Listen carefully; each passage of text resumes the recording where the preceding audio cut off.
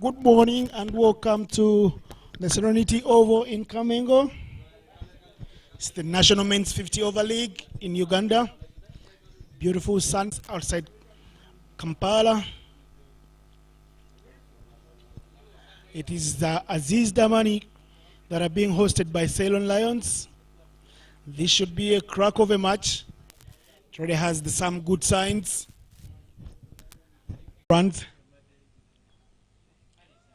Umpires standing in today, Mr. Kamia Joseph, sporting the blue sun hat, and then Eric Wandera, currently standing at square leg. The runs have been flowing.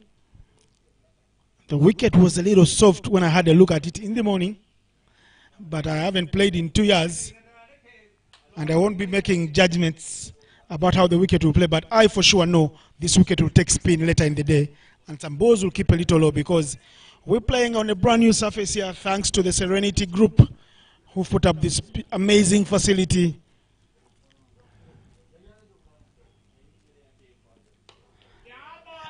He goes again. He's taken a liking to Emmanuel Bundi's bowling, and he's taking advantage of the power play. First 10 overs, very crucial in innings. You don't want to lose so many wickets early on. 2 boundaries in this 7th over already for the Lions of Kamengo and for Falaksha, who is having a good run in the league this year. He's playing like he's been batting every day in the nets.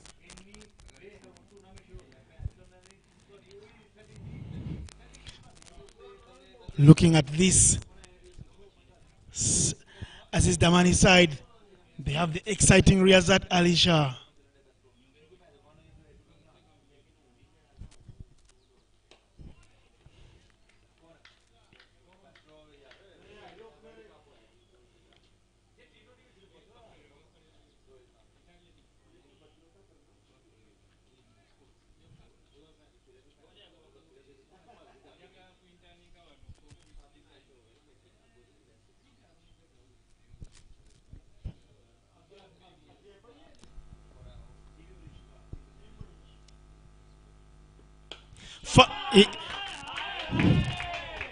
That is as sweet as they come. Bundi getting some unfair treatment from Falaksha. Those are the screams of joy you can hear from the Ceylon Lion supporters in the VIP stands.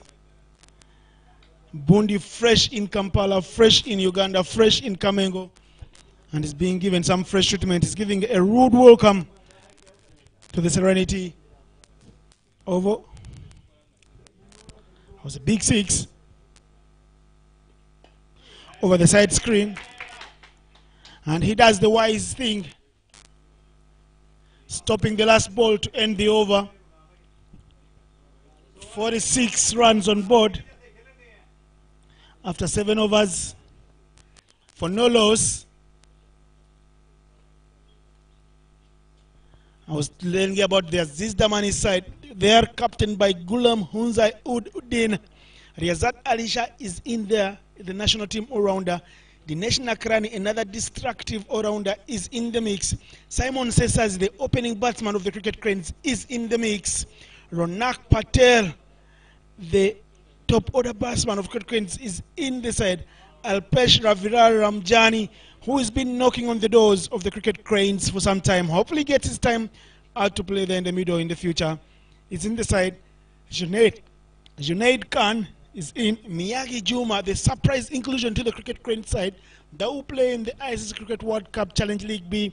just next month is in the side. Cyrus Kakuru, the exciting wicket-keeper batsman from this fruitful World Cup campaign for the under-19 boys in the West Indies earlier this year in January, is in. Marvin Kitamirike, product of an alumni of Busoga College Mwiri, a man who captained Mwiri to a cricket week tight as well, makes the team. And Emmanuel Bundi, the import from Kenya,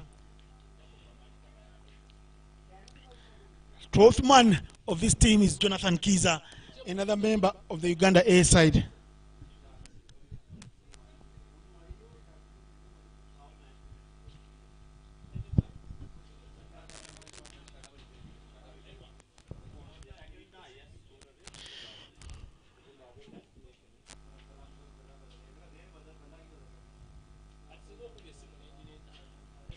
There is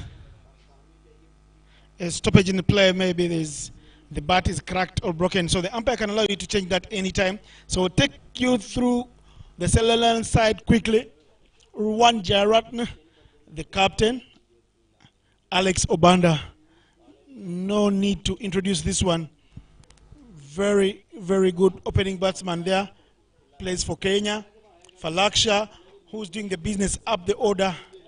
There is Deus Muhumuza, the vice captain of the Cricket Cranes, and an all-rounder in his own right.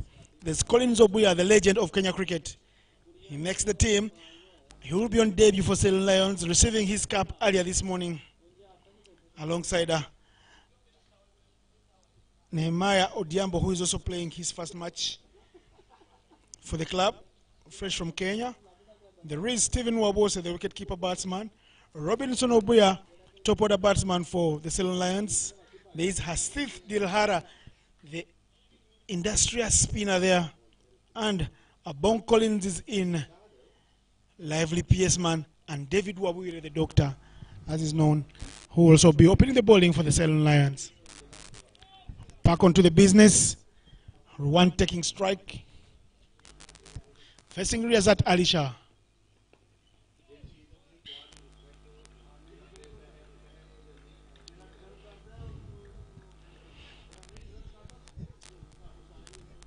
Interesting day and interesting times to be here at the Serenity Oval. We know the plans are so big for this place. They'll want to do many things around here. Have a couple of tennis courts, a swimming pool, and some accommodation going on. The Aluminium factory is still going on.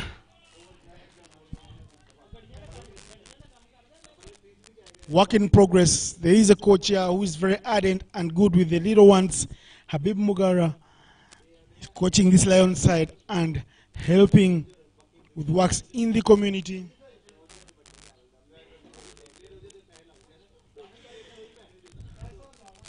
Riyazat Alisha replacing Juma Miyagi from the Masaka Road end. Chance for a catch. Hitting no man's land just over the fielder. They will come back through for the second. Easy 2 runs in the end for Ruwan and Falak.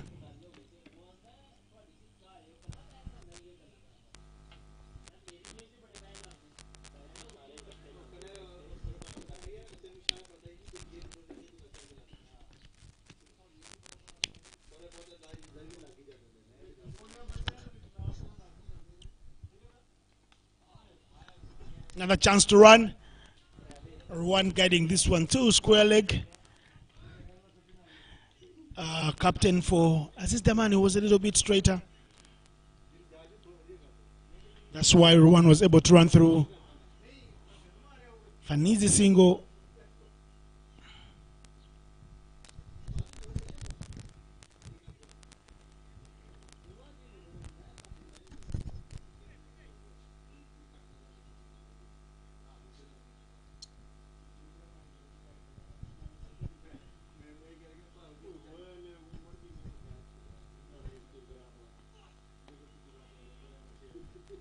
Very, very good comeback over from Riyazat Alisha, his first over and the 8th of the match, going for just 3 runs.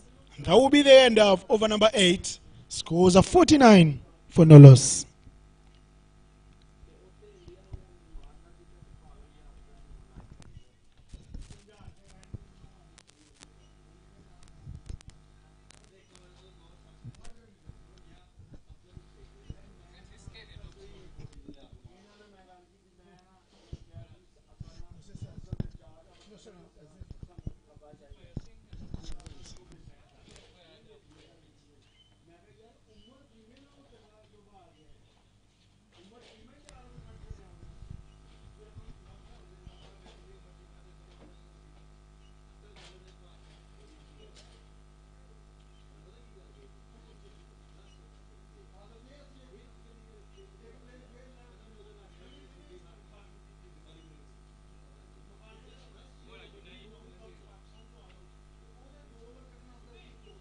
Bowler's name, what was the bowler's name? Bowler, eh? Bowler?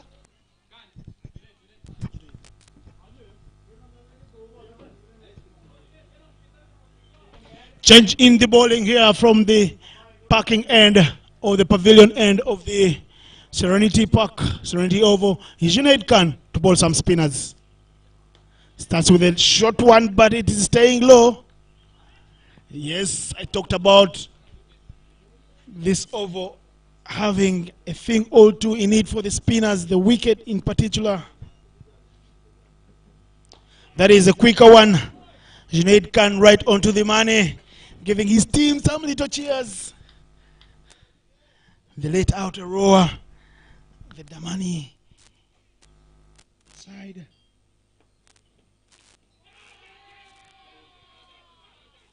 There is a big appeal for everything. Both umpires not interested. He was fighting to get that foot back into the crease. Ruwan Jaratne. Junaid Khan already in the mix and asking the big questions. Picking it up nicely from the good over that Riyazat Ali Shah bowled. The 8th over going for 3 runs after the opening bowlers took some stick.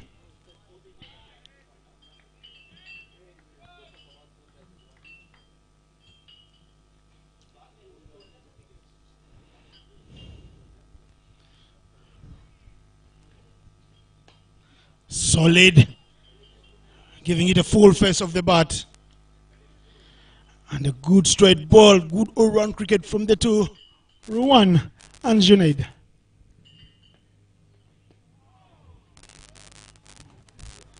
That is a successful over, the first maiden of the match. He'll get a high five from Dinesh Nakrani and the captain. They tell him, well in, mate.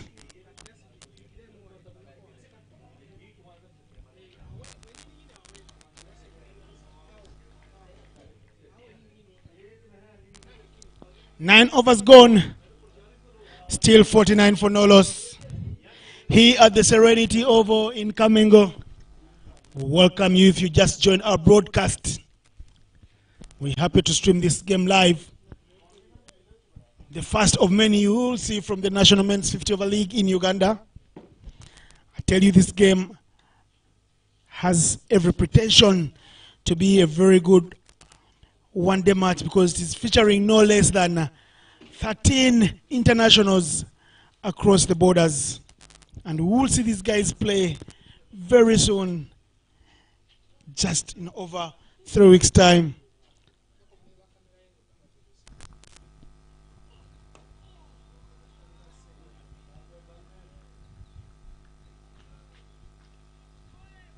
Riyazat Ali Shah and continuing to do the good work from the previous over.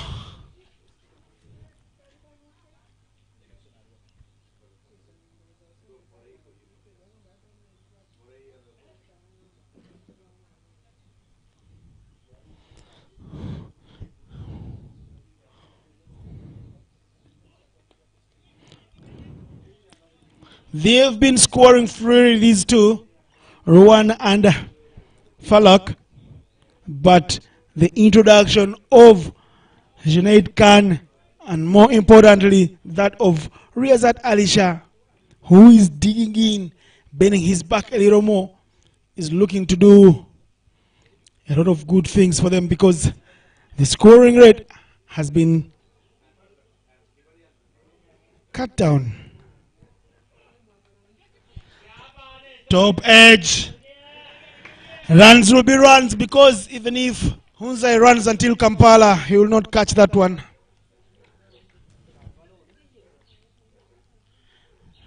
Lucky runs, but luck and fortune favor the brave.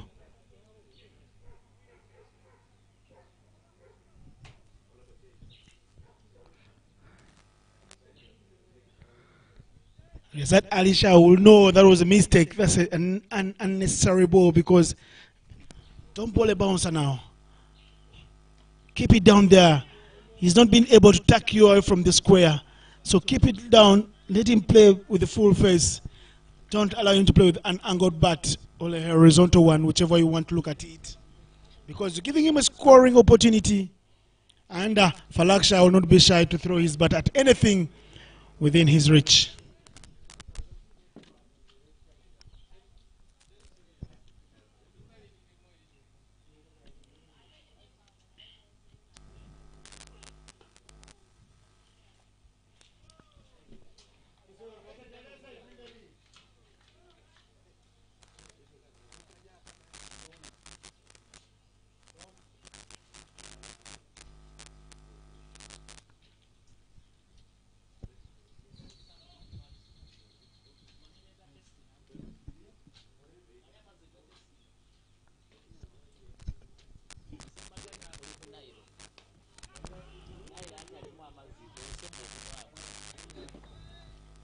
And that is the end of over number 10.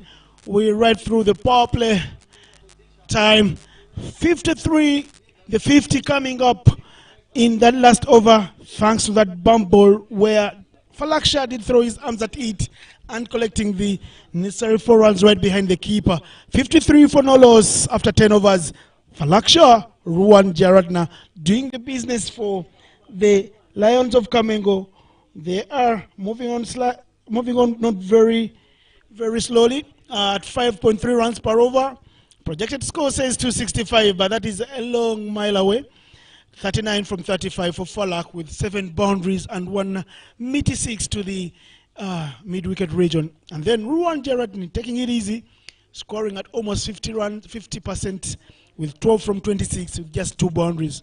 Riyazat Alisha, 2 over 7 runs. Junaid Khan to continue the business. His first over was a maiden. Dot ball to start things. And to join me in the commentary box will be the once upon a time World Cup player for Uganda, an able wicket keeper, the head of communications and marketing Uganda Cricket Association, Mr. Dennis Musali. You're welcome to the comms box. Thank you, Innocent, but I would like to change a fact. I'm still able. I'm playing for Wanderers Cricket Club this season. So I'm still very able. Do not try and run if you miss a ball. When you say playing for Wanderers, they start losing matches this season. What an omen you brought to the club, Dennis. He's gone. Ruwan Jaratni trapped by Junaid Khan. The first wicket will go down. Umpire Joseph Kamia not hesitating, having one look, one glass, and telling Damani, yes, you have your man. The captain of Ceylon goes for 12 runs. 53 for 1. That's true, Innocent. Ruwan never looked comfortable against Junaid Khan. And eventually he got his man, Junaid Khan, persisting with that line, wicket to wicket length, and he traps him LBW. First wicket down for Ceylon Lions, but nonetheless, I think they started so well. Falaksha taking the game to Aziz Damani, especially taking a liking to the pace of Emmanuel Bundi and Miyagi.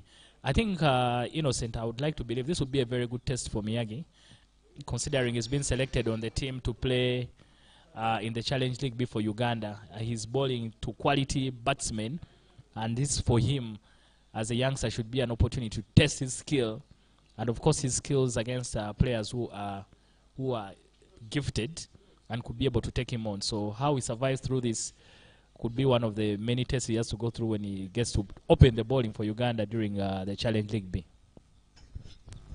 Was it Dennis Juma Miyagi, the surprise inclusion in that final 14-man side named by UCA selectors and Coach Lawrence Matlani, as Uganda look to hold on to that priceless lead in the ICC Cricket World Cup Challenge League B, the roadmap to the 2023 World Cup that will be played in India. Everything is possible, and Uganda do believe if they continue doing and following the processes, they could reach the promised land. Still a far cry, long, tedious journey for them. But if you don't believe, you have no reason to live. And here we are, Junaid Khan, who will be bowling to Alex Obanda. No need for introduction for this one. Scored lots of runs in the Kenyan League.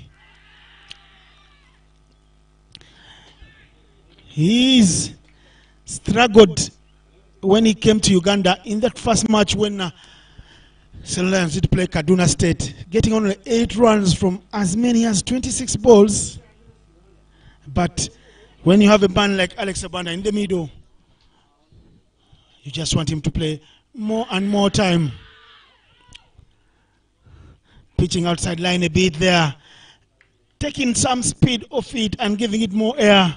That's a good line from Junaid Khan, asking Alex Obanda if you have any questions in his innings. And that's a precious time for Ceylon Lions. They will be thinking and wishing that Alex can get the bat onto the ball right on from the start. Talking about Kenyans in the building today, one right under our noses, Dennis here. Emmanuel Bondi, how much do you know of Bondi? My biggest memory of Emmanuel Bondi is he made, when we were playing in the East African Premier League, we were playing at the Nairobi club against Congonis. Congonis needed, I think, 3 runs to win off the final ball. So Bondi then was still a youngster, so he came into bat, and Deus Muhumza was the bowler. So we, of course, we knew that Deus would prevail over him. But good shot there from Falak, and was stopped by Ronak Bai, who's at point. So Bondi comes in, 1 ball to win. I think it was 5 runs, 5 or 3 runs, I don't remember exactly. But Bondi hits the ball so hard. We, at first, Fred Isabelle was fielding at deep mid-wicket. So he settles himself properly. We thought it's going to be a catch, only to hear the branches around the Nairobi club get a hit.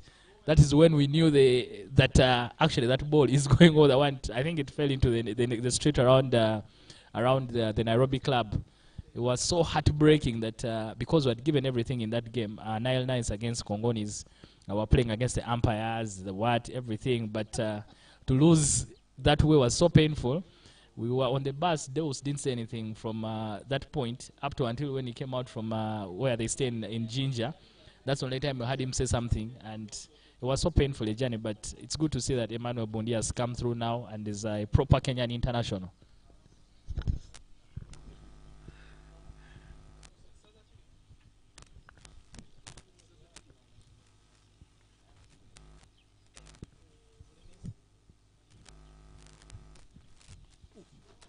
That's a very good bump ball from Rezat Alisha, asking his fellow international Alex Obanda, what have you got for me, mate? And welcome here. He said, a hot day. We're looking to make it a little lighter for you by asking you to go back to the dugout early. Ronak Alisha chips in with that little cheery laughter. And well, if Bondi has made himself a reputation as a heartbreaker, I can tell you I have witnessed one from Bondi as well. During the ICC Cricket World Cup sub-regional qualifier in Rwanda, Kigali last October, Bondi did break Ugandan hearts. He did bowl over number 17 as Uganda played Kenya in the opener of that tournament. And as Uganda went on to lose by 1 run, we needed 30 from 3 overs. Bondi gave out 1 run in his 17th over and did pick the big wicket of Dinesh Nakrani, who had hit everyone else out of the park. So Bondi is a heartbreaker for you, I can tell you.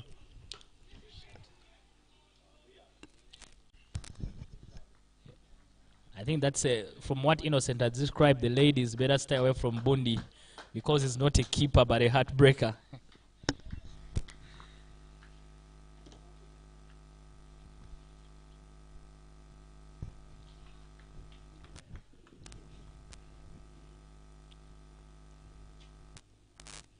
And over the years, Kenyans will know that Ugandans have been changing the tide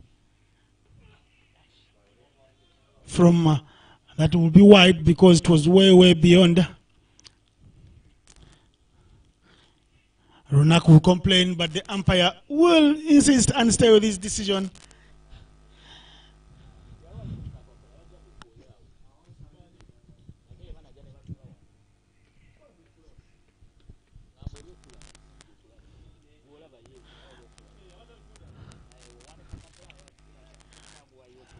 If you're watching the game, stay put because Alex Obanda and Emmanuel Bundi are not the only Kenyans in the building today in this pivotal National Men's 50 Over League encounter. You will see a man they call Nelo, Nehemiah Odiambo, the experienced opening bowler for Kenya, who can hit a long ball very far, and the veteran ace, Colin Zoboya, a man who's hit 96 not out against Australia. They're in the building. They will be wearing the blue jersey of Ceylon Lions, who are supported by the Serenity Group, the Sri Lankan family and community in Uganda, as well as Laika Mobile. This is Damani with their galaxy of sponsors as well. More importantly, the Damani Group, the SRH Group. Big match. Everybody knows this game could decide the destiny of the title. Both playing here today were in competition for the national T20 title just last year when cricket did emerge from the COVID-19 pandemic, serving up a thriller in Manila at the Chambogo Oval. Deus Muhumuza turning out to be the man of the match, but just on the losing side. Deus Muhumuza is in the Ceylon Lions dugout. He is yet to come as well. Two teams littered with quality players.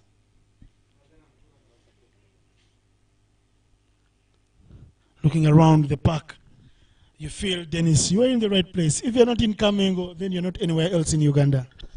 Most definitely, everything today is going to be happening here at the Serenity Oval. If you cannot be here, at least there's a live stream for the game on the Uganda Cricket Association YouTube channel. You can be able to follow the proceedings here at the Serenity Oval. But a few people have come through. Falak Shahu, still in on 41, has a small contingent of fans that have come through to support him. And of course, I've seen a few other national team players who are not in action today come here to support cricket, I suppose so, and not particular team. So the Serenity Oval, not far from town, just 40 kilometers out of the capital, Kampala. You can be able to come and be part of cricket. Alex Obanda, not yet in the groove yet. He seems to be struggling. He didn't do well in Tuesday in the game against Kaduna State. These days a bit, he has slowed down. Alex was the kind of player who would really get out of the blocks quickly.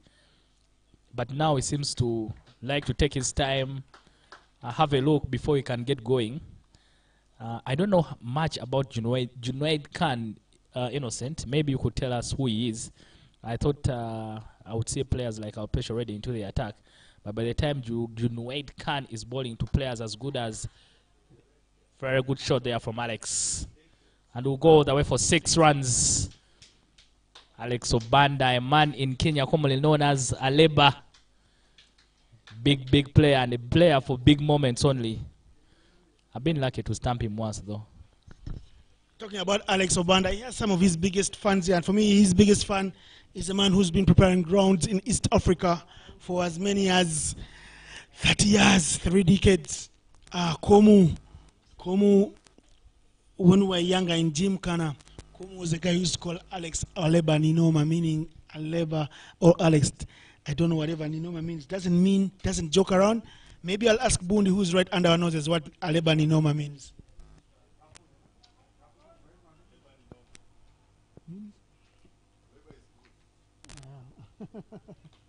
Well, it's as easy as Aleba is good. Alex is good. Well, he breaks the shackles with a big 6 over the extra cover region. Junaid Khan paying the price, Dennis, of giving him a chance to swing his arms, because he will chance his arms at anything within his vicinity. And here is Rezaat Ali Shah to continue to a man who is looking very focused.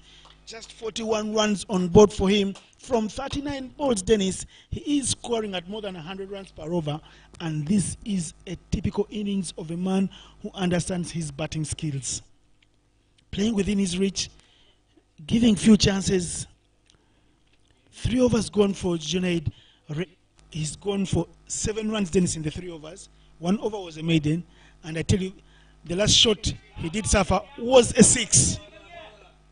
It tells you he could have had 3 overs just for 1 run. Junaid Khan, tidy customer. He's not giving away too much with the ball, not looking to turn it a lot, but is bowling wicket to wicket length. And when you brought on to ball in the power play, you have to do that as a spinner. Keep within your reach and bowl to the field that your captain has set out for you. Junaid Khan has done that very well for me. And he's showing his quality here in a squad that is packed with the real quality cricketers. Marion Maring also says she traveled to Kamengo just to watch Alex Obanda do the batting, so hopefully he can stay there for so long and impress his crowd that has so many fans in it. But people could be... I don't know why Rezaat is persisting with the short ball to Alex. They'll put a man out there for the catch in case he miscues. But we all know anyway Alex is not very, very strong on the pole. He's strong to balls that are bowled up front to him. Maybe that's a plan for Ceylon Lions. And the first time Alex has tried to offer a shot, previously he's just been leaving them and ducking, but this time he decides to try and offer a shot. People could be wondering why this game is important. The first game in the league to have a live stream, but Ceylon Lions sit on top of the table, and they know that if they're able to get one over Aziz Damani, they stay in that title challenge after beating up one of the other favorites challengers. So this game is so important to Ceylon Lions if they have a chance of winning the league. They've just been promoted to the top flight in 2019. They've been in the league for 2 years, 3 years. Of course, 2 because of COVID. But they've made sure that they can be able to compete with the big boys. And they're on top of the table right now. If it hadn't been for that blip against Wanderers, they could be running away with this one, especially if they are able to win this game today. But they've made sure that they leave nothing to chance by beefing up their team with 2 Kenyan internationals. And already winning the toss and choosing to bat first shows that they have the intent. They've not come here to make up the numbers with Aziz Damani.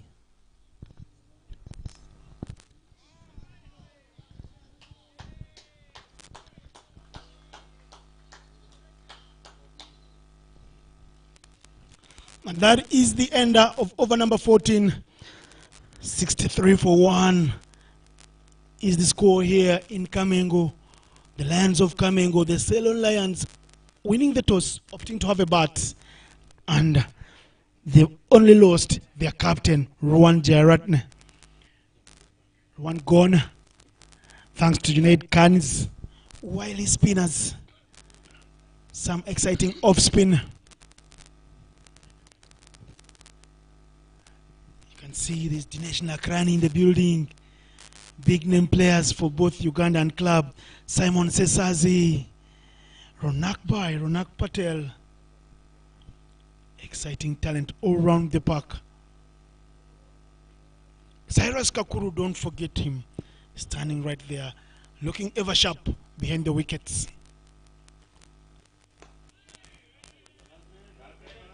Cyrus Kakuru, a man scored a century as Uganda did qualify for their 3rd World Cup, a historic moment for Uganda. The only sporting discipline to have ever played in the World Cup 3 times, cricket, thanks to Cyrus Kakuru and Juma Miyagi, who were part of that team in Kigali, making Uganda earn the right to be in the West Indies. And they did show up very well in the West Indies.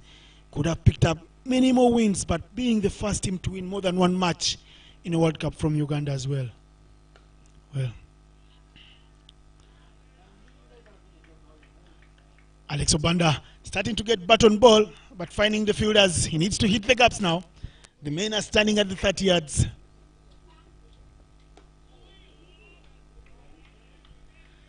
So it's a nice sight to watch Alex put bat on ball. Then is you talking about Marion earlier. She came to watch Alex. I should tell him he should watch out for Collins Obuya. He can hit a long ball, and to hit Collins Obuya, will be the smallest of ground he's played on in a while. And Nelson, Nehemiah Odiambo, sorry, I don't know why I call him Nelson. His Nehemiah. Nelson is Mandela.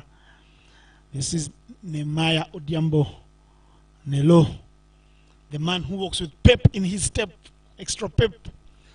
He will be on show later today. First with the bat now. And later we could see him opening the bowling for the Lions. Bowling some bumper balls, lower bouncers. A mixed bag, whichever you want to look at it. Junaid Khan taking off pace, that particular delivery. Falaksha letting off a sigh of relief. He knows he's lucky that didn't carry to Riyazat Alisha, who was standing there at a mid-off. That's the end of over number 15, 64 for 1.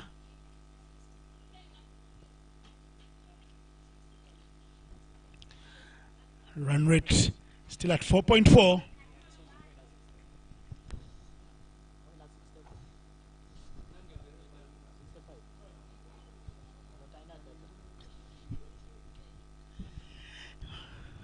We are into over number 16. If this is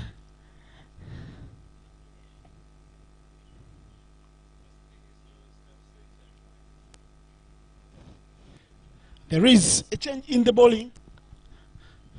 Dinesh Maganlal Nakrani Kumar is here. He starts with a one right into the block hole. Kept out by Alex Obanda.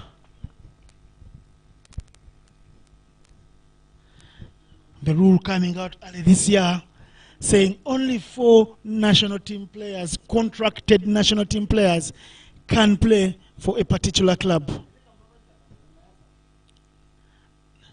Dennis, tell us more about this rule and why people think Damani has fielded more than 4. I can see on the wires people thinking Damani has fielded 4.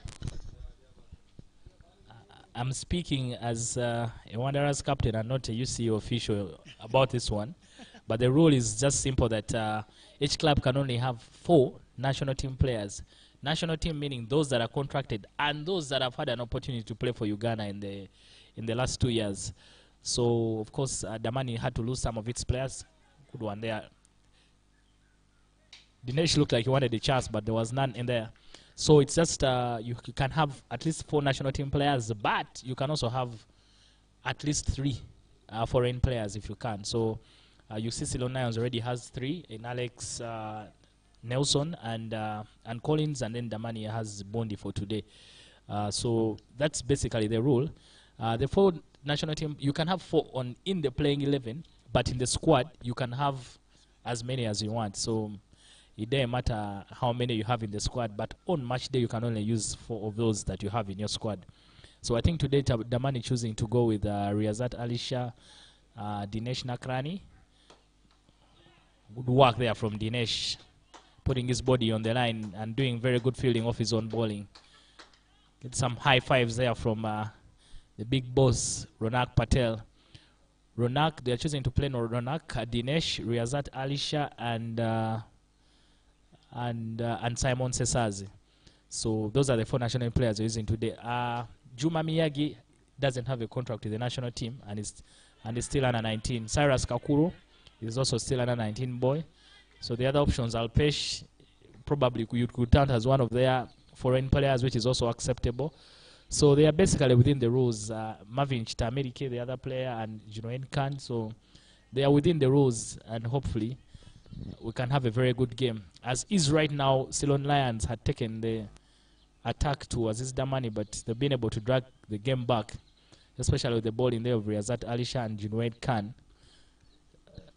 they've managed to keep Falaksha very, very quiet because he has been the aggressor throughout the game. So for very good over there from Dinesh to start it off for Aziz Damani. Well explained, Dennis. No one else could have explained it any better. And that tells you that if you're watching from the stream, you could have seen in the Aziz Damani dugout right there the couple of OBs from Aziz Damani, not part of the Aziz Damani squad. Most importantly, Frank Nsubuga, who has already played for Wanderers this year, is sitting with the physio there, Habiba Kuluthumu Anguyo. You've seen Fred Achelam. You've seen Henry Senyondo. You've seen Bilal Hassan. OBs of Damani, not in the mix, not on the squad for this season, because their allegiances are elsewhere. Thanks to UCA's stringent rules. A big hit from Aleba. Hits it out of the park. Junaid Khan will know if you hit it into his hitting range, he will pluck out the driver and tee off, and tee off is done. Successive sixes for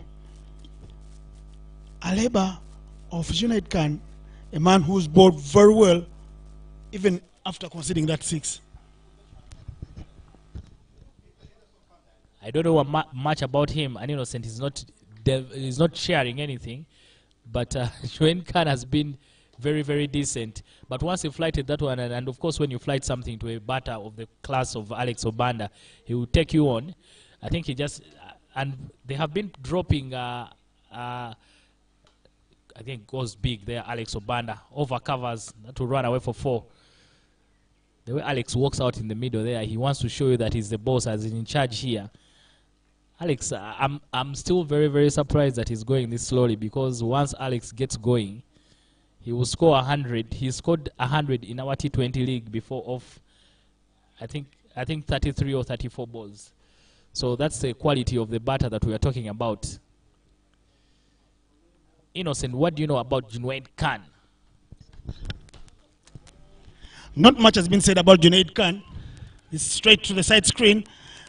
Emmanuel Bundi Ringeria goes down with a long barrier to stop that one. It's the end of the over. The captain will be thinking, is it time to bring on Alpesh Ramjani Raviral, a man who is tantalized the selectors and had a say in the national trials. Is in the Uganda A squad that will also play tomorrow against Kaduna State in Chambogo. That game will be live as well. That game will be in Lugogo, not Chambogo. I beg your pardon. If your Monday is off like me, do please turn up and watch. Very well stopped. Junaid Khan is in a place.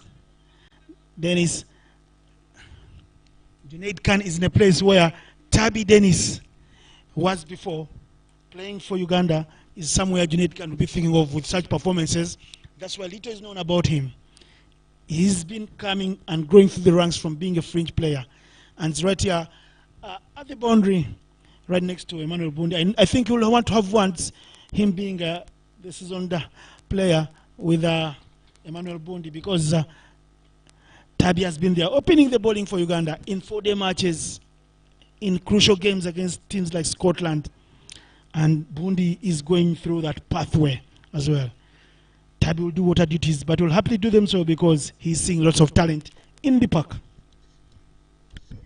Man popularly known as Tabinator, product of a lot of cricketers who came through Ginger SS and Ginger, was part of the best African 11 in 2011, Tabi and Lawrence Sematimba, the two players from Uganda to make that intercontinental side. So, like Innocent has said, Tabi has been there, done that. And sometimes, I think when you're content with certain things, you're happy to come over a weekend and watch other youngsters, go through the same journey that you went through. And I'm thinking, when you were speaking about Nehemiah, I hope players like Juma Miyagi can catch up with him later. Pick a few words from him about how to bowl well and how to stay on top of your game for all these years. It's not very, very easy to condition your body if you're going to bowl pace for a very long time. But I'm sure that Nehemiah has some very, very kind words to share. And I remember even when we played them in the Africa T20 finals in Kigali. That night after the game, they had very, very many interesting stories to tell, the likes of Nehemiah. So, and they're very, very humble. So they have a good shot there from Alex. Just paddles the ball over Junaid Khan and goes all the way for 4. But the bowler into the attack is Alpesh Ramjani. He's very, very good. He knows how to... Maybe I'll ask Innocent. He's closer to these teams than I am. Is Alpesh Ramjani keeping out Henry Senyon in the team today? Or is it the rules keeping out Senyon? Senyondo Henry Kakoza. Many of you don't know that his other name is Kakoza actually, but I'll tell you, he's a very quality spinner. He's not being kept out by Alpesh, but because Senyondo has a contract and only 4 can be fielded, you very well know it would have been even trickier if Kenneth Waiswa, the man who is in Takshinga making headlines by the day, was in town as well. It would have been harder for Gulam Hunzai to pick the 4 national team players to feature in today's crucial and pivotal encounter. A crutch match for everyone because they know, Ceylon know if they beat Damani, they will have opened up the log leadership, and Wanderers will be somewhere smiling because they'll know they have a chance. And not only a small chance, but a bigger chance to win this year's league after eons and decades.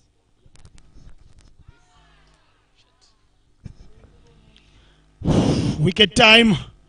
Alpesh Ravila Ramjani, a man who is knocking on the doors of the selectors and the national coach, a man in the Uganda A squad, announces his arrival, bowling from the Massacre Road end and picking up a wicket of Falaksha. Falaksha looked like $1 million bucks out there in the middle, but Falaksha is gone trying to play round the ball. And the umpires summon the drinks break with the scores on 82 for 2 after 17.3 overs. The status of the game so far. Ceylon Lions started so well and got out of the blocks very, very quickly. Falaksha, the aggressor.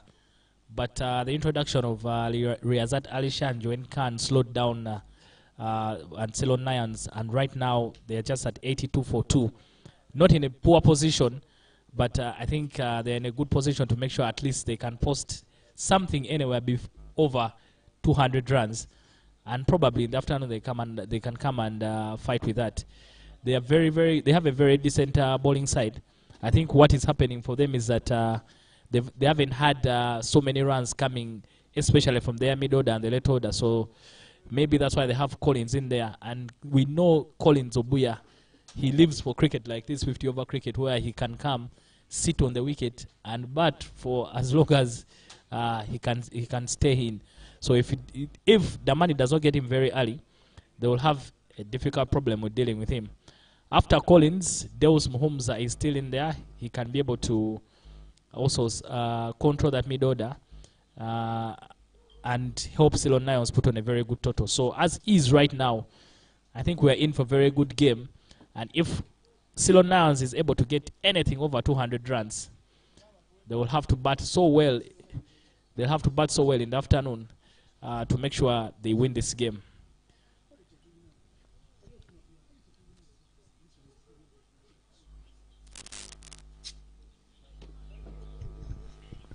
From Falaksha, Dennis scoring at more than 120%.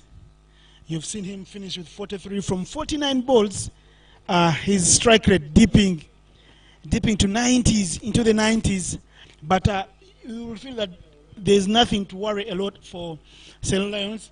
We've seen them crumble in the opening match of the season at Wanderers, getting bowled out for 48 odd. It was a bad day in office for them at their home. What a way to welcome your visitors. Give them all the big pieces of chicken and then feed on the breadcrumbs. But today, they started tentatively well, and they've lost 2 wickets already by the power play. But I can tell you, Alex Obanda picking it up nicely. He's already on 24 from 27 balls. And he has 2 sixes and 2 boundaries. The drinks break will give them a chance to rethink their innings and to know what target is possible on such a wicket. Because one thing for sure, as a man who is an insider in both of these teams, I can tell you this wicket will do give way in the afternoon. The spinners will have a bigger advantage.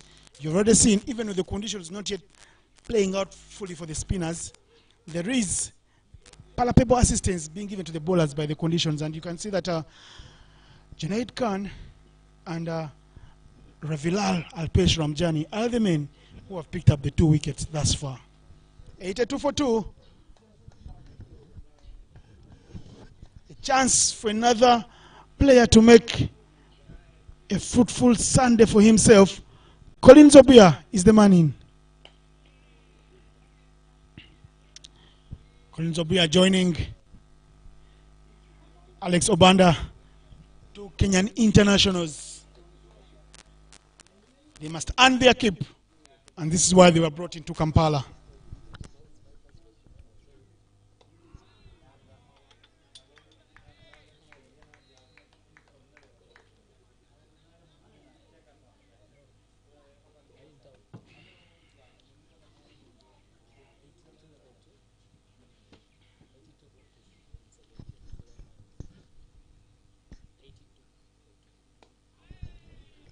Collins giving it a long stride.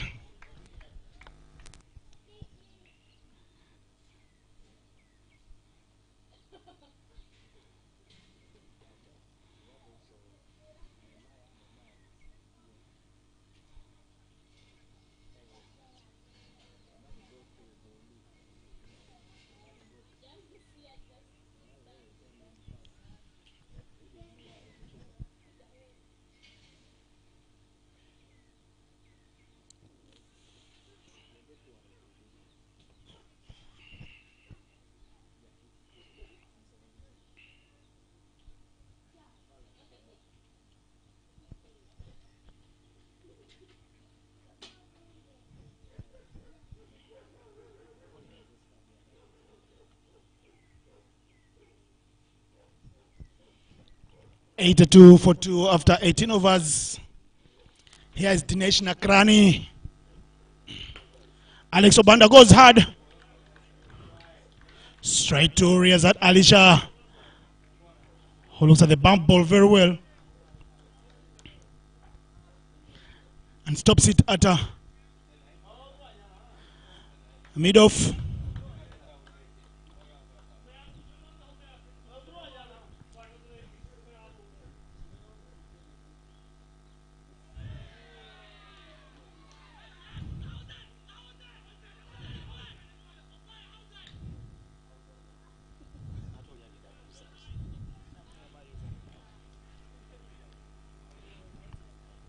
Looked like there was a nick, Dennis, but I'm not an umpire. Alex Obanda and Colin Zobria. Joseph Kamia, the umpire, walks over to square leg to ask. I don't know whatever he's asking. I don't know if it was a no ball. Maybe if there was a no ball, that's what he's asking.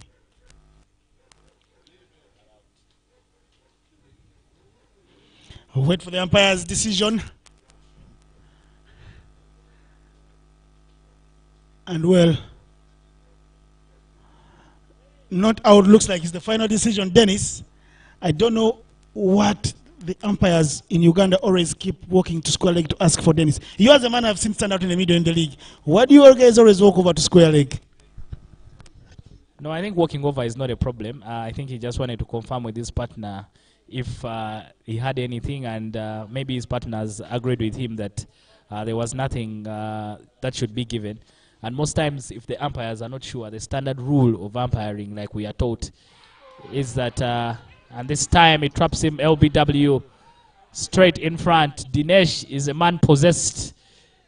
Myself felt like justice has been served because for the previous delivery, made some loud appeals for caught behind, and they were not given. But this time, Alex started walking even before the umpire gave him out. I think he knew that he was in trouble. 3 wickets down for Ceylon Lions. Deus Muhumza, the vice captain of the Cricket Cranes, joins Collins Obuya out in the middle.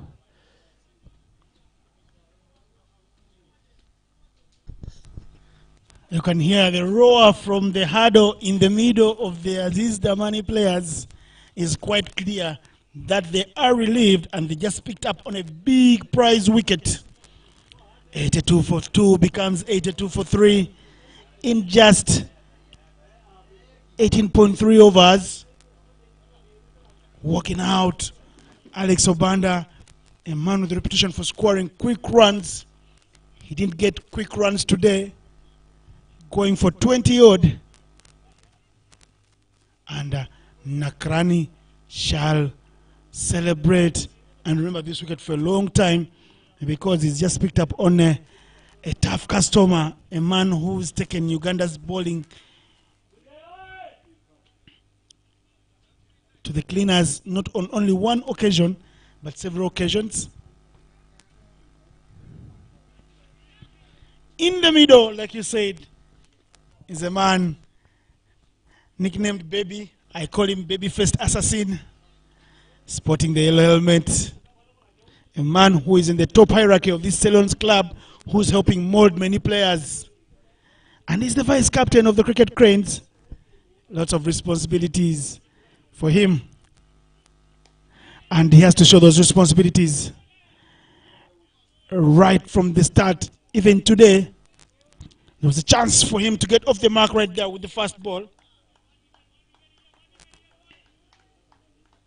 The chapping increases, led by Ronak, another man who is in the leadership of the Cricket Crane side. Him and Deus do that type of job for Uganda. And here he's trying to remind Deus, I can still do the job for the club. Hit straight to Ronak. Deus looking to get off the mark and keep the strike moving.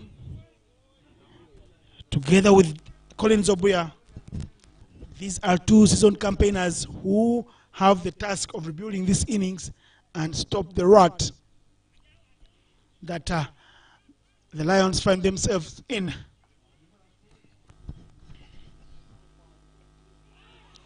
He's off the mark, getting 4 runs, guiding that one just past the keeper, and the man at third man is a little wider, couldn't collect, because that was peppering the advertising board of Leica Mobile. For those that are not here, I'll tell you, for Aziz Damani, Magezi Manji, you can see everyone trying to direct traffic from Ronak Patel and Riyazat Ali Shah, Gulam Unzai, who are all on the pitch.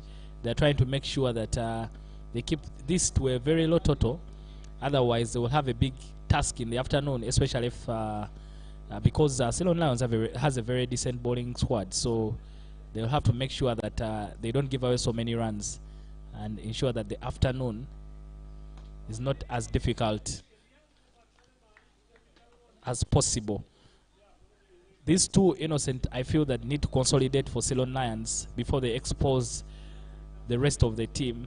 Colin Zobuya and Deus Muhums have to make sure they bat for very long if they are going to be able to help Ceylon Lions put in a very good total. They've lost 2 wickets quickly, Falak Shah and Alex Obanda going in quick succession. So these two need to make sure that they stay on the wicket for quite some time. If maybe try and get that total to somewhere around 150, and then the rest of the guys can be able to add on to something. Because if they get out right now, it could be problems for Ceylon Lions once they expose the rest of the batters. So Deus and Collins have to dig deep for now. Early days into their innings, these two.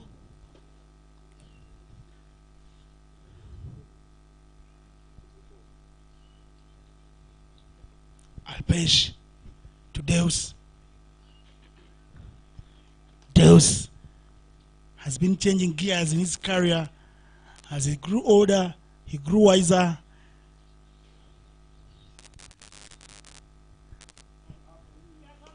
Knows his capabilities as a batsman, as a batting all-rounder. From being a bowling all-rounder, he's grown into a batting all-rounder.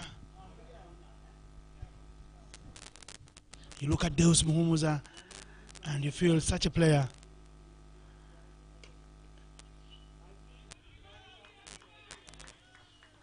People are throwing themselves all over the park. Even Gulam Hunzai, the captain, is eating some grass to save runs for his team. And that's a very beautiful over for Alpesh. Ravilal Ramjani going for just the 1 run. And his 2 overs now have gone for 6 runs. He has that big wicket he picked.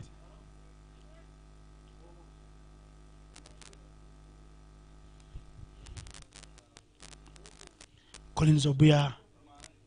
Uganda don't think it's only Uganda with 40-year-olds playing for their national teams. Collins Obuya is another agement of Frank Nsubuga. He's also 40 and he's played in the last 4 generations of his country. He made his name for Kenya and came onto the scene as a teenager in the 2003 World Cup when he picked a 5-wicket haul with those beautiful leg spinners against Sri Lanka at the Nairobi Gymkhana Oval.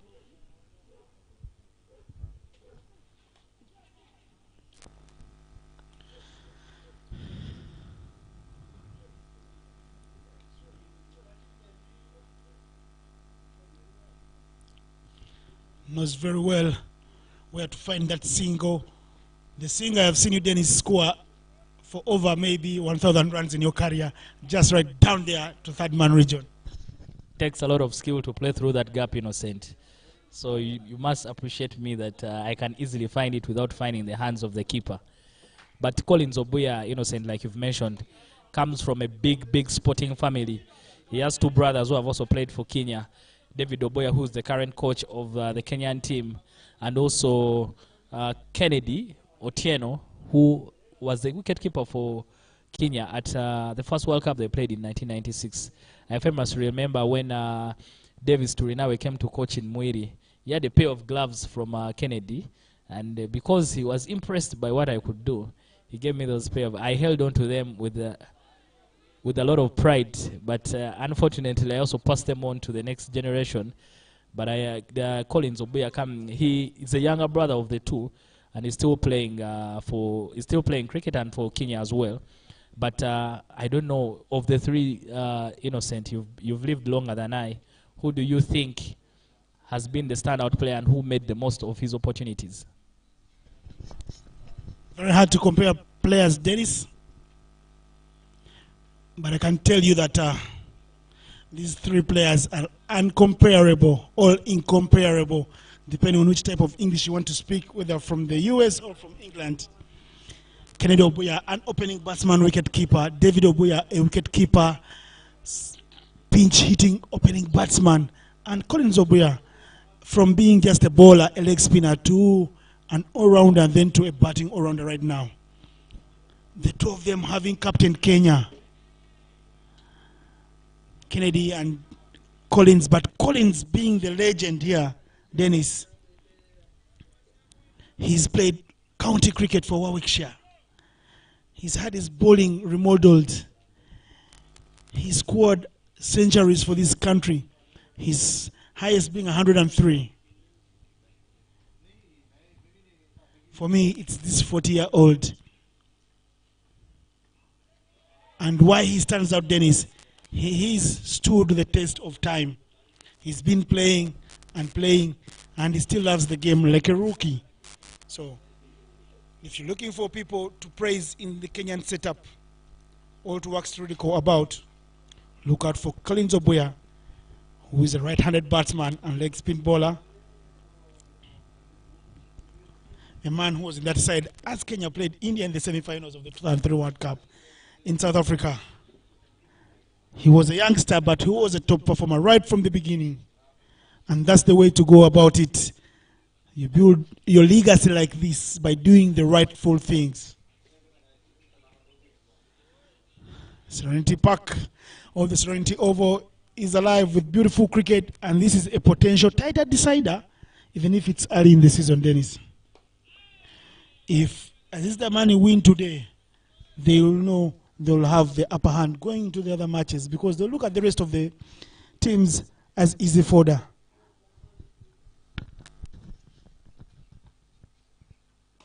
I'm sure Aziz Damani, in some of the most difficult games this season, they should be counting my own Wanderers, because we are one of the teams that have also shown that we can push for this league.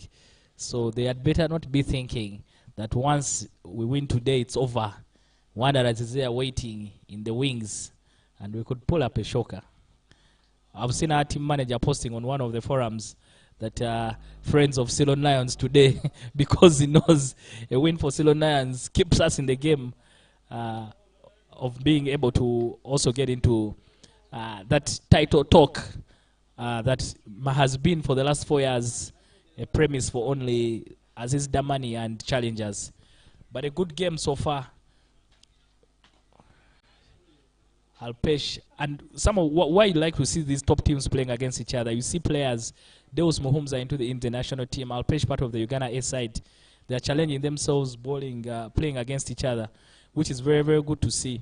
So it also tests their skills to compete against people of the same quality, rather than always coming up against the bowling of, I would just give an example, my own Peter Tumsime.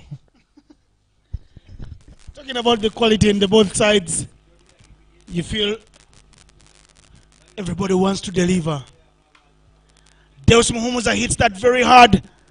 That is running away. Won't be 4 runs.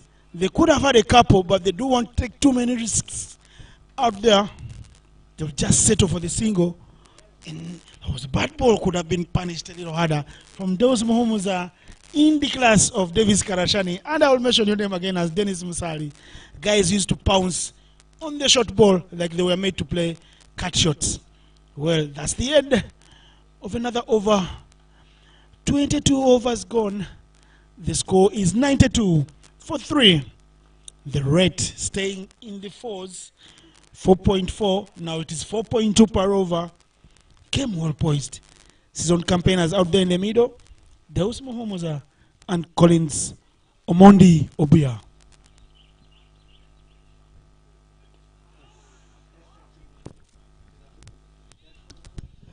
Dinesh continues to ask questions. Dinesh continues to ask questions of the batters. He's had more balls played behind the keeper than those that are in front of him. So probably, I think he has gotten the trick of the ground to make sure that he doesn't bowl so fast, but he's bowling a lot of cutters and taking the pace of the ball. So very, very intelligent player, Dinesh. Oof. Again, Collins very lucky not to chop that on his own stumps. But again, like I was mentioning, more balls from Dinesh played behind him rather than in front of him. So he continues to dazzle the batters. Probably has something that they have not been able to pick up very well. But we saw the bowlers who had been taken on in the morning, Bundi, Miyagi. They were trying to go full pace. And once they got their lengths wrong, they were being hit all over the park.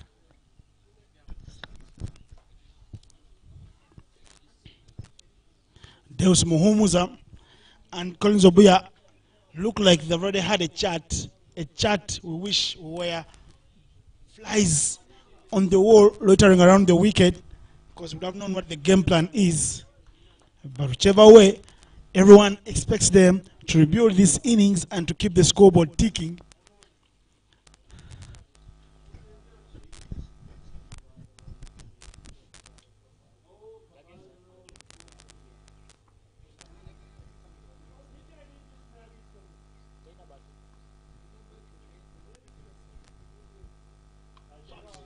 Deus Muhumuza cuts loose.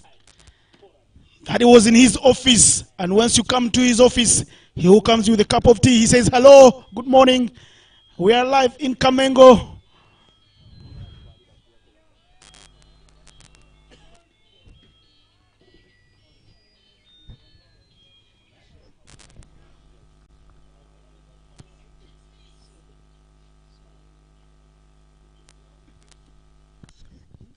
The legend Collins Obuya has seen it all. Once Deus hit that ball, he didn't even bother to run. He has seen, I mean, he knows that he's going to run away for 4. Very good shot there, Innocent. You were talking about it earlier in the previous over. That once you come around those regions for players of our quality and where we come from, But that is also because in Mwiri we used to play a lot of cricket on the flicks wickets. So there were not many balls that you could play in front of you. So the only shots that you had to equip yourself with was either the pull shot or the cut shot.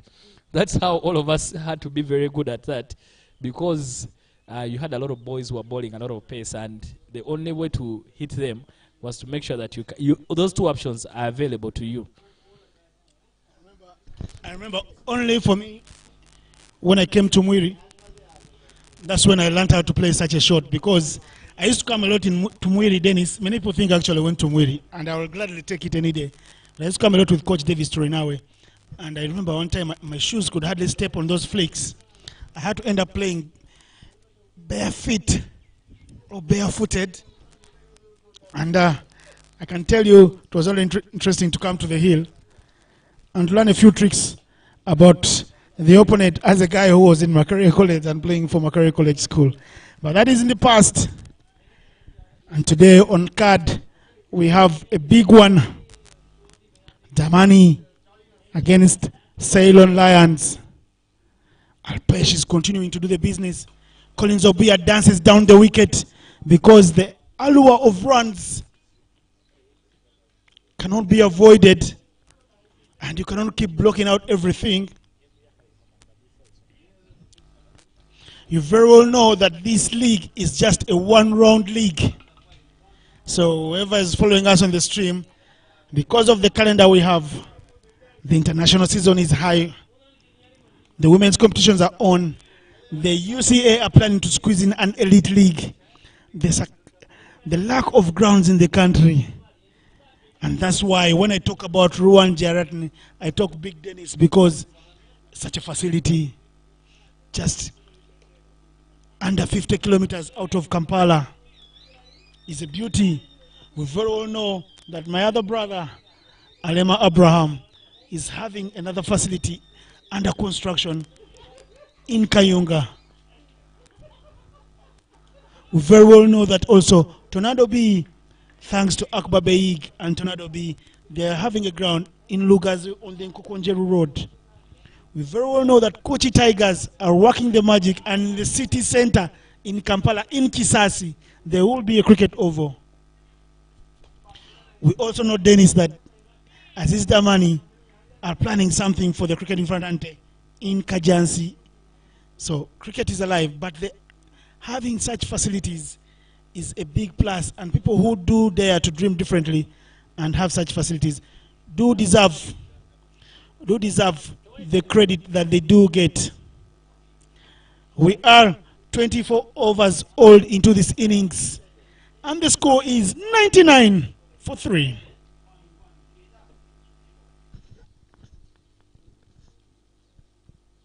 Facilities or no facilities, cricket has to be played one way or another. But even the Ginger Oval is coming up very soon, and it's going to be upgraded to an international standard. So the sooner it's ready. Unfortunately, this year we couldn't play in King's College, but of course, for obvious reasons, it's a school, and there could be problems with managing the traffic flow, especially in this, when the pandemic is still hovering around. So the league had only, the league could only be scheduled to one, with only one round. And but that's why every other game all the teams are playing seems to be a final. You don't want to drop any points, and not just at the top, by the way, but even at the bottom. It's very, very tight. Everyone wants to stay in the top flight, and no one wants to go down. And I'm happy to say that maybe as that was one of our prime targets, to just stay up. But now we find ourselves in the top 3. We don't know what to do or how to behave in this situation. How little you think of yourselves? How little Wanderers do think of themselves? If I was next to Mr. Sam Walusimbi, I would have asked him to fire the whole squad, including the manager. How dare you think of just staying up front when you have the quality of Brian Masawa, Davis Karashani, Frank Nsubuga, Dennis Musali, men who have captained Uganda at different times? 4 national captains in one side, and you just want to stay afloat? That is Collins Obuya for you in full throttle, and that beats the fielder at the boundary. Collins Obuya breaks his shackles with that beautiful boundary. 40 years of age, first four for him, and only getting started in his innings. He's been moving from 12 balls. That will do his strike rate a lot of good.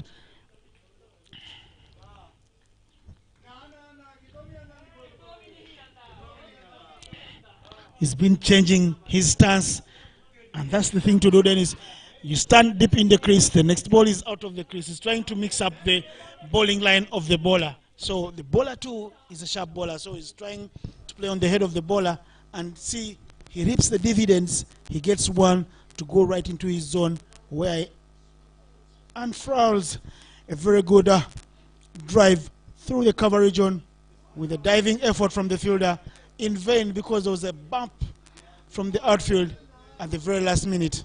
4 beautiful runs to the total and 4 runs to Collins Obuya.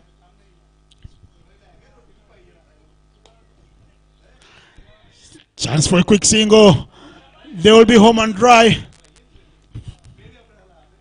because Collins Obuya had set off early enough, and for Deus Muhumuza it was only a matter of time for him to reach the crease because he has an engine of a Ferrari. When he starts, he's already into the 60s kilometers per hour rate.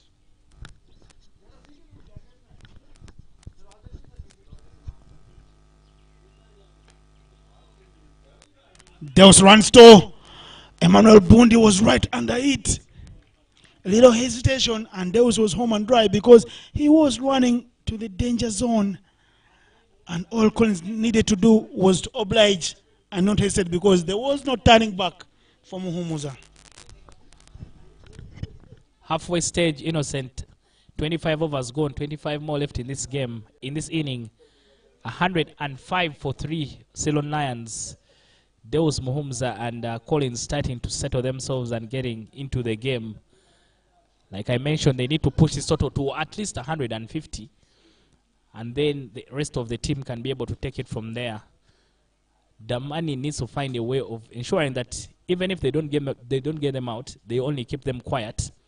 But for now, they've been able to make sure that they also put away those bad balls. No risk. The only risk they've taken so far is in trying to pick up the quick ones. But both of them have played within themselves to make sure that they're playing risk-free cricket. A lot more batting still to come for Ceylon Lions. Stephen Wabose, Nehemiah Odiamo still to bat, and Robinson Obuya, all capable. Therefore, the resources for Ceylon Lions are still available. But if you have players like Deus and Collins who can bat the whole day, why not? Well, was said, I almost said that ahead of you, but quick minds do think alike. Deus Muhumuza survives a sharp leg before wicket appeal. Eric Wandera, the umpire, has 1 look, 2 looks, and says, nah, not out. But if there was anybody in the world to bat for my life, it had to be one of these two, either Deus or Collins. Another man who's hung up his batting gloves and is only now finding one of the clubs. He's one man who played every sport he touched. Everything he touched in sport turned into God. And that is Benjamin Musoke. Those 2 guys, those 3 men, including these 2, can bat and bat until the cows come home. Interesting field set here from Damani for Deus. They've covered all his strong areas. Deus likes to sweep the ball and sweep it very hard. So there's a man out there in the deep waiting for any opportunity. And they haven't put anyone in cow corner, where usually a lot of Ugandan teams like to place fielders. And they also an extra cover. So they are making sure that all the zones that he is most likely to score runs are covered. And that puts pressure on the batter. So that means that the batter has to make sure they try something and come up with anything new. When you come to the Kamengo Oval, the most reliable network for you to use in terms of data is the one and only. Like a mobile, you are connected, they make you smile. If you look at the Ceylon Lions jersey, they have the word like a mobile planted across the chest because the urge, especially from the Minister of Sports during that launch, was for the sponsors to support more. And he said, he didn't say, Dennis, there is more blessing in giving than in receiving. And that tells you a lot, Dennis. The minister going ahead to quote the Bible and saying the Acts of the Apostles. I don't know if you remember the chapter, Dennis. It was chapter 20. I can tell you, I went to church this morning. Chapter 20, verse 35. There is more blessing in giving than receiving.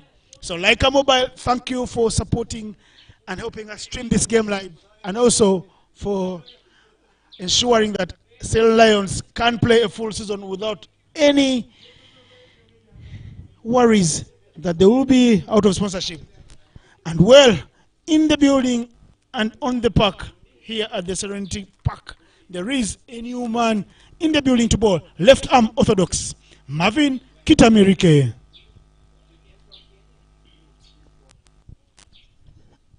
Marvin Chitamirike bowling against his former side, Ceylon Lions. And I'm sure he's very, very familiar with the Serenity Oval. He's not a new member here.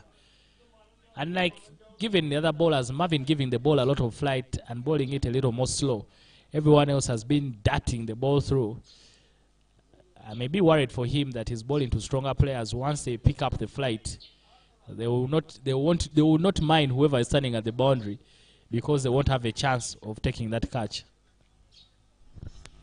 Marvin, not shy to give the ball some flight. He's played in the other side just last season. And he's here to make a name for himself. Collins gets a feel of the ball. And then he gets a single. Will be Marvin to Deus. Two alumni of Busoga College Mwiri. People call themselves the Heel, the Leopard, and the president of Uganda raised one support, don't touch the leopard, is Nini. Whatever that means, my guess is as good as yours. But Deus rotating the strike. The field setting tells you a lot about the big brains on the park. Big brains, big players. That is not punished. It was a low dipping full toss on the offside. That's the end of the over. Just a few runs coming from it. We are 27 overs down into this game. The score is 109 for 3. After 29 overs, Collins Obuya upping his strike rate to 50, and Deus just right around the corner to 50.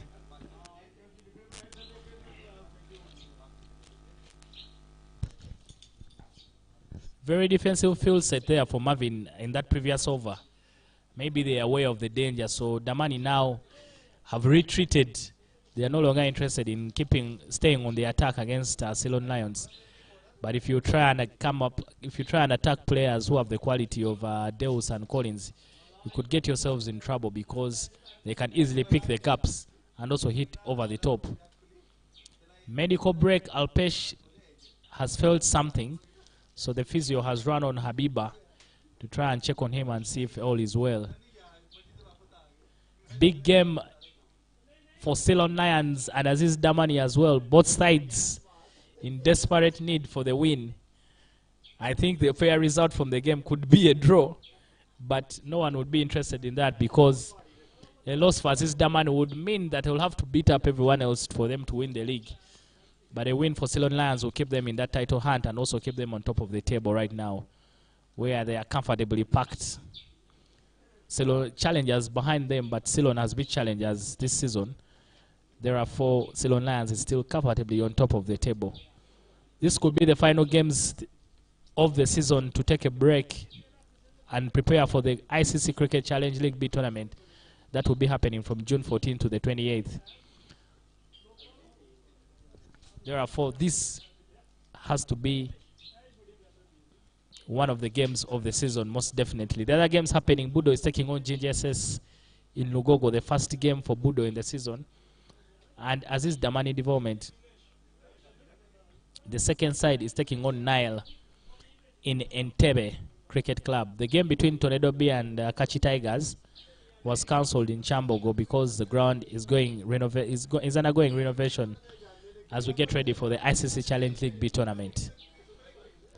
So far, evenly poised 108 for 3 Ceylon Lions after 27 overs. Collins Obuya, a Kenyan legend. Collins started as a leg spinner and transformed himself into a very good batsman, reliable. He's now a batting all-rounder, but he started his career as a leg spinner who can be handy with the bat. But now, yeah, he got 5 wickets against Sri Lanka in the World Cup. Wow.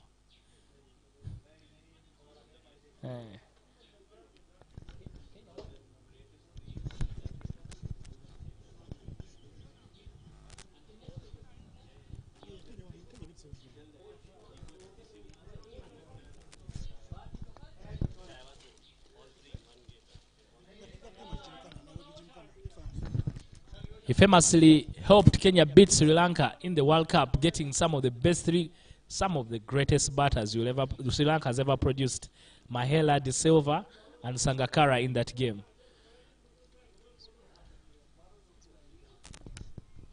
Of course, remember Kuma Sangakkara, the wicket-keeper batsman, now on the ICC board. Rajasthan Royals as well, Aravinda De Silva. Well, and Mahela Jayawardeneh. Mahela, a man who captained Sri Lanka to the greatest heights. When Sri Lanka did come on top of the world, winning the 1996 World Cup, they were a small cricketing nation. But then the biggest screaming headline was Sri Lanka on top of the world after beating Australia with Mark Waugh jumping over a ferocious cut shot of Aravinda De Silva and Arjuna Nantunga, compiling a big partnership there, Dennis. You won't know too much of this. We are still in primary school. Collins Obuya lives to fight another day.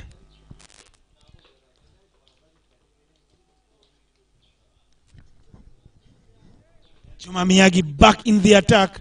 And if you've just tuned into the live stream, this is a potential title decider for this year's league, which is one round robin. Ceylon Lions hosting Aziz Damani in Kamengo. And it's been a beautiful start to the day. Perfect weather for cricket. Someone following the stream all the way from Takashinga in Zimbabwe, Harare. Kenneth Waiswa says it is raining there. And the Takashinga crew are watching this game and listening to your voice, and they're loving it. So with love from Zimbabwe, we say hi to Mr. Madoro, Mr. Chamu Chibaba, and also the CEO, Hamilton Masakaza, who gifted our player a pair of gloves. Thank you, Hami, big Hami. We hope to see you knock around a few more runs if ever you decide to come out of retirement, because we feel you left a little too early. I love Zimbabwe. Dennis was there for the Women's World Cup qualifiers, and the Zimbabweans did give me a time of my life. Tino Mawoyo. And then Tinashe Chimbambo, the guys I did some commentary with. But up here in this game, if you just tuned into the live stream, the umpire standing out in the middle, the men in red, Mr. Emmanuel Kamya and Mr. Eric Wandera. Is Juma Miyagi, the hero from the Under-19 World Cup fairy tale for Uganda. With 15 wickets there, finishing the top 5 wicket takers, is bowling from Massacre Road end. And Miyagi has reaped the dividends, him being included through the 15-man team that did go to Namibia for the Castlelite series. And then winning Uganda a couple of games there. He again, earlier this week or last week, he was the surprise inclusion as Lawrence Matlane named the 14-man team that will do the business as Uganda look to stay atop. As Uganda look to stay atop the log in the ICC Cricket World Cup Challenge League B. You know, Uganda are atop because there was a flawless return from Oman when they won 5 out of 5. They are on 10 points, Hong Kong on 7, and the likes of Italy, Jersey, and Kenya follow. And we are 28 overs old in this game. 109 for 3. Collins, Obia, Omondi, and Deus did it. All did it. Muhumuza are in the middle, building their partnership slowly. And they have all the time to do that.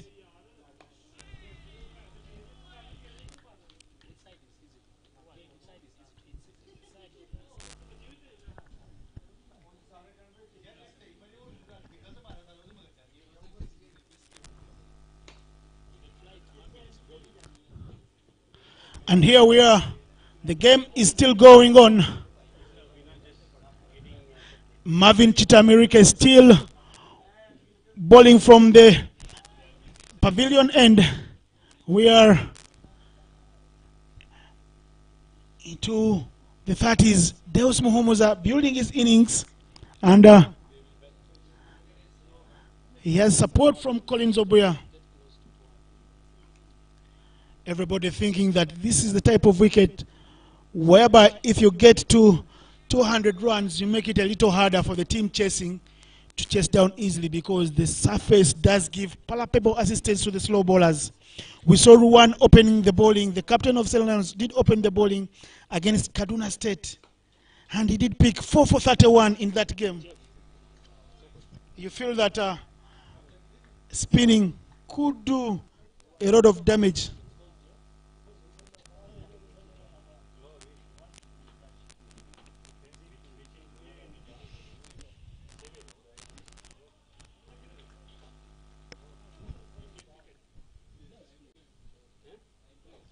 That is another over down.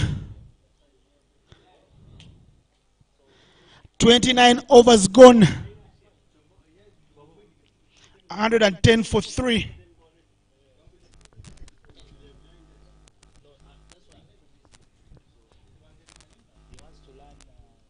Projected score, Dennis, coming down from 265 at when Falaksha and Ruan were in the middle to now 190.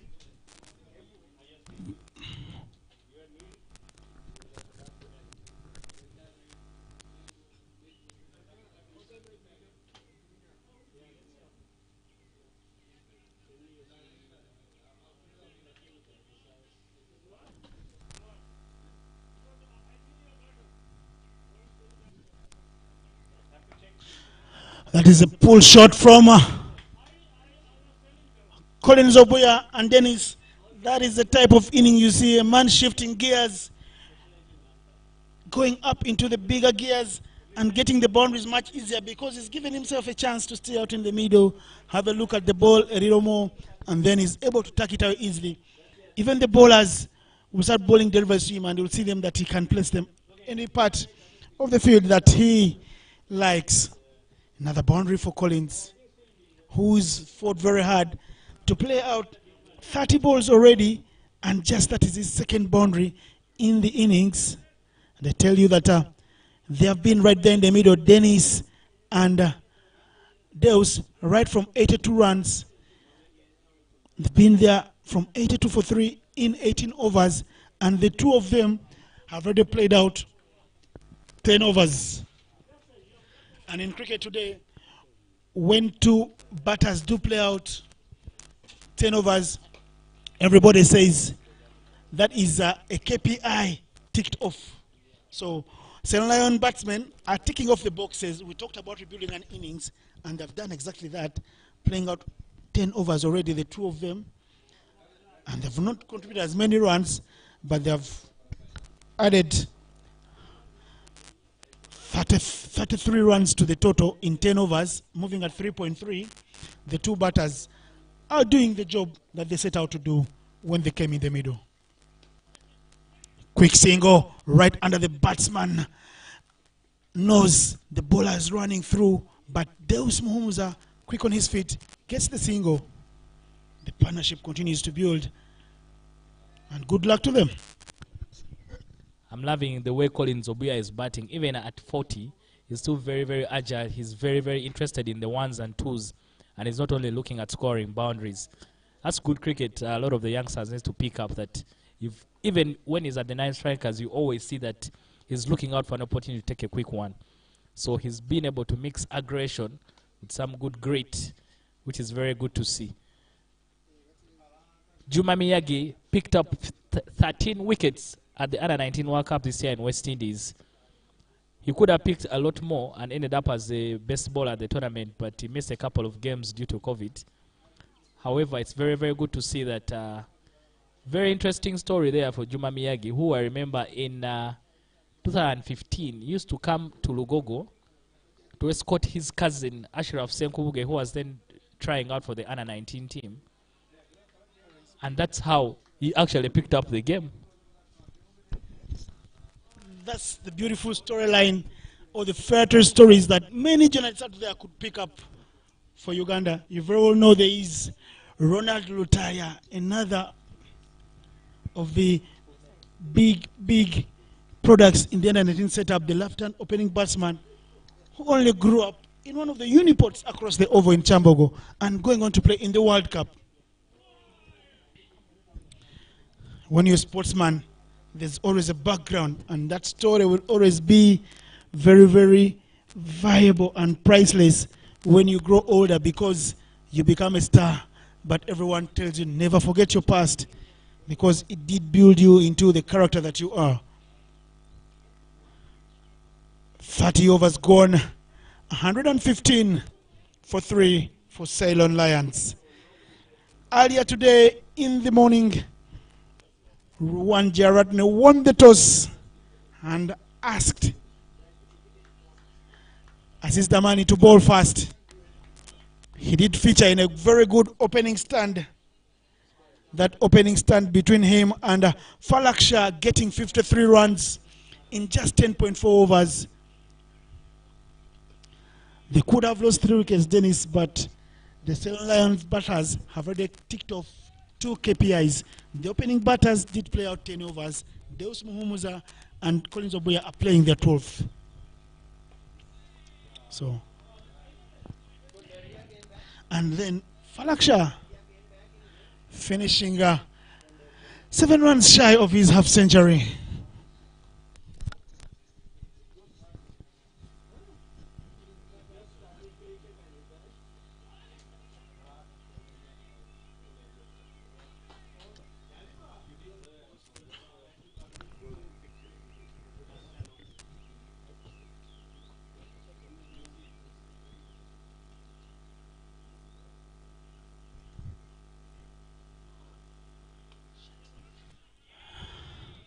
That wasn't hit in the middle of the bat. Otherwise, man at covers couldn't have had a chance to stop it. Marvin bowling very well and tidily. Innocent, I've just seen Deus trying to gesture to Collins that to just calm down. Maybe he could be thinking of doing something.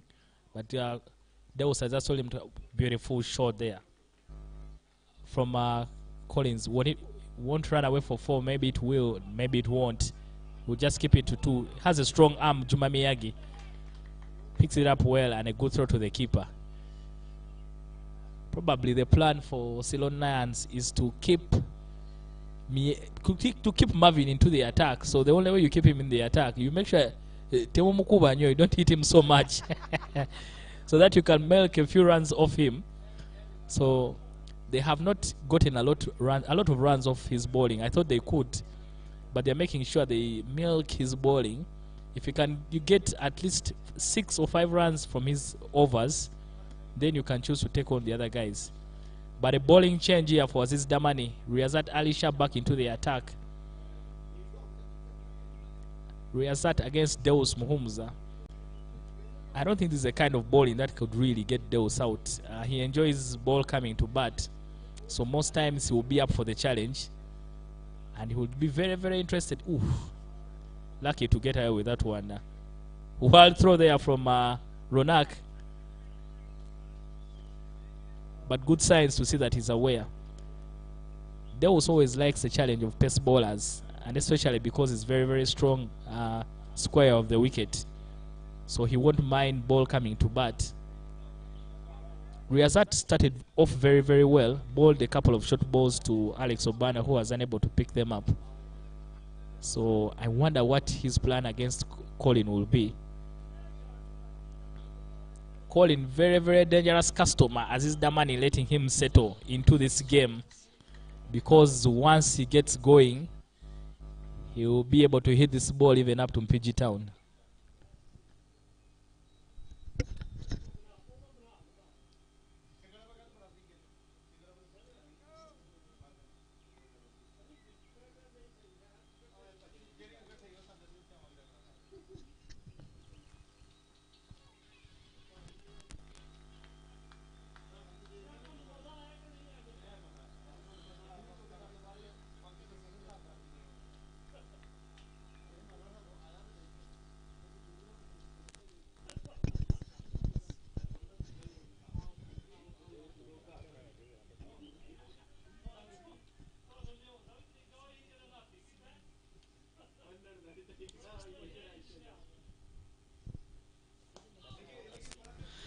Chance to run there. There will be runs.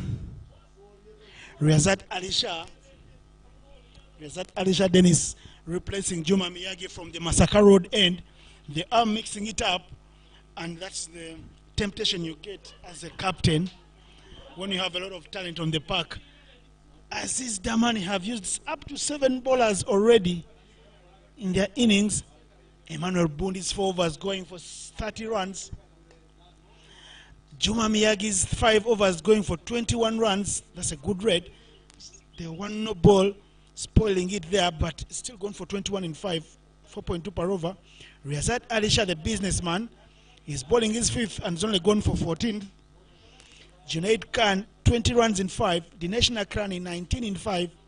Alpesh, 10 runs in 5, the tightest and the most economic of them all. And then Marvin is also joining Alpesh in that column of being parsimonious. A big chance for a wicket. They get it. I think Deus Muhumuza dragged it on. Dismissed leg before wicket. I beg your pardon. He was shuffling across the stumps.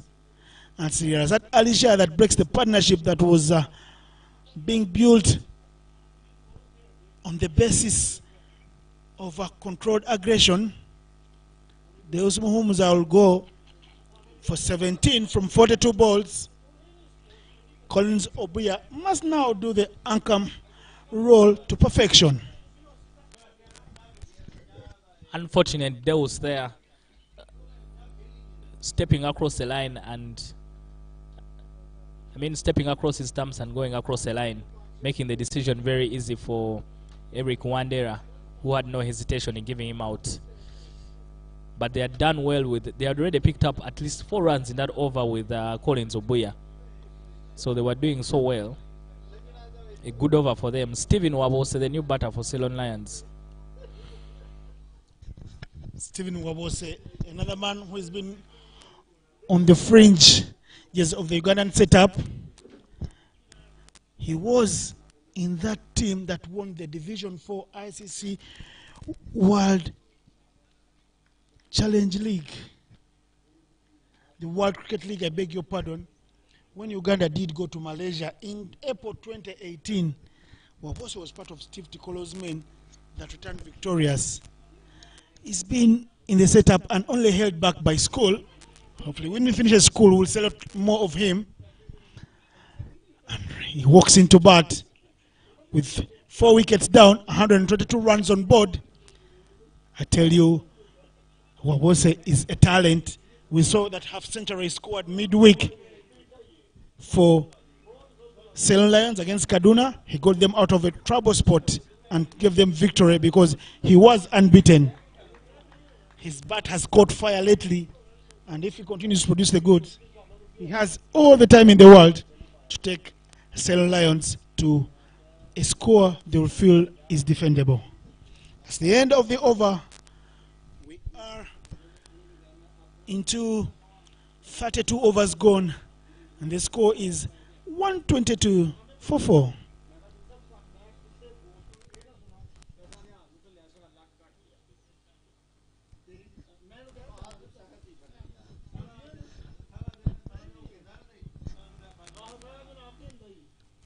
Dennis, changing weather? Are you worried? Or you feel that it's just Sunday being nice and easy to us, the sun coming a little down? Today is a good day to play cricket, so the weather won't scare us. I'm sure it's going to shine throughout the day so that we have a good game. Alpesh has just come back onto the ground. I don't think he can bowl immediately. So there's a consultation here with the umpires because Alpesh had been off, he had taken a medical break. So he couldn't come back on and bowl immediately. But the rules, I remember for a particular game we had, and Makumbi advised that if the player has been off injured with something that was an external blow very visible to the umpires, they can come back and bowl immediately. But the umpires are not having any of that, so they've told him to first take a break before he can be able to bowl. So Juwaid Khan will come back into the attack to replace Marvin Kitamirike. 122 for 4 Ceylon Lions after 32 overs. 18 more left in this game. Innocent, how many more runs do you think will make Ruwan and his team very, very comfortable? It's just 18 overs, like you said, Dennis. If they can get another 78 runs, I'm looking at 200 as the pass score for this ground. We saw the national team get 300 plus, but that's a national team. And with the quality in bowling littered all over the park, you don't want to get ahead of yourself. Wawose and Collins haven't played a lot together, so Collins must take it easy with Steve.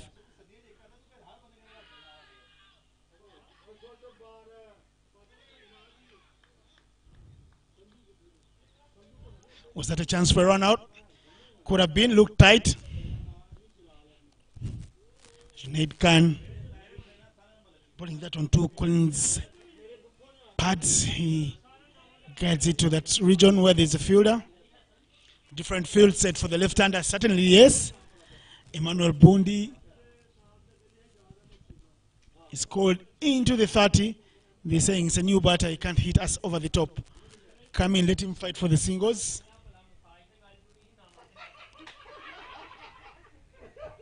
Steve Wawose has a look at that one. Looks at Colin. If there is any call for a quick run, because the keeper, Cyrus Kakulu, doesn't hold on to it. Only the few times you'll see Kakulu letting a ball through his gloves. Right into the block hole, into his 6th over.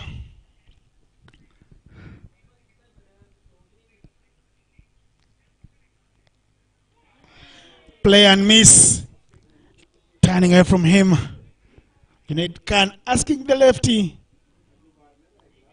what have you got, mate?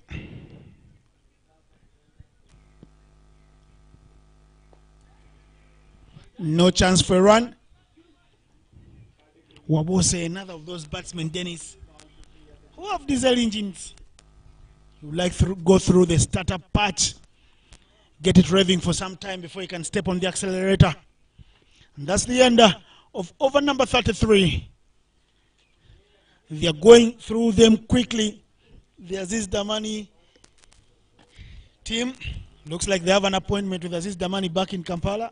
They want to be out of here and go back to Martin Road for dinner.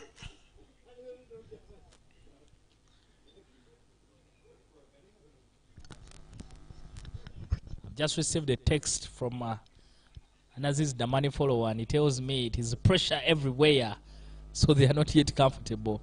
The lunch can wait because they know the magnitude of the game and the size of the opponent, who they are not taking lightly. I only had to remind him that this is one of the many big games you have this season. The other will definitely be against Wanderers and challengers most likely. But I don't want to talk a big game for Wanderers and we don't show up on the day. You should have told that big follower of Damani that it is when you're playing catch up in any sport, it's a final for you every game because you're playing the weather. And cricket is not an outdoor sport. They will have many conditions to fight on the day. Because if the share spoils with two teams in this lineup to the league title, that will be as good as one game they could have won. Teams like Ceylon Lions and Wanderers will be somewhere, and even challengers will be somewhere holding on to their abated breath, saying, we wish it would happen a little more. But well, everything happens for a reason, and I believe in God's timing that it's always the best. Collins Obuya, there in the middle, not under any pressure to hit out. He knows he's the elderly statesman and he needs the respect. He got a first-class ticket here and he will make it count.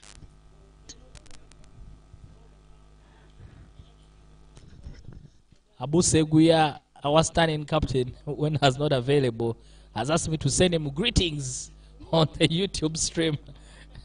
Abu, I know you're at home somewhere in Bakuli, Natete, and we'll send you greetings from the Kameng Oval, the man who orchestrated the Wanderers win here at the Serenity Oval.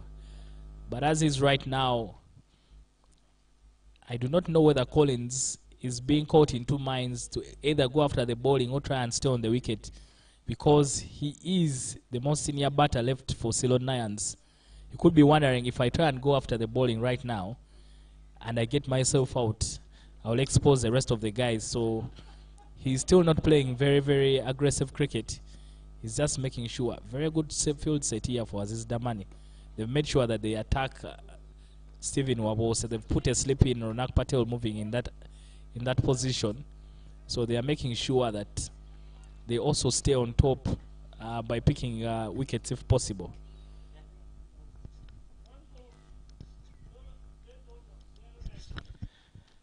When you have a player like Ronak Patel, you worry less as a captain because he does most of the things for you on the field. Gulam Hunzai must be thinking, what an easy day for me to captain the side like Aziz Damani. All I have to do is toss and let things fall into place. Because Ronak Patel has been running traffic with a little disturbance from, if you want to call it that, little disturbance from Gulam Hunzai, who is the captain of the club.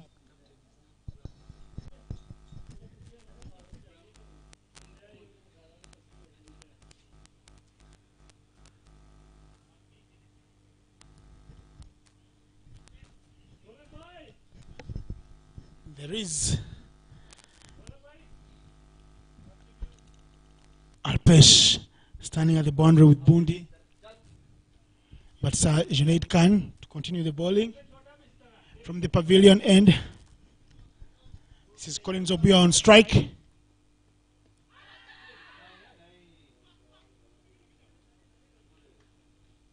The shot for BW, but as a bowler and as a spin as well, I have always appealed for that one, but never ever thought the umpire would ever give it out. Sometimes you're overzealous.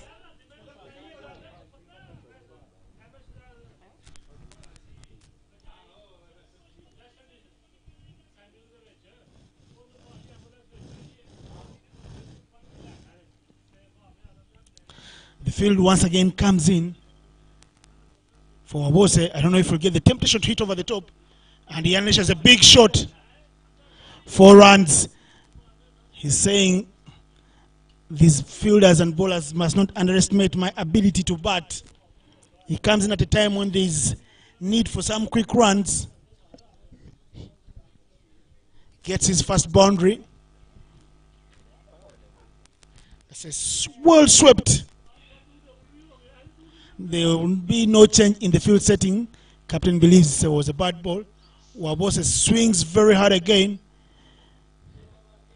An expanse shot never got any bat onto it.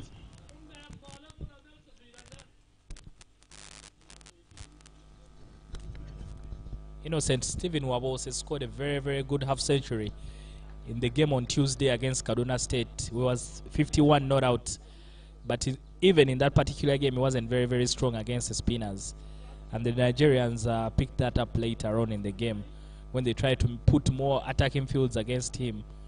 But it was very, very good, especially against the quick bowlers. A good player, another of the class of talented boys who came out of Ginger, that generation. Had the likes of Stephen Wabose, Kenneth Woiswa, who's playing in Zimbabwe right now, Joseph Biarhanga, very good kids, Calvin Watua, all of them who are talented who came out of Ginger. Of course, handled by Habib Mugaura. And it's good to see that all of them have made that progression. A couple have fallen along the way, but at least some have come through. At least we have a half a dozen of players that have made the grade to stay in the Uganda A and Uganda setup. It's drinks break here in Kamengo after 35 overs. The score is 130 for 4. Another 15 overs left in this match. The sun piercing through the clouds once again as the players get a necessary breather. Deus Muhumuza joining the batters in the middle to have a word.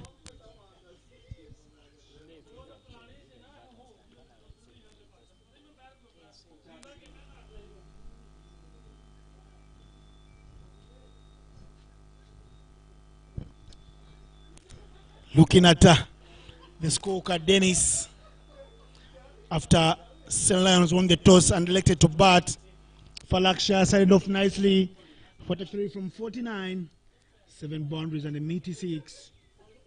Alex Ouma Obanda came in at 1 drop. He got his 24 from 30 with 2 boundaries and 2 sixes.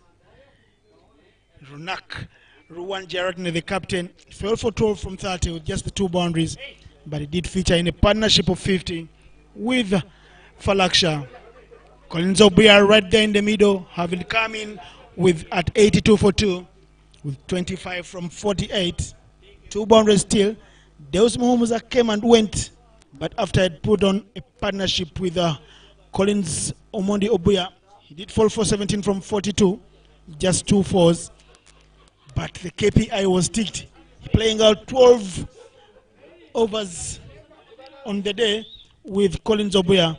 And now it's time for Steve Wabose, the left-hander, to do the hard work for Ceylon Lions. He is on 5 from 12. Just the 4 extras they've given out, the Damani bowlers. And for me, the pick easily has been Mr. Junaid Khan, 1 for 27 in 7 overs. Rezat Alisha has been moving at just 2.6 per over. Very parsimonious in his 6 overs. Dinesh Nakrani, his 5 overs have gone for 19.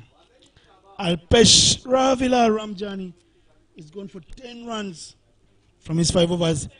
Marvin Kitamirike showing that he can mix and mingle with the big boys of Damani. 3 overs for 6 runs. And well, Emmanuel Bundi, the import from Kenya, is 4 runs, gone for 31 runs. The economy is 7.75 for him. He will look to come back strong if the captain asks him to bowl another spell.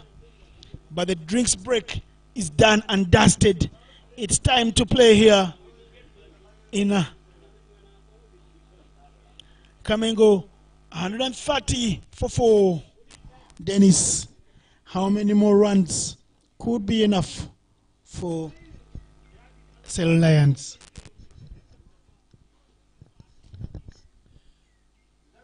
$130 for 4. I'm thinking if we get at least 200 in this game, and Ceylon Lions has a lot of wickets in hand, 6 more. If we get anywhere around 200, it will be a very good challenge for Aziz Damani. Aziz Damani has a lot of batting in them. But we know what can happen in the afternoon on this wicket, especially with a lot of spinners that Ceylon Lions that has. Therefore, it's not going to be a walk in the park if the total is anywhere close to the 200 mark.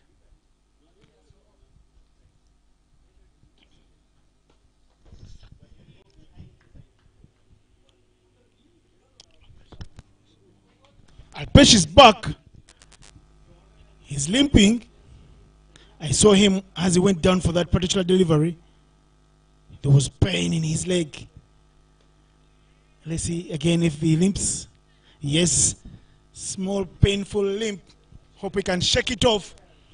The best physios in the game of cricket are in Kamengo, one in Aziz Damani's dugout, and the other in Ceylon's dugout. Habiba Kuluthumu Anguyo, who was with the under-19 boys at the World Cup, is in the Aziz Damani dugout, and Shamim Nasali, the cricket cranes physio, is in the Ceylon's camp. We know Imam Tugume is on his way en route back to Kampala from the beautiful country that is Nepal, where the lady cricket cranes, call them the Victoria Pearls now, won a 3-2 historic series against Nepal and picked up lots of money there in prize money. Well, story of the physios, a must, safety first for the country.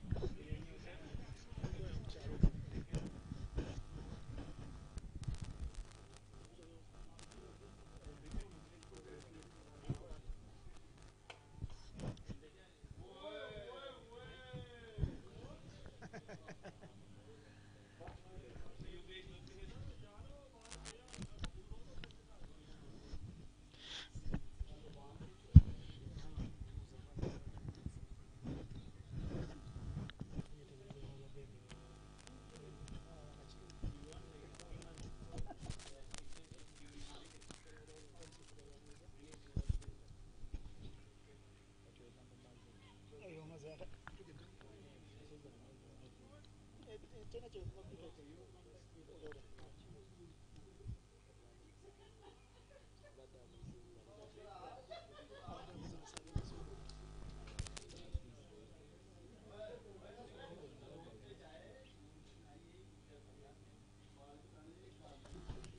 36 overs gone.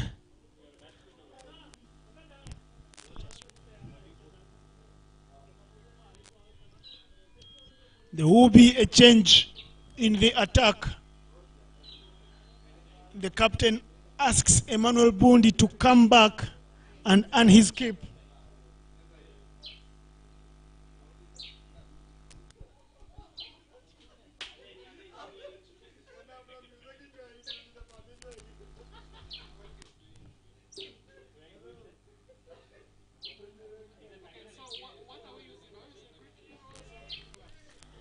Bondi bowling to Obuya. People that have played each other very many times back at home, bowl it for each other in the nets. National team trials. Should be an exciting battle, this one. First up, Obuya was up.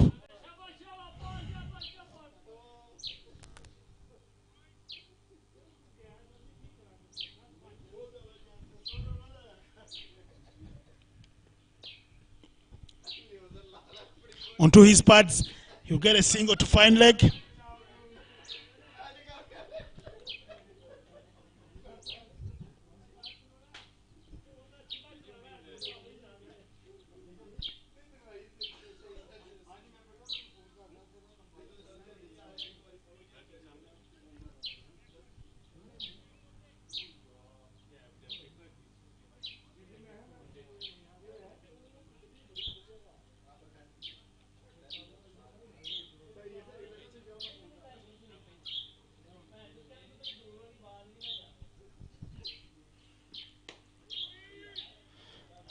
Wabose keeping that one out, giving it a full face, straight to mid-on.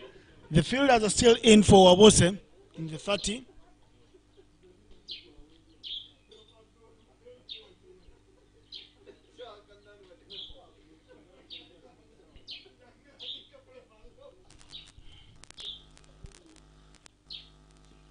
Wabose, big shot, straight to the fielder, chance for a run out. The throw was good from Riazat. Riz misses the stumps. Could have been very tight call for Emmanuel Kalamia, the umpire there. Just the other day, Bundi was a 17-year-old steaming into ball with the likes of our scorer today, Joseph Biaruhanga, as they played through the under-19. And today, Bundi is 28. How he has moved, Dennis. Time flies. Bundi plays for Congolese in the elite league that time when he broke your hearts, hitting Deus Muhumuza into the monkeys of the neighboring village. Bundi's played for Uganda, for Kenya, I beg your pardon. 20 wickets in T20 cricket and 14 in T20 internationals. And looking at this type of wicket, he's picked up 9 wickets with the best figures of 3 for 19. It's a good man to have in the side. And he comes back strong with a very, very good over, having gone for many before. He cuts it down, gone for less this time round. 136 for 4 for Ceylon Lions.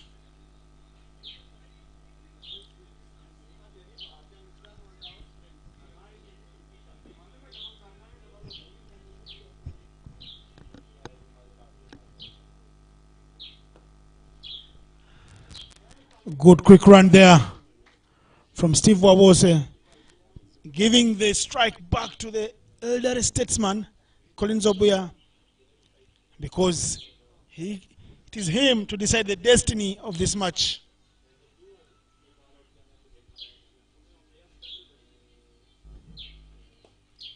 Collins, never to be rushed. Looks like he had all the time in the world to stop that ball. Gives it a straight face. He's not in a hurry to run. Very cool customer. This time round, shimmy down the wicket, down to long off. 1 run to his personal score and to the team score. Smart cricket.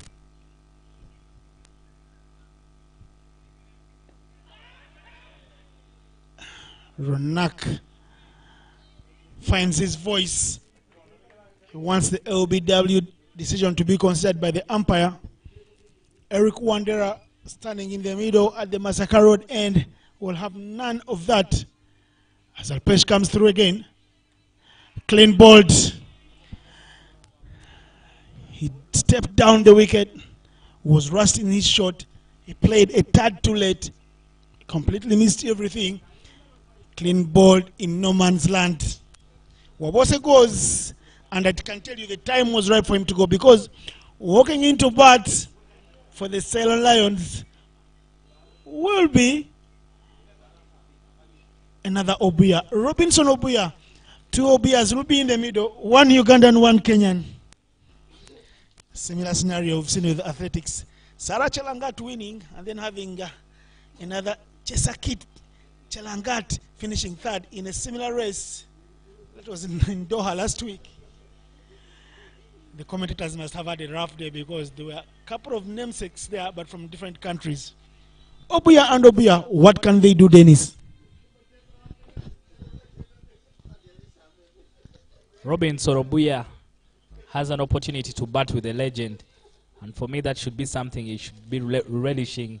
One of the things you need to do, don't try and upstage the big man, but try and work with him and compliment him. He's a very good player, very, very strong lad as well. So if he's able to pick his shots, but with 13 overs left, I think he will need to first, give himself time before he can think of going after the bowling. Not a lot of batting left for Ceylon Lions. Therefore, they don't need to lose wickets. Only 5 more left, but of the 5 wickets still in the dugout, not everyone is as capable as Robinson. Therefore, he also needs to hang around, give himself a chance. Stephen had tried to do the same. Unfortunately, today isn't his day, but we know that he's also a very, very good player. Alpesh has continued to dazzle. Today he's bowled very well. He went off for a medical timeout, but he's been very, very efficient, and he has also picked up, he has complemented that economical bowling with a couple of wickets. He's given away only 14 runs in his 7 overs and picked up 2 wickets. Very good bowling there from Alpesh as we end 38 overs. 12 overs left, Dennis, and that is quick mathematics tells you those are 72 balls. For Ceylon Lions to be comfortable, they need 62 runs at least from 72 balls, because they have crawled to the 140. Not yet there. They're on 138 for 5. Alpesh currently bowling literally on one leg, but his captain needs him to bowl his 10 overs before he can think of going off. And here's Emmanuel Bundi again. Bundi to Obuya. Both are Obuyas, so I'll mix it up. Bundi to Omondi Obuya. Collins Obi Omondi, the legend from Kenya. We said so much about him already.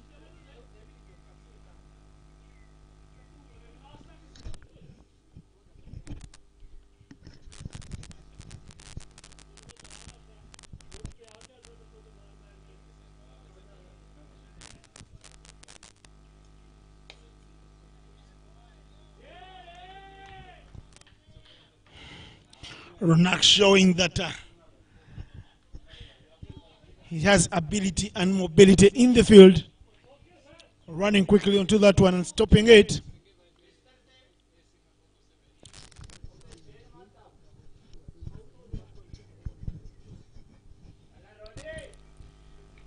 If you're following us on the live stream, do tell a friend, another friend to get that link, or go to the YouTube channel of Uganda Cricket Association and watch those beautiful images. The live stream is being broadcast by Podigal Production for Uganda Cricket.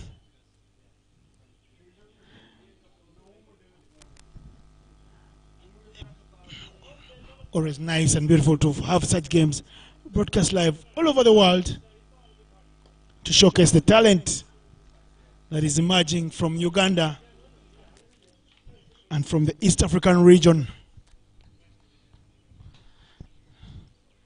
And that needs special praise from the sponsors of both clubs that have made it very possible, and their CEOs, Mr. Shiva Koti Reddy Chala and Mr. Ruwan Jaratna, who have made it possible to have this cream digging deep into their pockets after paying the fees necessary for their clubs. And cricket is not a cheap sport, Dennis. Looking after a staff, a playing staff of 20 players, having some support staff like 6 members, the ground staff, and then digging deeper into their coffers to ensure the stream is on. Something you'd like to tell other clubs to borrow a leaf from? I'll start with my own as well. We need to start from home. I think the manager who's watching this stream has gotten that message loud and clear. This has been made possible because Aziz Damani and Ceylon Lions were interested in having their game on the live stream. So I think it will be, not everyone is waiting on UCA like they would say. Other people are taking the initiative themselves to make sure that they could be able to have their games have a live stream. So well done to Ceylon Lions and Aziz Damani. You can imagine having ICC commentators on your live stream. It's not a big, it's not a small bill there. It's not a small bill that they are paying. And waiting on CEA. If CEA is on the back foot, UCA is on the back foot. As a fraternity, you need to come on the front foot. That's why, again, I gotta give out kudos to Serenity Park, Serenity Group, for making sure such a beautiful facility is in Uganda and playable. To thank again Alema Abraham and his friends for getting the Anthony Taben Emmanuel Ovo going on in Kayunga. Thank you there, Charles Waiswa. And track logistics there, track line. We know what you're doing behind the scenes. We've been watching you closely. Kochi Tigers, the Kochi family, who will have one in Kisasi. It would be a beauty to play cricket in Kisasi, Dennis. Because I believe the new Kampala is in Ntinda, Kisasi, Chevando, Chisalo, around that area. So, beauty to play with the scenery of the bypass and hitting some of the big sixes onto those tracks all the way going to Masaka, to Jinja. It would also be nice to play at Tornado Bees Park, thanks to Akbar Beyig and the vision of that man, the engineer, William Chibuka Masoke, for the work they're doing right there. Don't wait on UCA, get things going, and don't, we want them, the people there on Friends of Cricket also, and everyone else, everywhere else. Don't mourn, get things going. Don't wait on Chambogo Cricket because your game has been postponed. Have your ground going. It's a world of getting amenities in place. Maybe the ICC commentators will also come to your ground and have an ICC production crew, Podigal, doing work for you there. Getting Dennis out of bed on a Sunday morning is not easy, as well as yours truly. So, a big round of applause to everyone else involved in this production crew.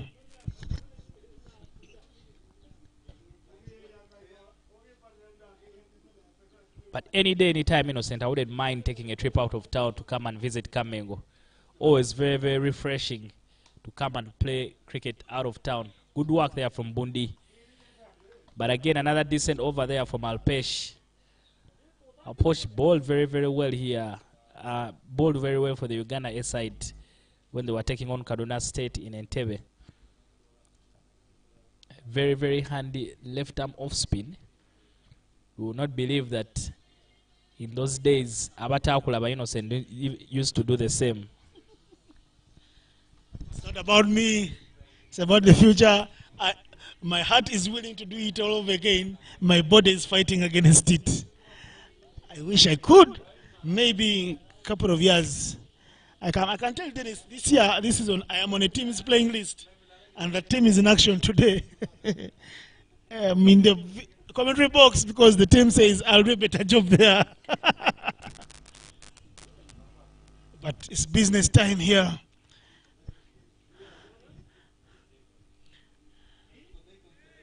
Damani working to keep things under control. 10 overs left in the innings. 144 for 5. Emmanuel Bundi bowling it on the legs of Collins Obuya. And Obuya metes out the rightful punishment to Emmanuel Ringeria Bundi, punishing him, guiding that one to the side screen right behind the keeper for more runs to the total.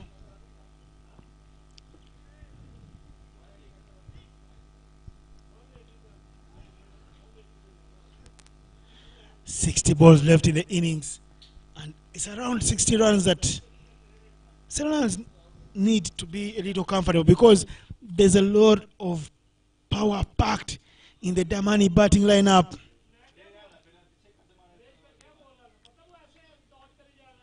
Another chance that run from a boundary gets a single. Collins has been a man on a mission since he came in. He's batting like the bowlers are bowling in slow motion. He has all the time to look at the deliveries. And he's making his time out in the middle reap the fruits of hard work. Obuya Robinson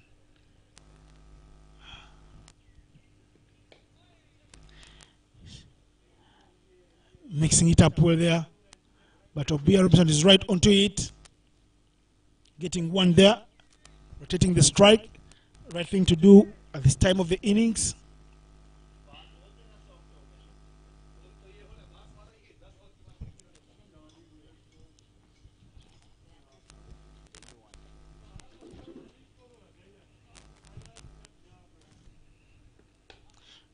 Collins runs very hard. They come through for the second. Collins making them pay. They appeal again. They will not get any. The National Krani Kumal Maganlal is right under our noses here and is asking for the TV umpire. Yes, we have the prodigal crew in the building. We have no third umpire. You say didn't make a provision for that. He thinks it was out. The man who has made a name for himself in Uganda, he has a big fan following. Dinesh started his career wearing shirt number 19. And now he's moved to 9. Today he's sporting 49. 49 made ever so famous by Uganda's captain Brian Masawa, who wears it on the national team.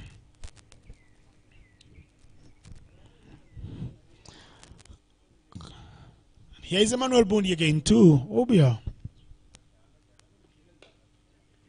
Chance to run. They will be running at and for everything because it's the time in the innings when you have to make it count. Running out of resources meaning balls at this particular time. And being the senior batter, he wants to be at the strike for more of the time because he can see the ball as big as a football, I guess so. The time is now, and there needs to be a lot of work being done, especially by Collins Obuya because he's a senior player. So he should be looking at making sure that there are only 9 more overs left in the game. So he has to make sure that he has most of the strike so that he can be able to push this score for Ceylon Lions 153. And if they are looking at getting to 200, first they need to get the 47 runs required and then also try and go for some more runs after that. So there's still a lot of work to do for Ceylon Lions, especially for that man Collins Obuya, who is the senior player. The other Obuya has just come in and he doesn't have the class and experience that Collins has. Alpesh is into his 9th over and he has been a hard customer. That beats everything. Emmanuel Bundi gives chase and will keep it to 2. Good ball there from Alpesh. Alpesh making sure that he gets something out of the wicket. He has used the wicket very, very well. Slowed down the ball very much, but also making sure that he gets some patches out of the wicket. That's why he seemed very, very unplayable. He has only picked 2 wickets, but he has been very, very economical with the bowling.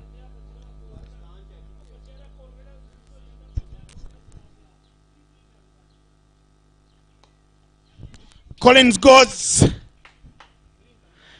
He doesn't get it off the sweet spot, but he finishes it like a man using an iron on a golf fairway, completing it very well.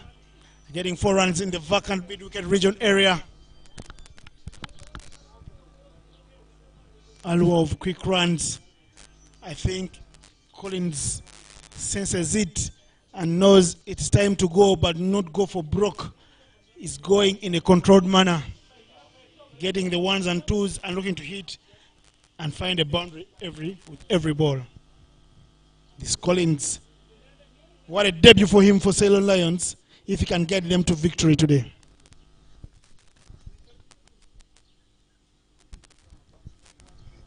Good cricket. After a boundary, you pick up a single. Simple basics of the game. Sometimes very hard to apply. But Collins Obuya shows you that this is as simple as 1, 2, 3. That score quickly moving to the 160s. And Collins is getting close to a half century. Won't be bad on debut. He just take off for that one. The youngster Obuya Robinson also very aware that all he needs to do is find a single. He could never have an easier inning than this one. All he needs to do is find a single for Collins, and Collins will take care of the over and the runs that they need.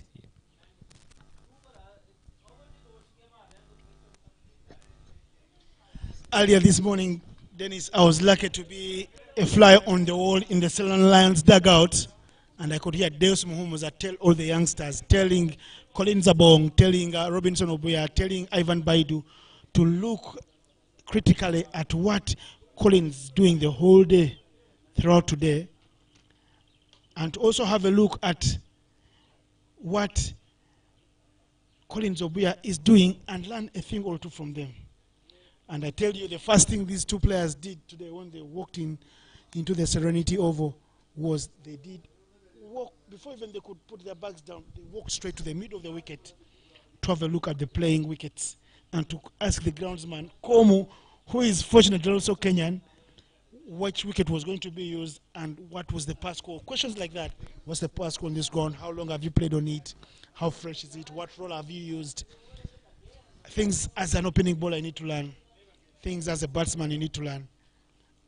Because they guide you on what to tell your captain if he wins the toss. Or in that team meeting, hopefully the youngsters do learn, because these lessons, if you don't learn them quickly, the ropes of the game leave you a tad back, and catching up is a very hard thing to do in sport. That's very true, but it shows, the experience of players like Collins. For them, it's not just a game. They take every game very, very serious, because that's a record on your name. You don't want to have a record that you came to Kampala and failed, or came to Kamengo and failed. When they come here, they want to give everything. Dinesh Kumar Nakrani is back into the attack. Dinesh, the specialist of these last overs, I think that's why he's back into the attack. This is also good practice for him again ahead of the ICC Cricket Challenge League B. Usually in the T20 format, we see him bowl in the last overs for Uganda. And this time he has to test his skills against very, very good players, which is very good stuff for him. I think Robinson Obuya has found himself in a battle he knows nothing about, because he needs to find a single, and he's come up against a bowler who is very, very intelligent, but he wants to find a single so that he can get Collins on strike. If it was up to him alone, I'm sure Robinson has the ability to do his own thing. But now he's stuck with finding a single for Collins in his mind. Therefore, everything seems very difficult.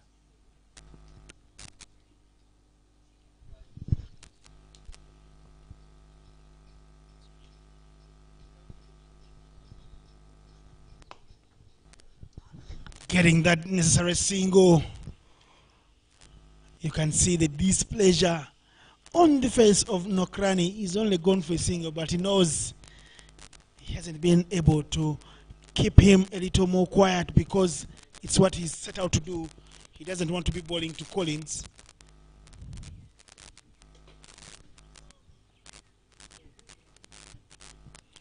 A lot of good cleaning up with the fielding. They want to. They're coming back through for the second good throw from the deep. If that hit the wickets, Collins could have been going back home. He's shuffling well, coming up down the wicket and shuffling across the stumps to give himself a scoring opportunity, giving the bowler some food for thought, something to think about.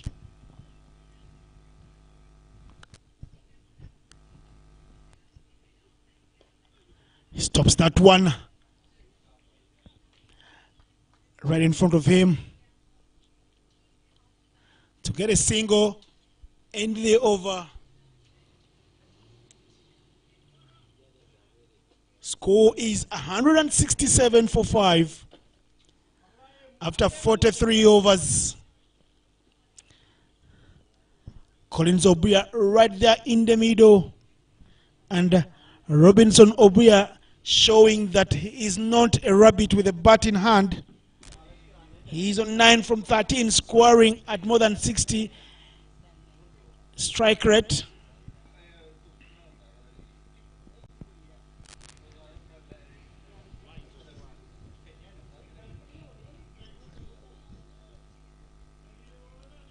Alpesh Ravila Ramjani through with his 9 overs and already 1 maiden, 2 wickets for 27 runs. And here he is for his last over of the match.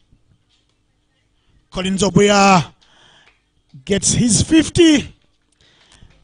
50 up for Collins Obuya. What a debut, what a player, what a reputation. Fresh in Uganda for the first time in no less than under 2 years. We've seen him play for sides like Tornado B and scores a 50 on his debut for Ceylon Lions. Hopefully his half-century Dennis can make the Lions of Kamengoroa a little louder at the end of the day. I told you this man can bat for your life. Half-century on a new surface shows you how experienced he is, and experience is the best teacher. Shot Collins Obuya. He goes again. The throw is good from Miyagi Juma, but there was a hesitation. He couldn't grasp it. At the first time of asking, the experience of Collins tells him, you punish a fielder by going through for the second. Some other people say, never run off a misfield, but there's a lot of sluggishness. Casual stuff from the youngster. Collins Obuya goes again. Where does he go this time? Misfield in the deep. Alpesh is suffering at the expense and the laxity of his fielders. Tied a spell of 24 runs in 9 overs. Could end up in the 40s because of such poor awareness.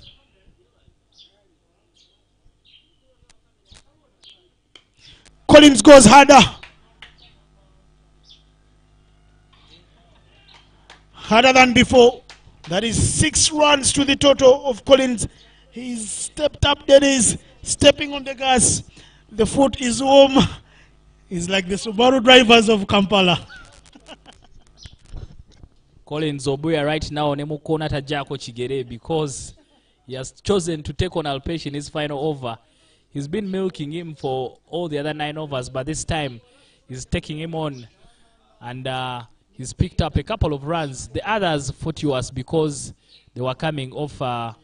They were just misfields from the fielders, but this time that big 6, there was a man under it, Juwaid Khan settling himself, but the best he could do was pick it up and return it into the field of play. The final over for Alpesh, a bit expensive, but a good one for Ceylon Lions because they've moved to 182 for 5. But Alpesh bowled 10 overs for 42, picked up 2 wickets. He went for 15 in that final over. If you remove that 15 from the 42, the man has bowled a very, very good spell and a hand for Aziz Damani. No fault of his own.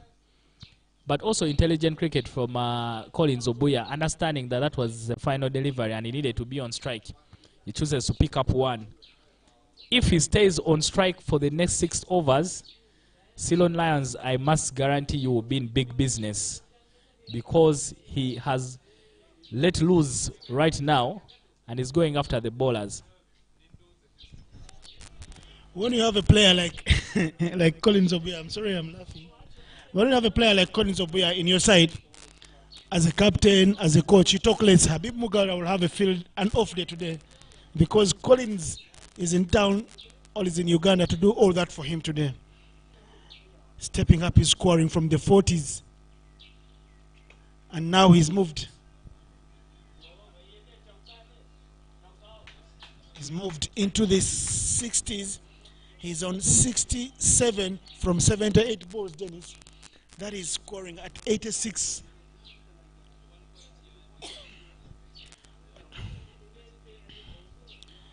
So, controlled aggression is a terminology thrown around literally every day with international coaches. But Collins Obuya defines it for you without saying anything, with just his batting display. These words will be shared. Ronak to Dinesh. Come on, you know and can do better. Don't let him play mind games with you. Stay right on top with him. Hit the line. One line, top of off. And you will be in business. Because now he's moving down the wicket and he's making you bowl into his legs and his pads. Ronak's words, wise words I call them, if listened to very carefully, they can change everything around the oval. And Dinesh knows as much because Collins Obuya skipped that one out just for a dot ball. No damage, no harm. Same thing, top of off, no run. Keep to the basics. Don't get carried away with the moment. In 2020 cricket, we've seen it. One moment of madness and the game is lost. You only need to blip once. Time you open up your eyes again, the opposition has run away with the game. Innocent, this is going to be a good battle between Dinesh and Collins. Dinesh giving Collins some lip service after missing those two deliveries. That first boundary rattled him. So it's going to be, we want to see who will the bowler prevail, or they want to run hard. They're asking, the call is two, but Bondi picks it up first time. Robinson has to be very quick. They're able to get two. Dinesh not a very happy man with Emmanuel Bundi, but he should know Bundi can hold his own.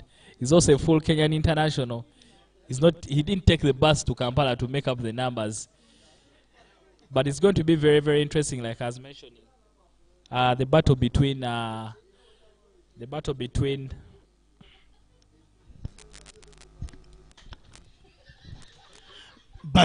Dinesh and Collins Obuya goes big. There's a chance for a catch. Straight to the man. Dinesh will celebrate. Obuya goes with unfinished business. 69 is what he gets. The two had a score to settle. Yes, Obuya has got his 50. 69 to be exact from 81 balls. But it's Dinesh that has won the battle. Jonathan Kiza, the 12th man, the substitute fielder for Aziz Damani, had all the time in the world to take a cup of tea and hold on to that catch. He completes it because it was hit right straight to his throat. Wicket time. Wicket number 6. Gone for Ceylon Lions, who have upped their scoring ante from 3.5 per over to 44 to 4.2.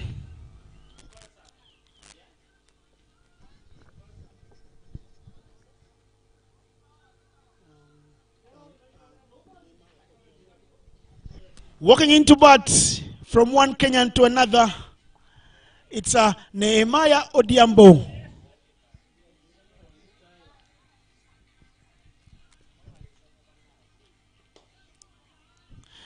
Collins Obuya gets the single. I beg your pardon, Robinson Obuya, not Collins.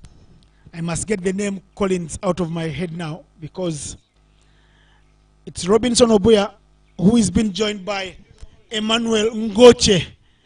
Nehemiah Ngoche Odiambo. The boys in Kampala call him Nguro.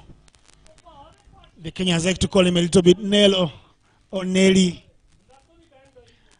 He has a following in Kampala, especially from the ladies. Stylish cricketer. Walks with some swag. Bowls with extra pep in his step. Lovable character. Always smiling. He's played for Kenya in 3 World Cups. 3 ICC Cricket World Cups.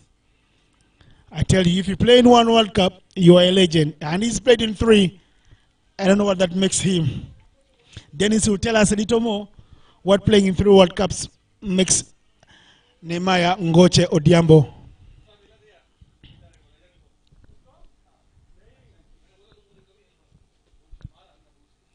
"45 overs gone, 189 for 6. Dennis 200 looks like a gettable score now, thanks to Collins Obuya's acceleration when the team, once he got his 50. Right now, I don't think he has left a little too much for the remaining 4 wickets to do. It's a bounce ball indicated wide by the umpires. It shall be wide because it was wide and wild.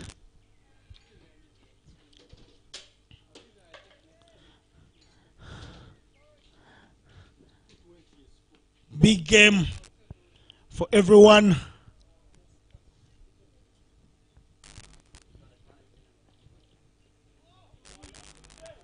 A little late.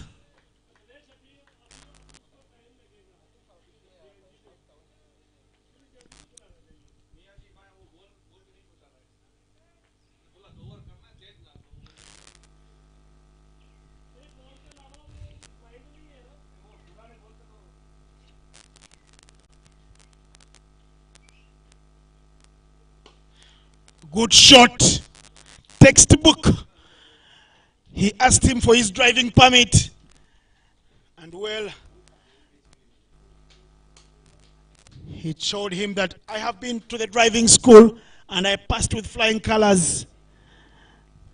What a drive. They call that one, nobody move, nobody get hurt.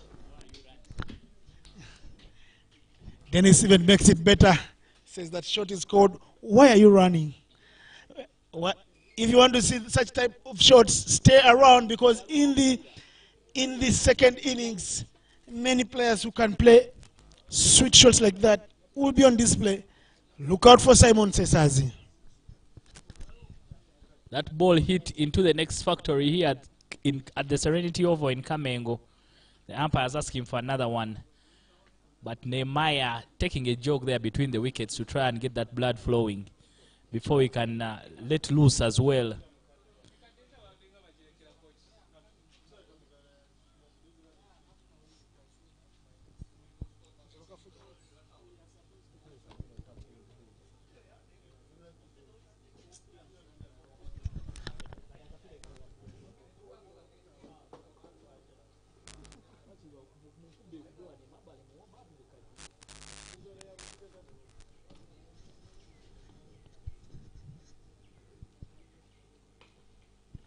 Chance to run again.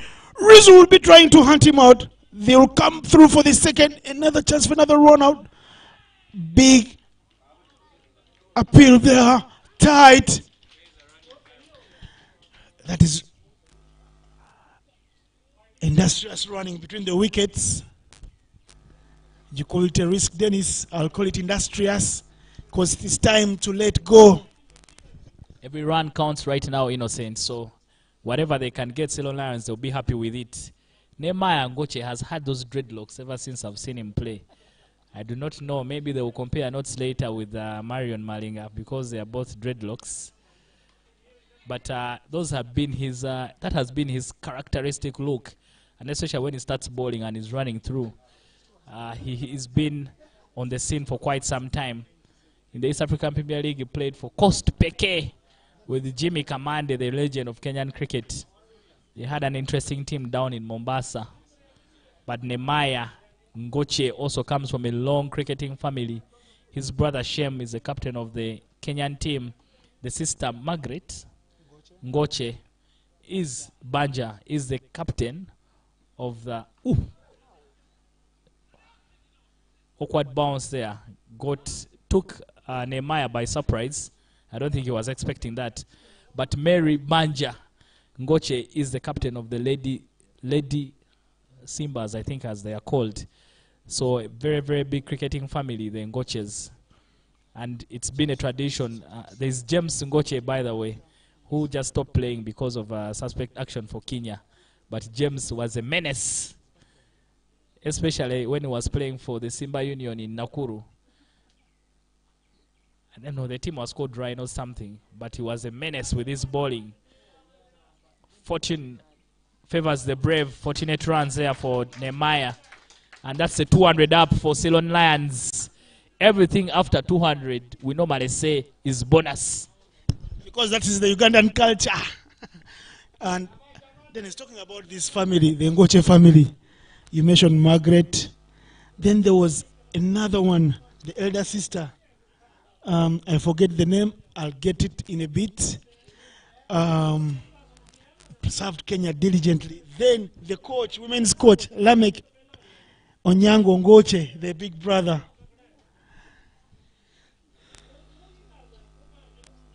Cricket has been played as a family sport in Kenya and in East Africa.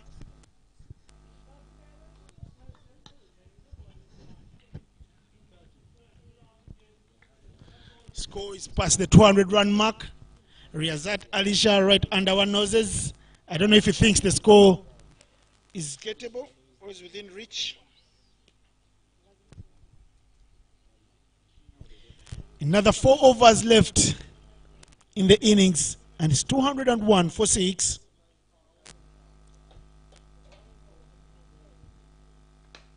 Shot from Robinson Obuya, who's striking it well. Dennis, strike rate is in the 90s. A man who's opened the batting for Uganda A missed out on the under-19 selection because of travel documents. Chance to run 2. They will be going back.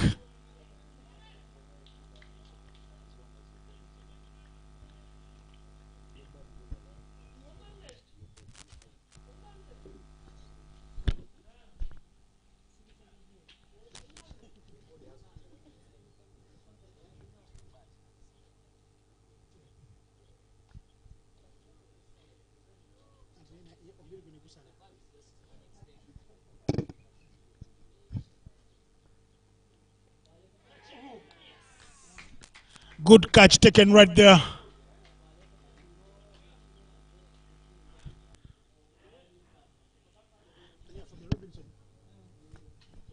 Robinson caught by Cyrus Kakuru. 3rd wicket for the National Krani.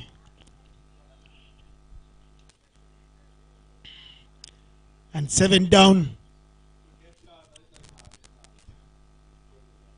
for Ceylon Lions.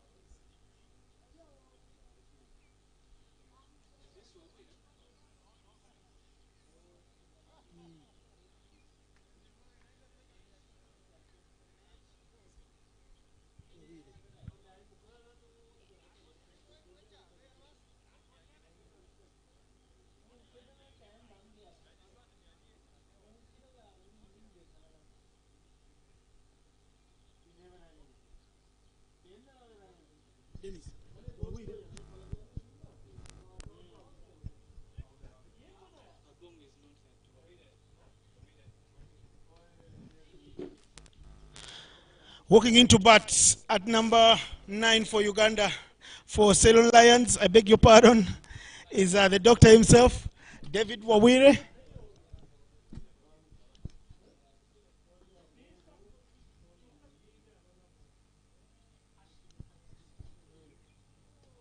Auntie, I'm so sorry. Dennis, to wakana. I'm so sorry to say no say.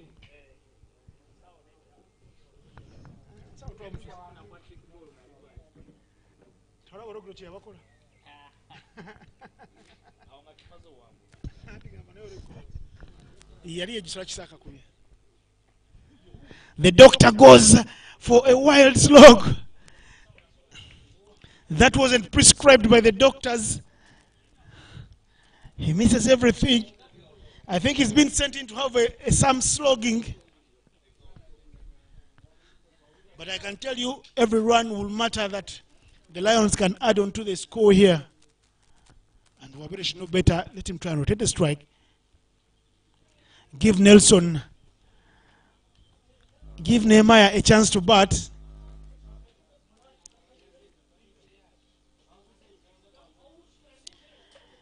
David Eric Wabire is not out after 3 deliveries. Still on out.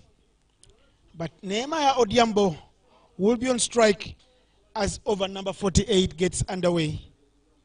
He's on 4 from 2. Just the one boundary. 203 for 7 after 47 overs.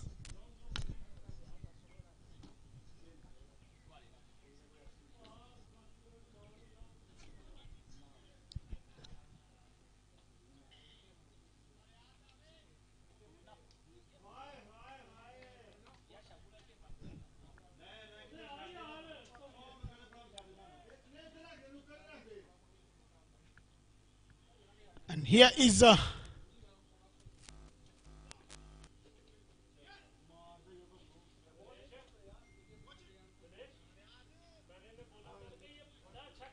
that's a white ball. So 2 extra runs to the total for the Ceylon Lions.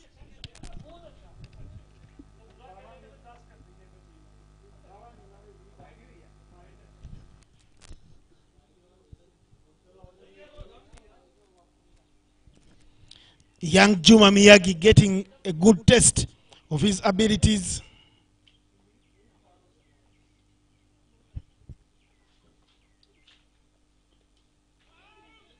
Another chance to run. The doctor trying to just have bat on it and run through.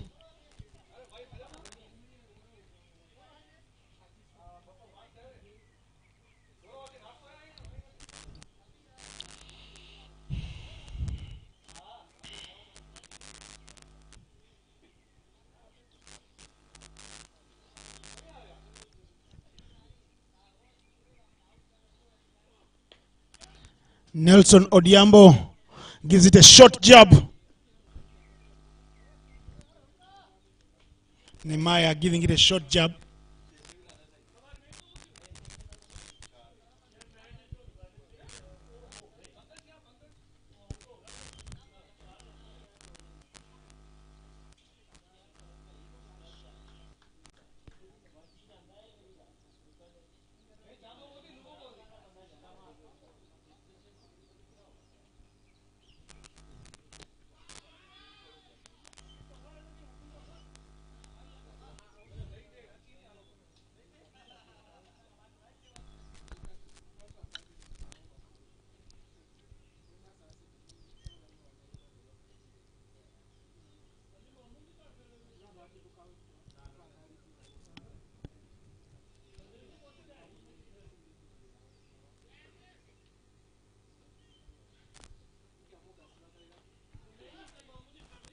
Not very well connected.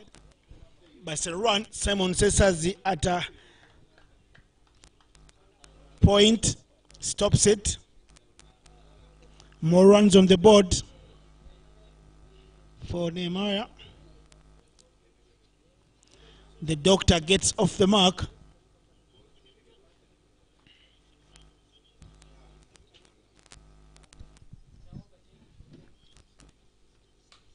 Shot from Nehemiah Odhiambo.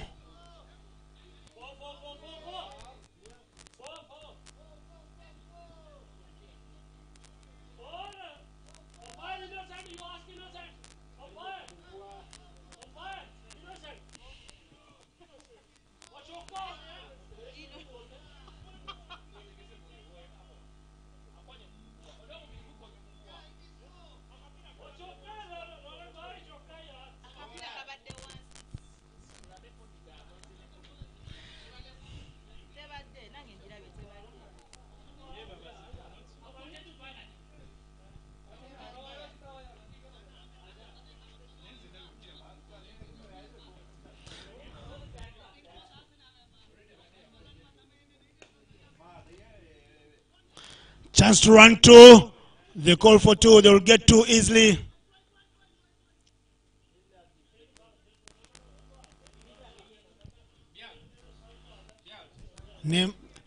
Nehemiah Odiambo showing that he can have a good hit out at the back end of the innings.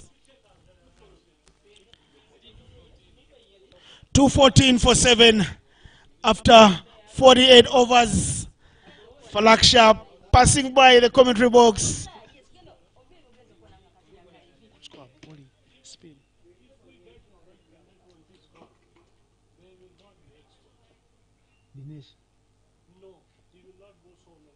Rizu? Yeah, let's see.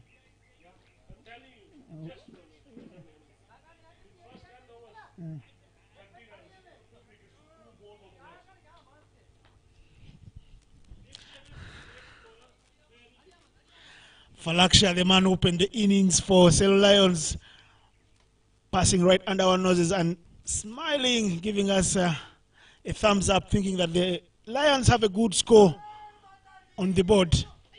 That's the doctor. He goes hard. It'll just be 1 run to the total. I think the doctor has added a few elements to his cricket. Dennis Musali looks very surprised that the doctor has walked into bat at number 9 ahead of people like Collins Abong and Asif Dilhara and Ivan Baidu.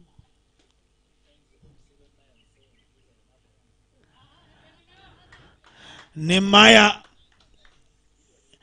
giving it a full golf swing. Looks like he's been using the 3-wood. He should get the driver out of his bag and drive it to the side screen. Hope it doesn't break our cameras. Chance to run once you get bat on ball at this time of the innings. What the tailenders do most is they don't miss their broncos. They run hard through the wickets. Another friends of Ceylon Lions here saying that we have enough runs on the board. So they want to see what Damani can do in the afternoon. They are certain that this time they will be picking up the win from the Kamengo Oval. Good shot there. Anything will do. French cuts, pepsins, leading edges.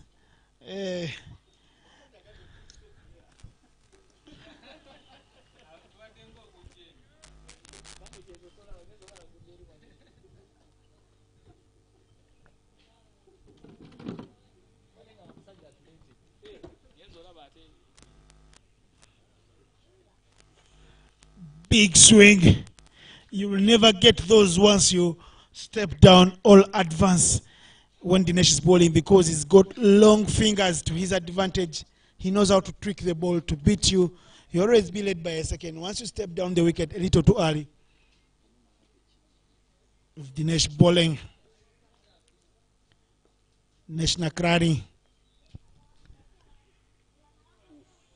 bowling his last over. And what a delivery from him.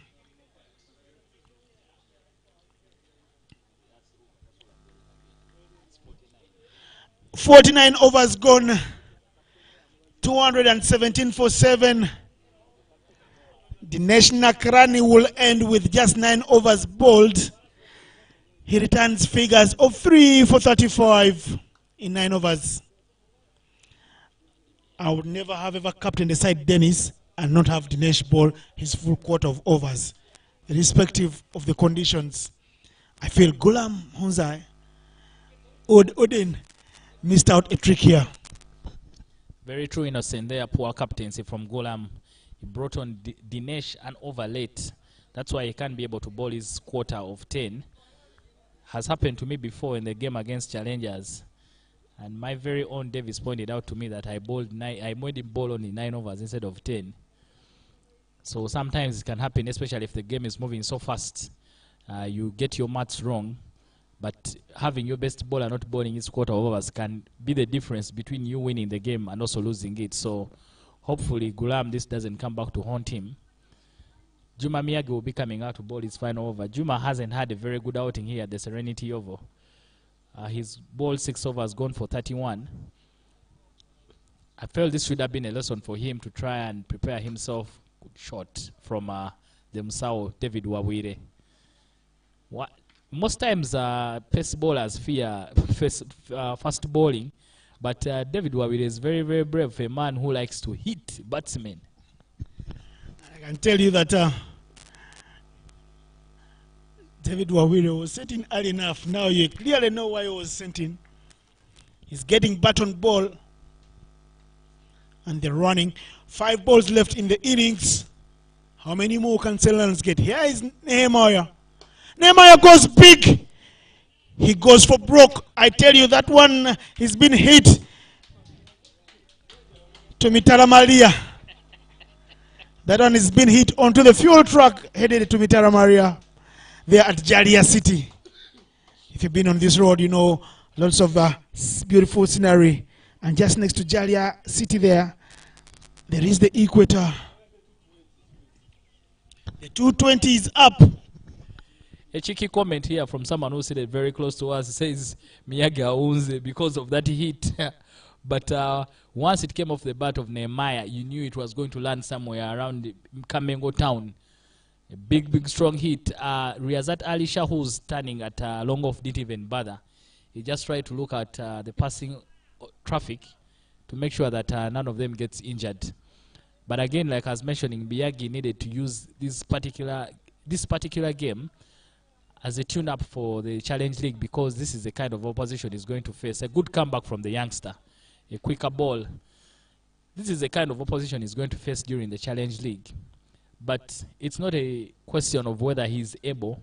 It's just a case of him being able to manage the moment and, you know, walk with it, run with it, and be brave enough, because we know Miyagi has the skill to match the talent that he'll be coming up against. So it's just a case of making sure that he trusts his own ability to be able to do well. And he gets his man, Miyagi, picks up the wicket of Nehemiah Odiambo. The bowler prevails, but I know Nehemiah is also a bowler, so he will be looking to return that favor when he gets an opportunity to bowl to Miyagi. 223 for 7, Ceylon Lions. 3 more deliveries left in this game. Nehemiah is disappointed with himself there. I thought he could do a lot better. For me, I look at this as a reprieve for Miyagi, who gets something from this game after giving it his all. He's been working hard throughout the innings. 38 in bowling his 7th over. You think he's gone for a little too many, but as a young man growing up, you don't get everything on a silver platter, especially if you're from Naguru and Lugogo. And Miyagi knows a lot more about that. Here's Miyagi with 2 balls to go. Hasith Dilhara goes big. Does he connect? No, it's a catching chance. And Miyagi gets his second. Hasith Dilhara goes trying to hit Miyagi to the next Uganda county.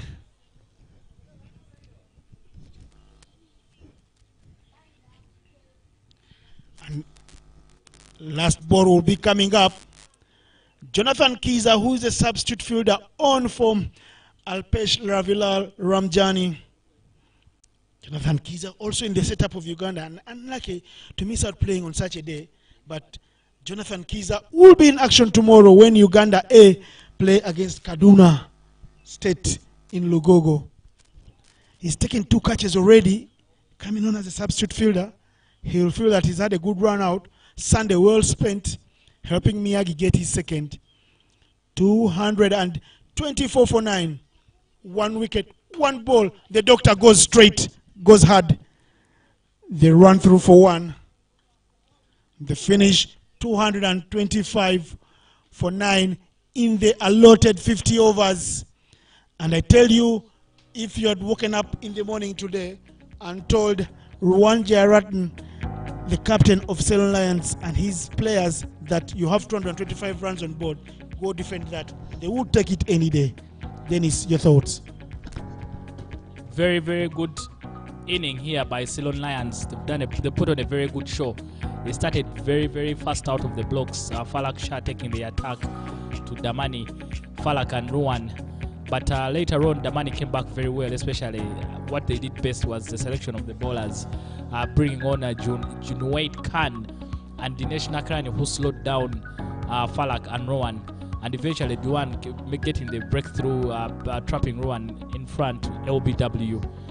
Thereon, it was a ping-pong game between the two sides in the middle, but Ceylon Lions kept milking away at the bowlers. Dos Muhumza with a start, which he didn't convert, but Collins Obuya, the standout, scoring 69, making sure he carries the team. He drags the game deep for Ceylon Lions, and his 69 surely helped Ceylon Lions put on that 225 for 9. Just about 4 runs every over, 4.5 required every over for Aziz Damani. But with the firepower in that lineup, Ronak, Riyazat Alisha, Simon Sesaz, they will need to work very hard for these runs. In the afternoon, this wicket takes a lot of spin, and Ceylon Lions is a team packed with spinners, so it's not going to be easy for them. They will have to work very, very hard if they are going to get 226 for the win. An interesting game. The second inning should be one that will be about, if Aziz Damani gets his total, that second inning will be about a lot of class, because they will need to bat very well if they are going to be able to overhaul the total. So it's going to be a very good second inning, and I'm sure you don't want to miss this one here. But there are other games happening today. King's College Budo is taking on GSS in Logogo. Aziz Damani Development 2 is taking on Nile in Entebbe. You can follow those on our cricket page. We shared some live scorings for you to be able to follow the games. Aziz Damani, I'm sure even them in themselves know that this 225 will not be a small total. Therefore, they are going to have to work very hard if they are going to overhaul the total. I do not know whether 225 is enough, but if you stick around, we shall find out once the second innings start in a couple of hours. So, look at the points table right there. You know that as the teams go for the innings, you can see right there in the middle, the CEO Aziz Damani Sports Club joining his team for a huddle and having a word. Ceylon Lions are right on top with 8 points from 5 matches. They lost just the one match to Wanderers in the opening day of the season here. Challengers in the middle, on second place next to Wanderers, both with 6 points. The Challengers right on top because of net run rate. Yes, Avengers have 4 points. Africa Cricket Club have won 1, lost 3. Right there, there is Aziz Damani in number 6. They have played 1 match, won it, and they have 2 points. That was against Avengers. Tornado B in 7th, Kochi Tigers in 8th, and SKPS in 9th. But this particular tie, Aziz Damani, who are chasing the pack and the defending champions, know without victory, they will find themselves already on the back foot early in their season, because they're going to be playing 4 back-to-back matches.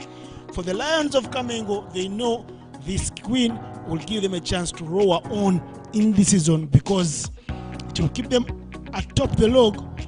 All they have to do is improve their net run rate. 225 is what they got today, and it is defendable, I tell you, especially in the afternoons here in Kamengo.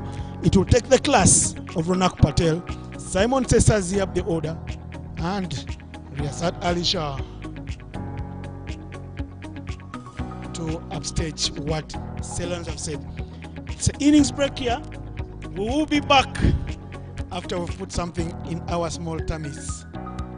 Catch you guys in the beat and keep following the stream.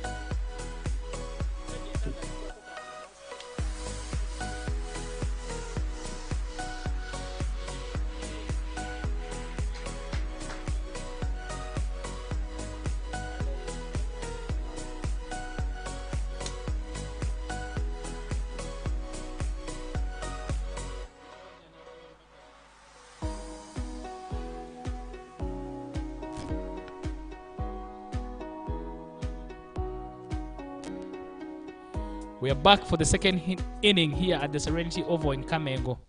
Nehemiah Ngoche opening the bowling for Ceylon Lions. No surprises there. He's been doing that for I don't know how long, but he knows and understands how to use a new ball. 226. The question being asked by Ceylon Lions to Aziz Damani. And opening the batting for them is the national team opener, Simon Sesazi.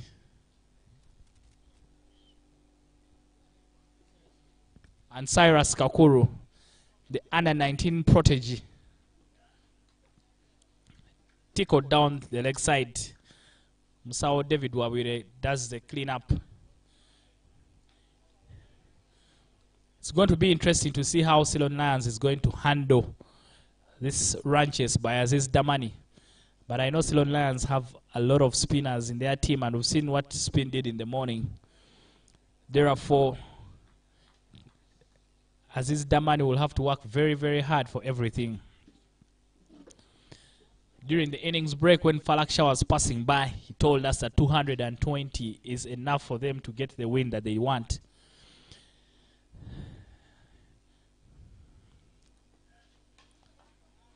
Good bowling there by Nehemiah. Kakulu late on the ball, that's why it went to gully, where Deus Muhumuza is standing. Collins Obuya stands at slip next to Stephen Wabose. Alex Obanda in covers. This is a very strong Ceylon Lions lineup. And we'll wait and see if they can be able to pick up the victory against Aziz Damani. Aziz Damani playing only their second game this season. But Ceylon Lions are sitting pretty on top of the table. They've played oohs and ahs, but runs through to Stephen Wabose. Ceylon Lions have played the most games this season so far. The only points they've dropped so far were against Wanderers.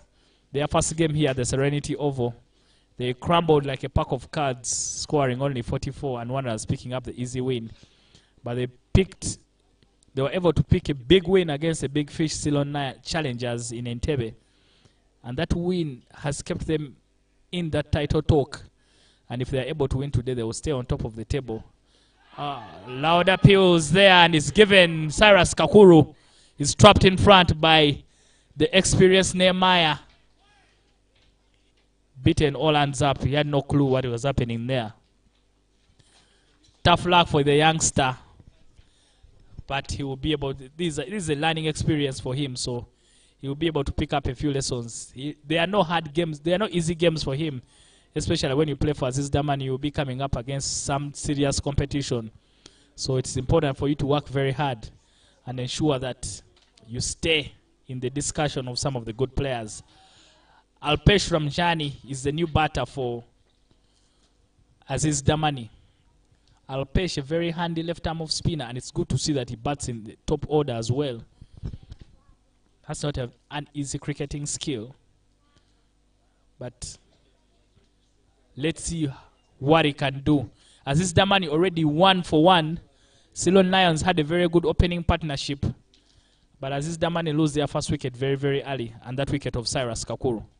Cyrus Kakuru was part of that under-19 team that did so well at the under-19 World Cup in West Indies this year, early this year. Scored a 50 against PNG. And is a player for the future.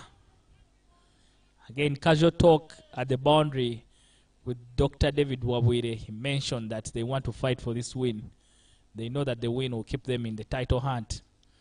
So they are here for everything. And if Aziz Damani is going to win this game, they are not going to have it very, very easy.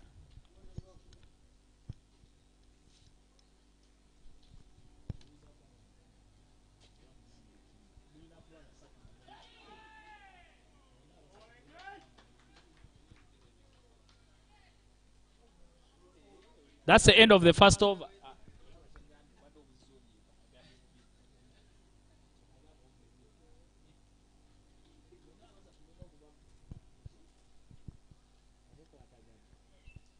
That's the end of the first over. Aziz Damani, 1 for 1.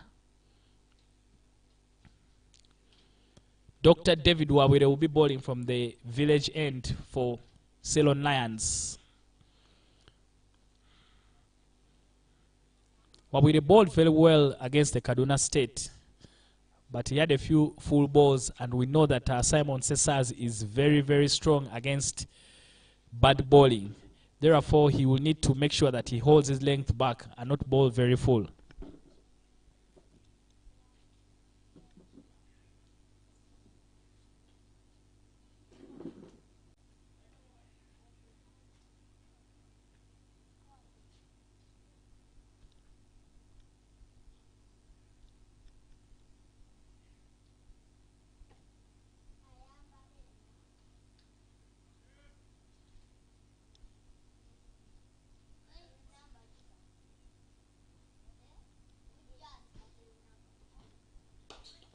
Big shot there for Simon Cesars.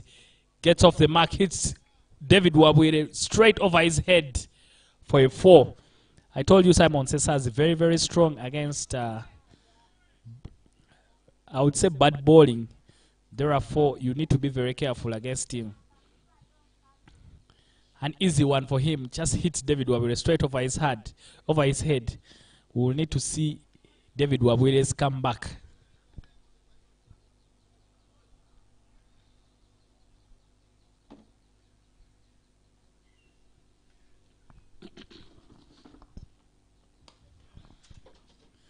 Good comeback there from David.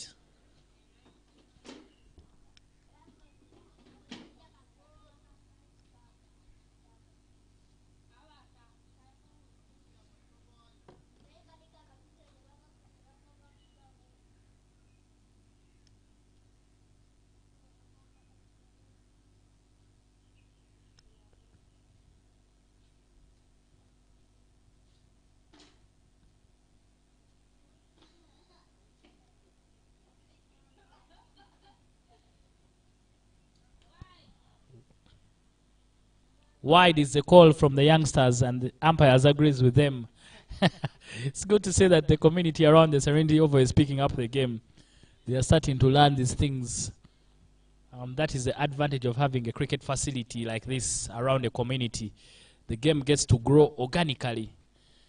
And this is good stuff here by the Serenity Group, who have been able to develop this facility. Abraham and his friends who are developing the ground in Kayunga, I'm sure will have a big, big impact on the community around, who will be able to pick up the game. And it's good to see that individuals are doing this on their own because of the love they have for the game.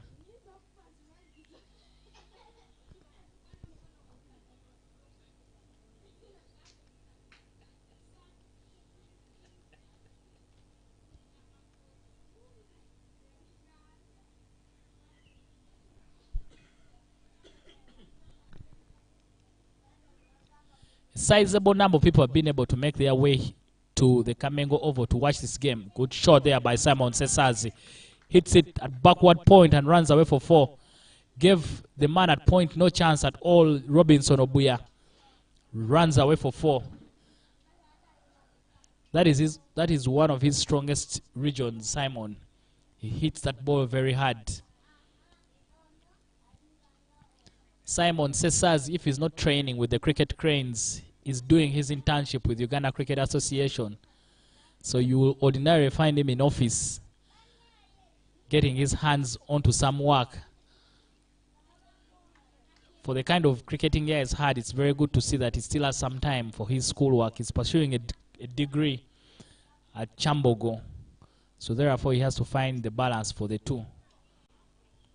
He will most definitely be opening the batting for Uganda during the ICC Cricket Challenge League B tournament that starts in June.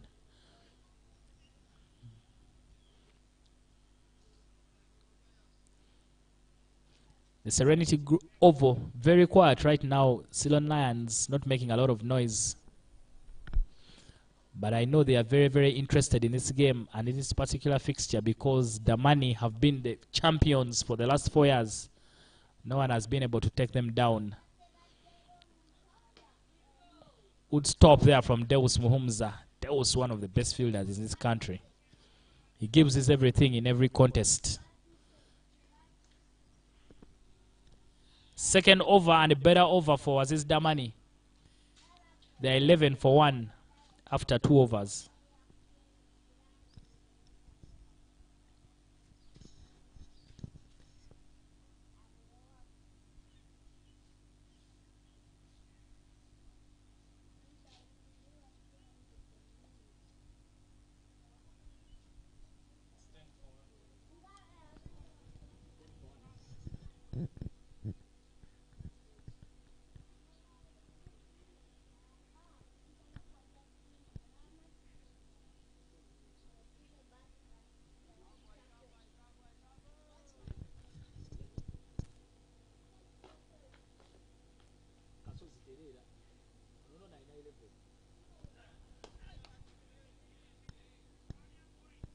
Some work there to do for Ruan, but he's able to cut it off.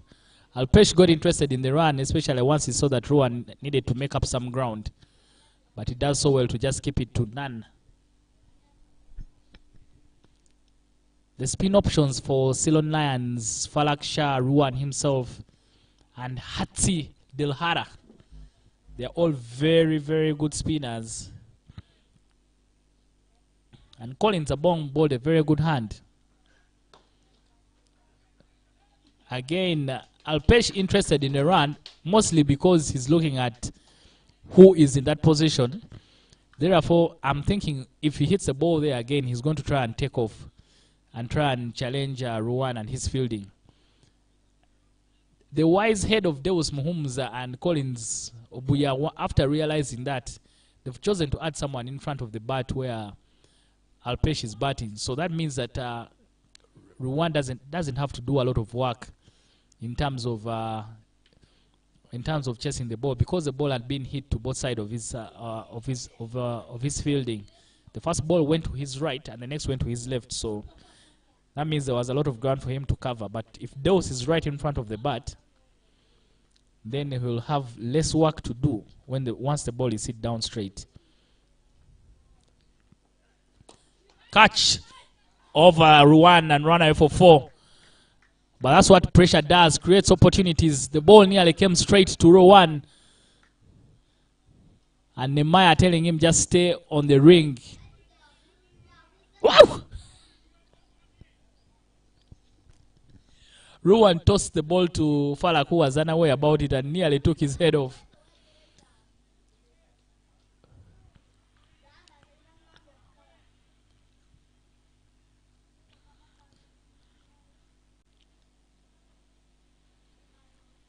A small field set like that nearly created an opportunity for Ceylon Lions, because Deus is right in front of Alpesh, who was just caressing the ball for the first 2 balls. This time he needed to do something, and he nearly gave a catch to Ruan, who's standing at mid-off. sometimes those small things are the things that make a difference in a game. That could be the difference in waiting for something to happen and making something happen.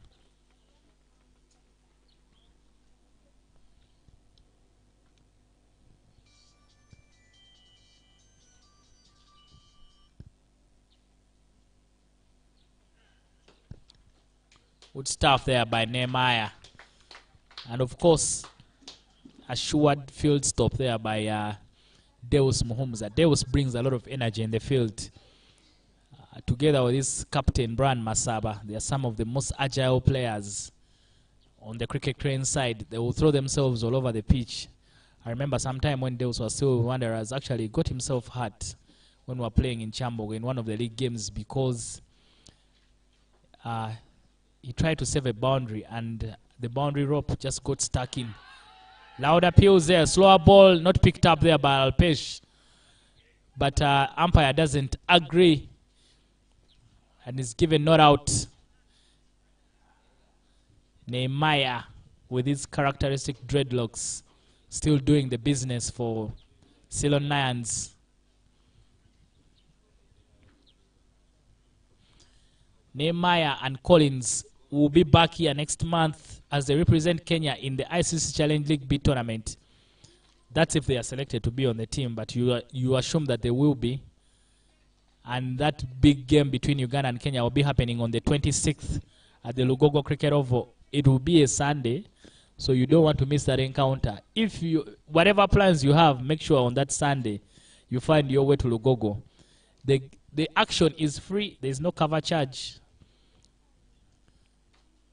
And Ceylon Lions immediately change things up. They introduce Falak Shah into the attack to replace Dr. David Wabwire.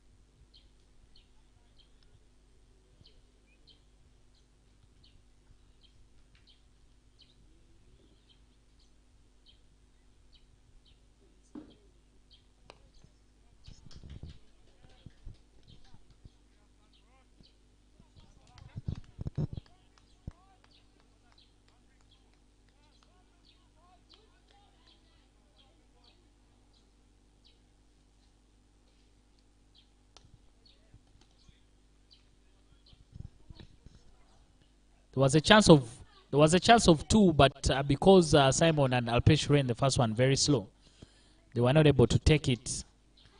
Every run is important right now, so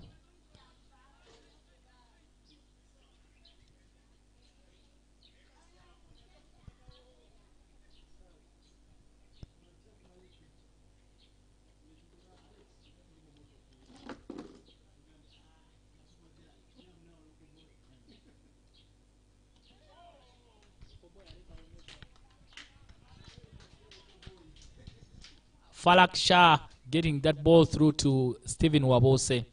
Deus Muhumza and Abong Collins could be the other bowling options for Ruwan. Another quick single.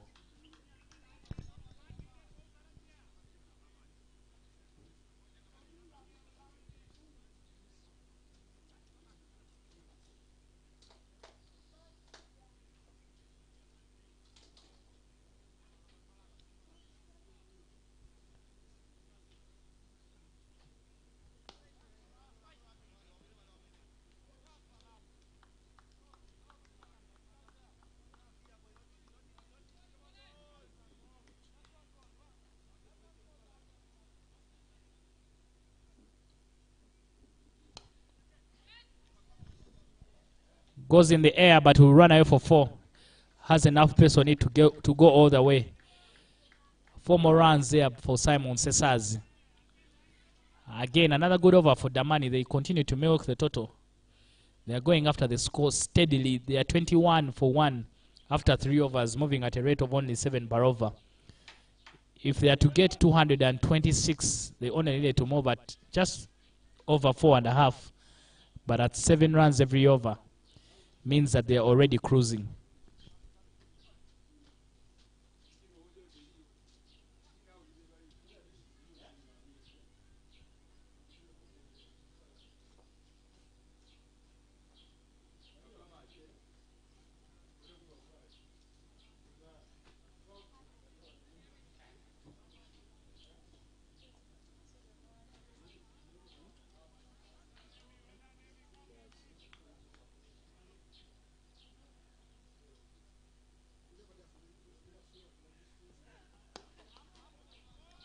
Good shot there.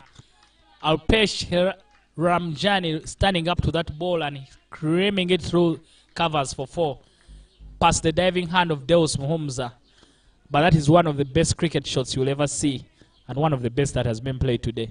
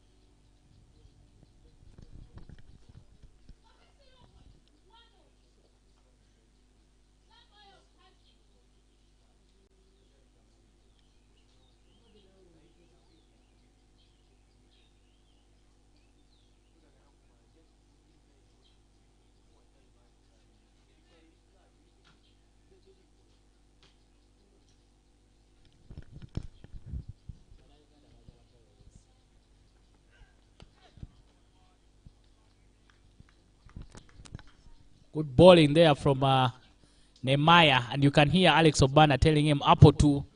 I think that means that stick to that line. My Swahili not very good, but I must guess he's telling him that stick with that same line. Alex Obana and Nehemiah are very well known to each other. They've played together on that Kenyan team for quite some time.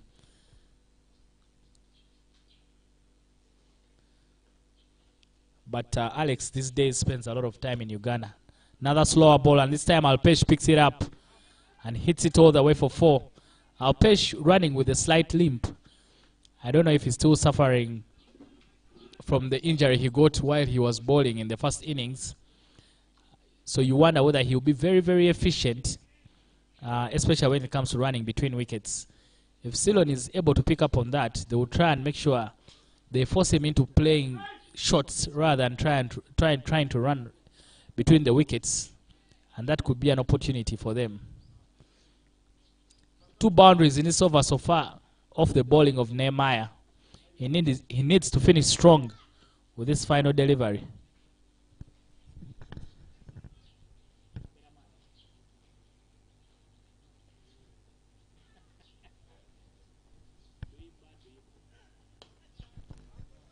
Shot again there by beats the man at point, and will go all the way for 4. Robinson Obuya unable to put in a dive that could have stopped that delivery, choosing to chase after it, and is unable to carry it off. 3 falls so far in this over.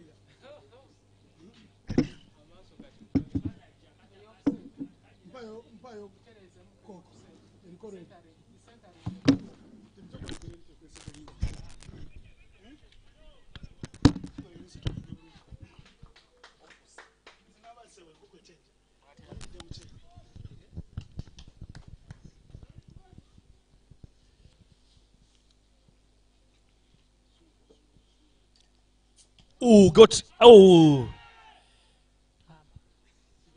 something there, but unaware. Took everyone by surprise. Awkward bounce, but I must have come off the bat of Alpesh. According to Obuya, pouncing on that, but there was nothing in it. Oh, stopped there by Alex Obanda. If it had gone through him, you were certain it was going to race away for 4. Alpesh hogging most of the strike for now. Simon Cesar taking a chill break at the non-strikers. But Alpesh is not, he has a slight limp in his running, so therefore he's looking at only playing cricket shots, and that maybe could get him in trouble. The field is still very, very attacking, so the opportunities for Ceylon Lions to get him out. Good stop there from Rowan. Good comeback over there from Falak. 34 for 1. Aziz Damani after 6 overs. It is a Formula 1 race. They are surely flying. These are some of the best teams in the league. Ceylon Lions and Aziz Damani. Aziz Damani, the champions for the last 4 years. This will be their 5th title in a row.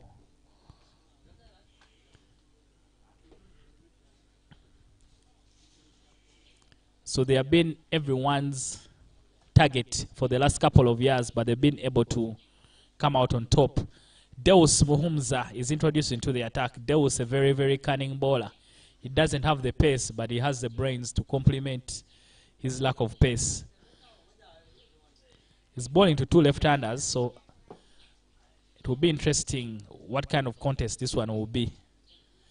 Deus bowling to someone I'm sure he will be teammates with from June the 14th, Simon Cesars, both of them named on the Cricket Crane squad for the ICC Cricket T20 World Cup. ICC Cricket Challenge League B tournament. After which the Cricket Cranes will be going to Zimbabwe to take part in the Global T20 World Cup qualifiers. Uganda in the same group alongside Hong Kong, PNG, and the Netherlands. 8 teams in that tournament. The top 2 will go to the World Cup. We saw UAE and Ireland moving on from the first qualifier, which will be the other 2 teams that will be going to the World Cup. Big chance for Uganda. All they need to do is get themselves into that final. And they are home and dry. They will be in Australia in November 2022. But from Zimbabwe, Uganda will be going to Jersey for the final round of the ICC Challenge League B tournament. So a lot of international cricket for the Cricket Cranes between June and August this year. The other teams in that group, in that T20 global qualifier in Zimbabwe, is Zimbabwe itself, the hosts. Good stop there from Rowan. Gets his hand onto that one and surely saves the boundary. Zimbabwe will be in it, Hong Kong and Jersey. Zimbabwe, Jersey, and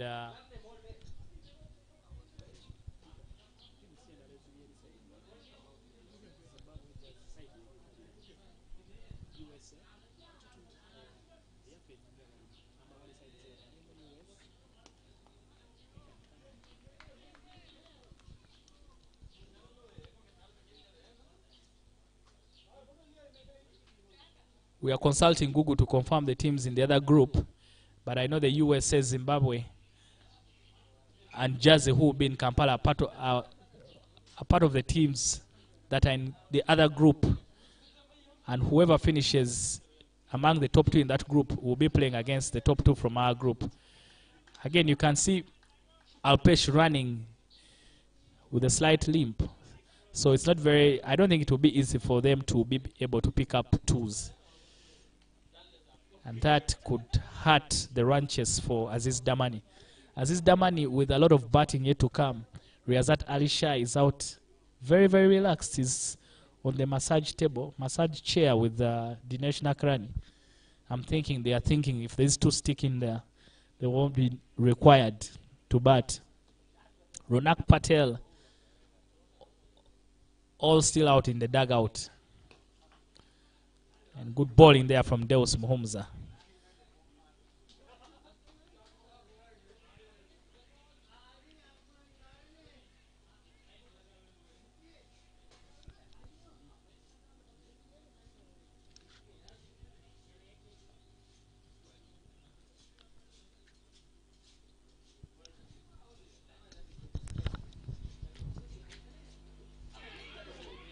Chance for a catch. Goes down begging. Thank you, Dennis Musali, for that expert commentary. If they didn't know, they were listening to an ICC commentator right there. I take over. There was a bat onto it. Chance goes down begging. Dennis Musali reminding the whole world about that qualifier to come from July 11th to July 17th in Zimbabwe. The T20 qualifier.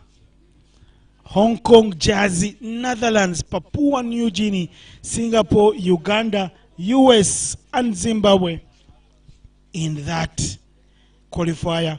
Uganda in a group alongside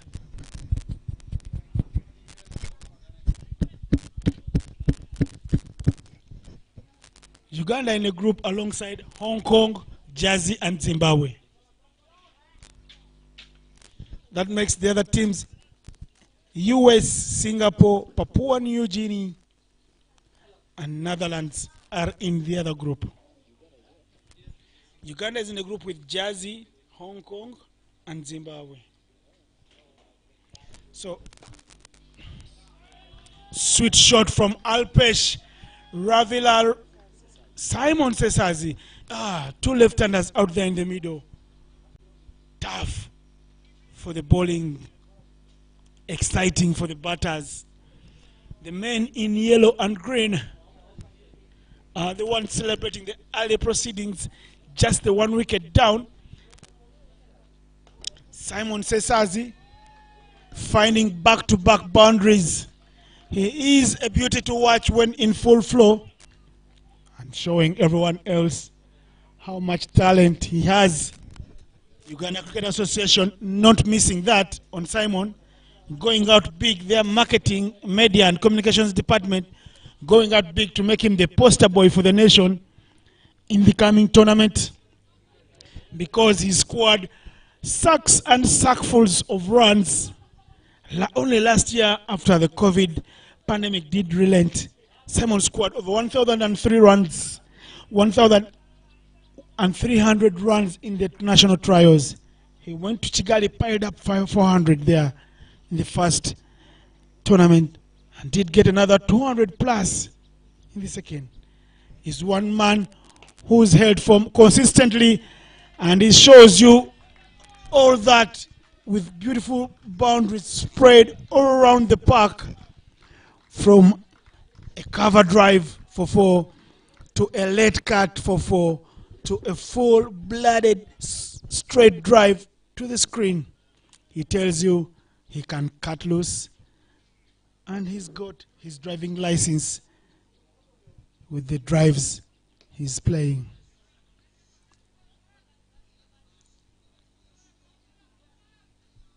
Falak Shah must find out the rightful runs to bowl to the left-handers, because the right-hander Kakuru Cyrus did go early, but the left-handers, Simon joining Alpesh in the boundary line or the boundary column.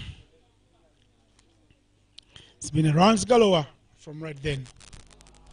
More runs, 4 boundaries in the over for the defending champions, Aziz Damani.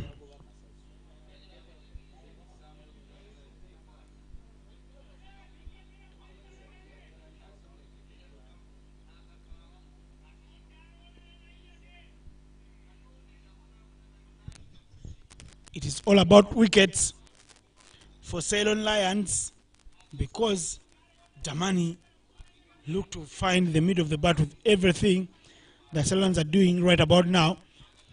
In that last particular over, the Aziz Damani squad reaching their 50-run mark. Already the half century is on. 55 for 1 after 8 overs. And guess what? They are moving at a very, very healthy rate.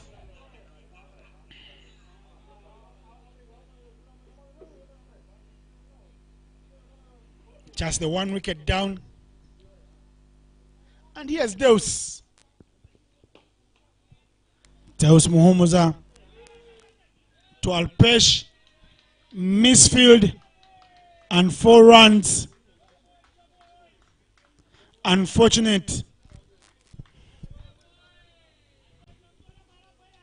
If it has been very hot, there is a calm breeze going through here, Kamengo, where we have a lake situated not very far away from here. There's a water source and natural water source, so the breeze comes in timely. Alpesh Ramjani and Simon Sesazi are in full flow. Kakuru was dismissed early by the Kenyan import Nehemiah Odiambo Ngoche, who has won for 19 in 3. But Alpesh is on 26 from 26, and Simon is from 31 from 22 balls. Chance to run. They won't run because one man, Alpesh, is playing on one leg.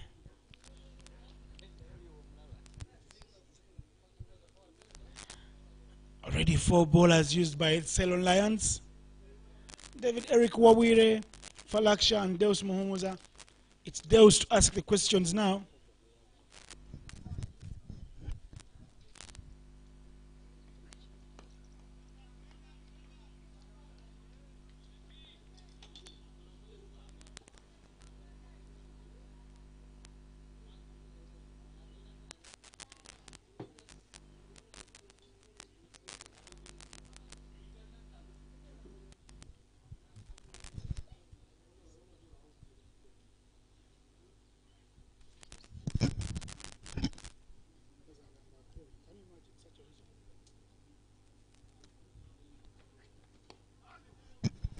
That was a mid chance for run out. Direct hit would have had Alpesh in lots of trouble. Hesitation from the man at mid-on.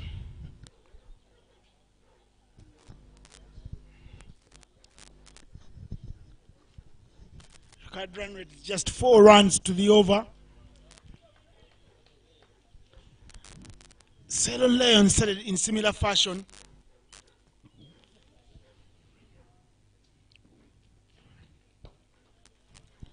Losing just no wicket early on. They were 53 for no loss in 10 overs. Damani do it even better. They are 60 for 1 after 9 overs. Just the 1 wicket gone of Cyrus Kakuru. The hero from the Under-19 World Cup did go back to the dugout without troubling the scorers. Went for 0 off 2 balls.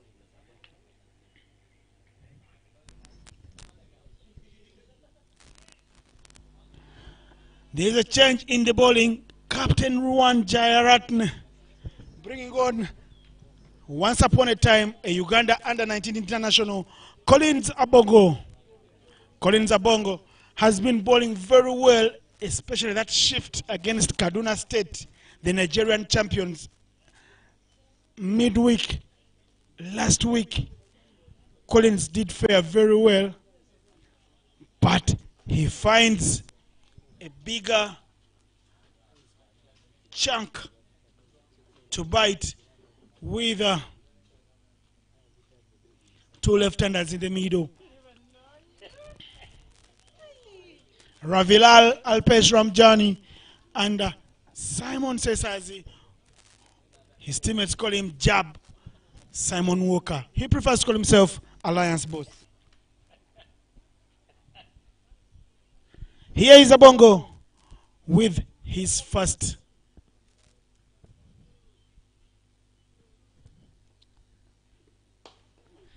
In the middle of the bat, Alpesh gives it a full face.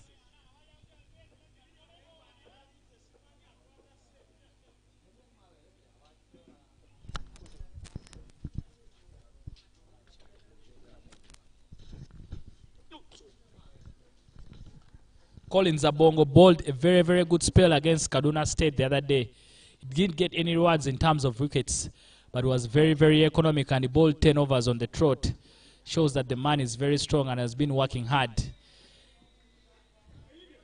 And I'm thinking that what Ceylon Lions needs to do, they need to just stay attacking, because Simon and Alpesh are very, very quality players, so they will be able to pierce any gaps that they see. And they'll also be picking up easy ones. So therefore, it is important that they stay attacking to make sure that they're able to take those half chances once they come. And there's an immediate change in the field. Ruwan brings himself into the attack, brings himself into that region where this time it's just on a way just past him, but I think he wasn't properly placed. And this time he can be able to stop those easy ones that Alpesh and Sesazi have been getting. If they stay very, very tight and keep it attacking, they will be able to force Alpesh into playing shots. But right now he's just taking a walk, not even jogging through those singles. And that's very, very easy for him.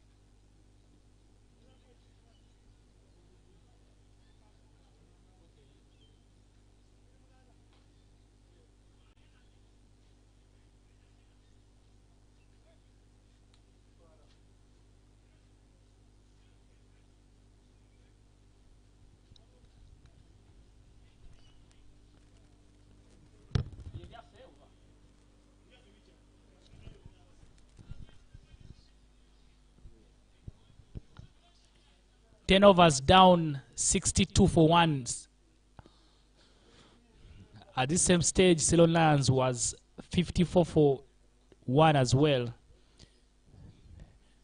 Not so much of a difference if you're looking at the numbers. A good shot there from Simon Sesazi. Falak Shah has a lot of work to do, and unfortunately his footballing skills not good as his cricket skills. Completely misses that and runs away for 4. Again, Ceylon Lions failing to find the balance between attack and defense. So they are all over the place. They are in between.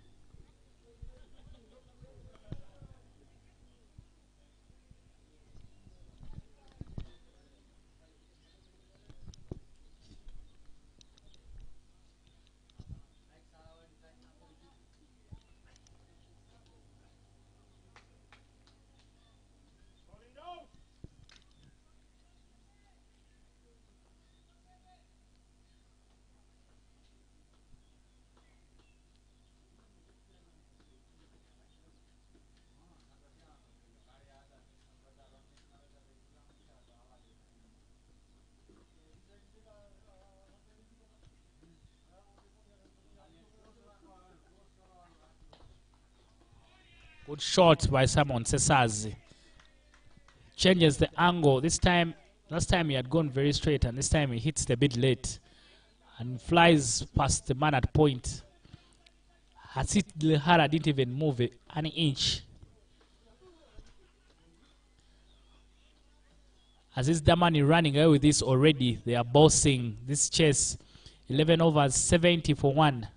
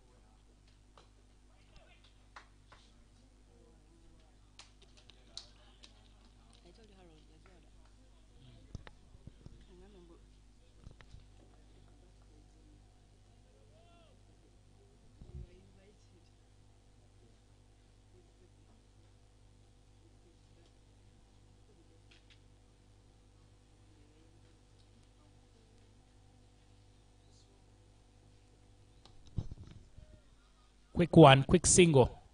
Good cricket. Good to see there from Simon Sesazi and Alpesh that they're trying to mix the aggression with some grit. They've picked up a quick single. I thought Alpesh wouldn't be able to run quickly between the wickets because of that limp. But I'm sure he's managing through the pain to ensure that Aziz Damani pick up an important win here at the Serenity Oval in Kamengo.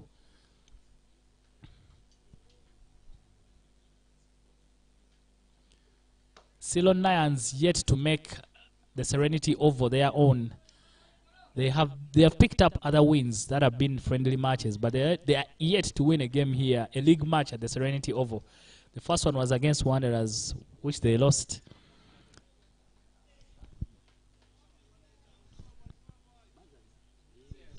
Oh, my apologies. I've been good work there from Robinson Obuya to stop that ball. My apologies. I will need to check my history. I've been informed by Jeff Kasozi, who was a scorer here, that they beat Tornado B, and indeed they beat them. So they've won at least a game here at the Serenity Oval. But I'm sure with the years to come, as they keep playing from this ground, this will become a fortress for them. Ruwan should introduce himself in the attack. He's not a bad bowler. He's bowled very, very well. He's very, very intelligent, so I wonder why he's holding himself back. But he's a good bowler who can be able to turn things around for. What Ceylon Lions need right now is to break this partnership. Wickets do amazing things. One brings two. Even Collins Obuya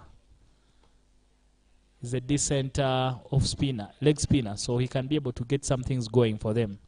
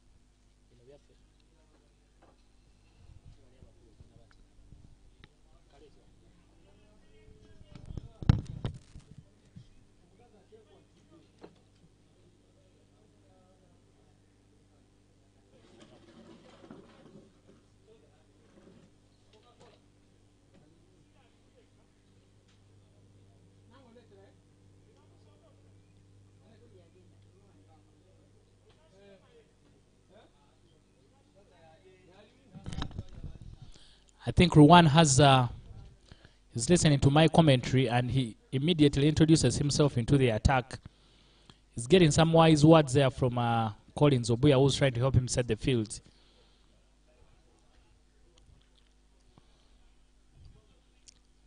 Let's see how this contest will go between Rowan and Simon Cesars.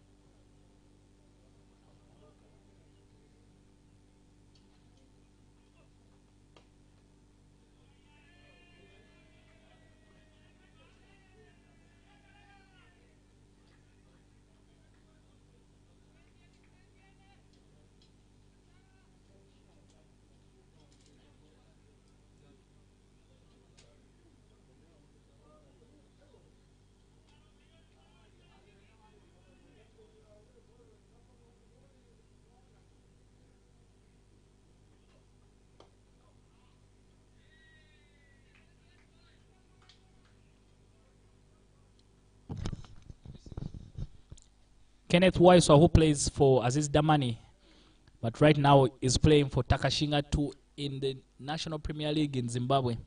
Missed out on his 50, could have been his second 50 of the season. And in his final game for Takashinga before he returns home to prepare for the Challenge League B tournament. Good work there from Rowan, and a very good over. Kenneth got 49 in his, for Takashinga 2 as they take on the Gladiators. Their final game of the NPL season. Has had some impressive start, scoring 282 runs in 9 games, included a century and a 50. Very, very good experience for Kenneth Waiswa.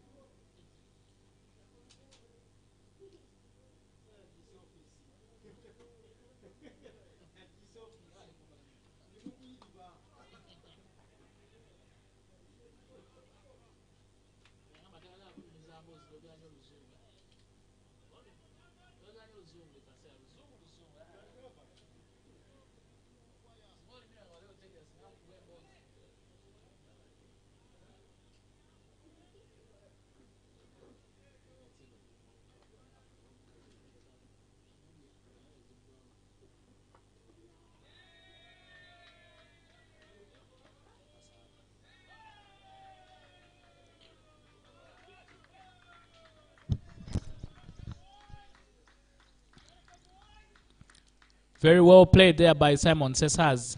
Very intelligent cricket, realizing where the field was, and is able to use soft hands to get that ball through the gap and get 4 runs.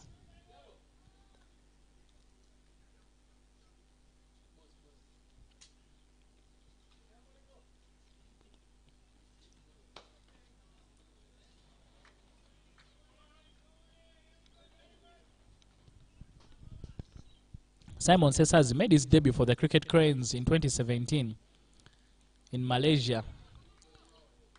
But he had a very terrible tournament, and since then he fell out of favor. But since the arrival of Coach Lawrence Mahatlani, he has been a transformed man. He has scored lots of runs. He's one of the highest run scorers for Uganda in T20 cricket.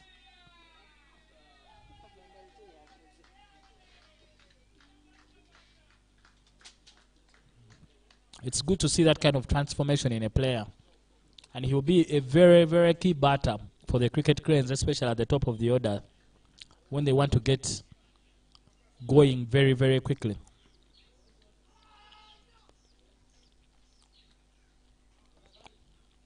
Good ball in there from Colin Zabong. Slower ball not picked up, sort of a cutter, beat Simon Sesazi. And good work there from Stephen Wabose, who's standing up.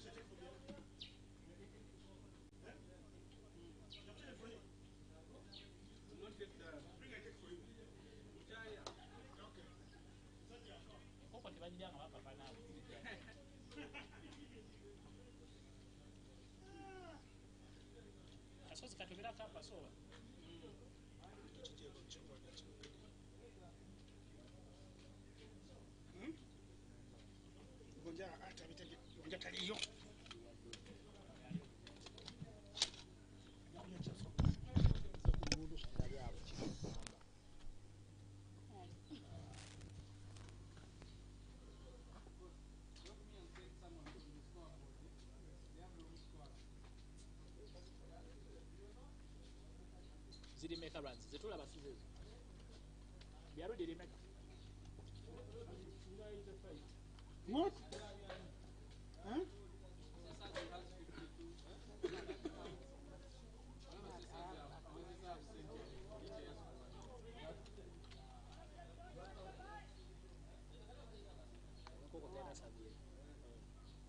Hey, better Sabir.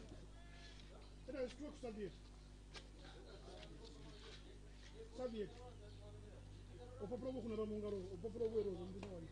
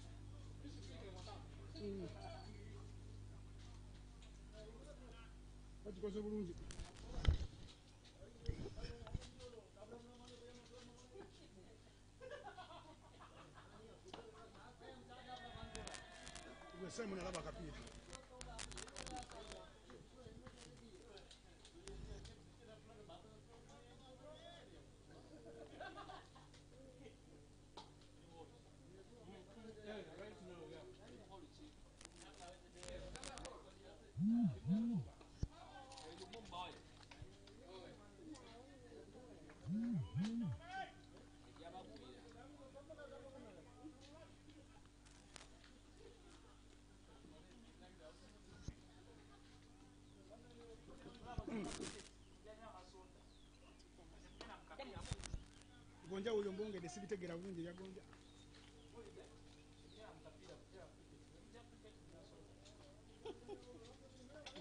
Ezo watu batugamba ngasema.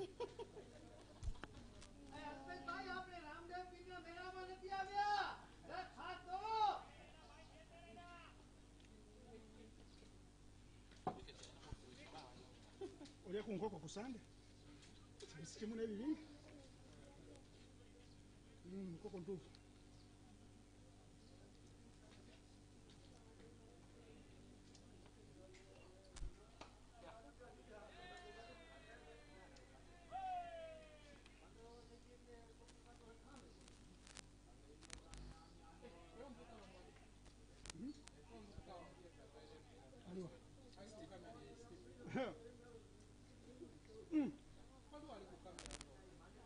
Bamuwe. Tuwe tubedidde.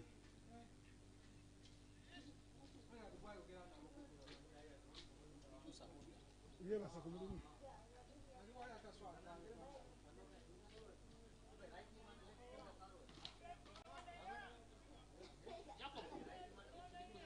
Mwite oyo. Mwite.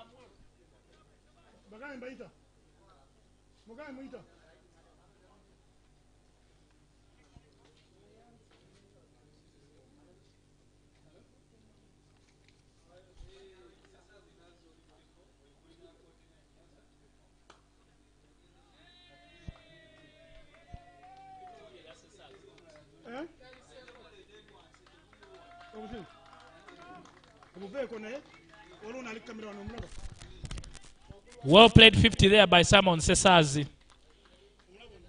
He has been very, very patient. He has been very patient in his knock.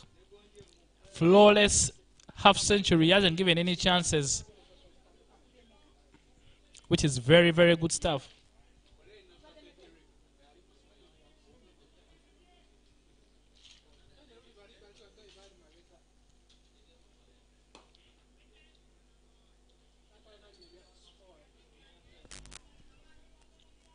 Collins Abongs continues to be very, very tidy. But his kind of bowling will not scare any batter, because once you don't make any fault, it's very, very easy for you to get away with anything. I think what Rwanda needs to do right now is introduce probably Collins Obuya into the attack. They need to break this partnership. Once you get a wicket, you create opportunities for yourself rather than going through the motions and waiting on something to happen. You need to be creating opportunities for yourself. This is a very, very strong Aziz Damani side. They're all very good players, so they will know when to attack, when to slow down, and when to keep things also very tidy.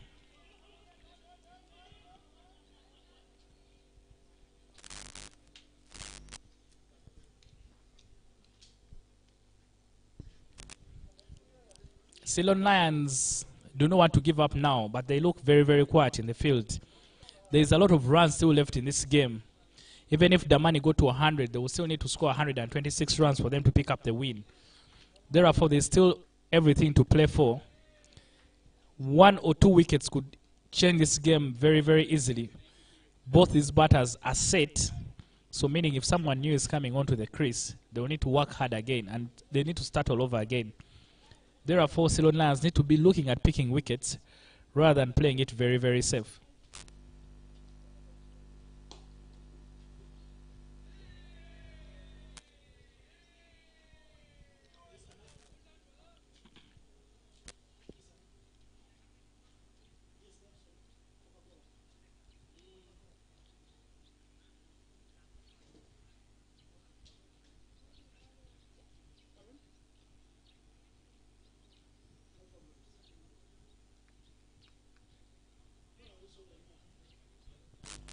"17 overs gone. Aziz Damani 93 for 1. Simon Sesazi has already picked up a half century. He's on 66, and he has had good support from Alpesh Ramjani, who's on 34. Ceylon Lions, Aziz Damani lost Cyrus Kakulu very early on in this chase, but Simon and Alpesh have been able to rebuild and reconstruct this run chase. The back foot is... Ceylon Lions is on the back foot right now, and it's up to them to pick up a couple of wickets. Hasith Dilhara is yet to bowl, and he's also very tidy off spinner. Therefore, he should be Rwanda should be thinking of him as an option to try and break this partnership.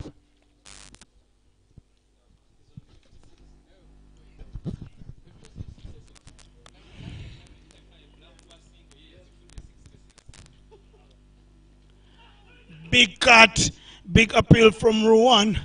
There will not be a wicket. Rwanda bowls a mixed bag. If you go after him blindly, you could pay the price. They need to keep things up very tidy, the Ceylon Lions.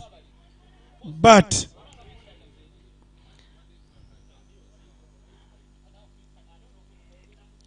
they also need wickets. Rwanda is giving away a freebie of a single. Butterfingers. The Ceylon Lions dugout continuing to cheer on because they are not under any pressure whatsoever now. Their batsmen have been batting like godsends. Simon Cesars in particular, who is already on 56, playing like he's batting on a different service from what the Ceylon batters had in the morning. The wicket was expected to give some palpable assistance to the slow bowlers. We haven't seen much of that, but a couple of slower balls from the Kenyan import, Nehemiah Odiambo Ngoche, did trouble the batsmen early on, especially Ramjani Alpesh, only for him not to get as many wickets. Ngoche, the man with the only wicket in the innings so far, on 94 for 1.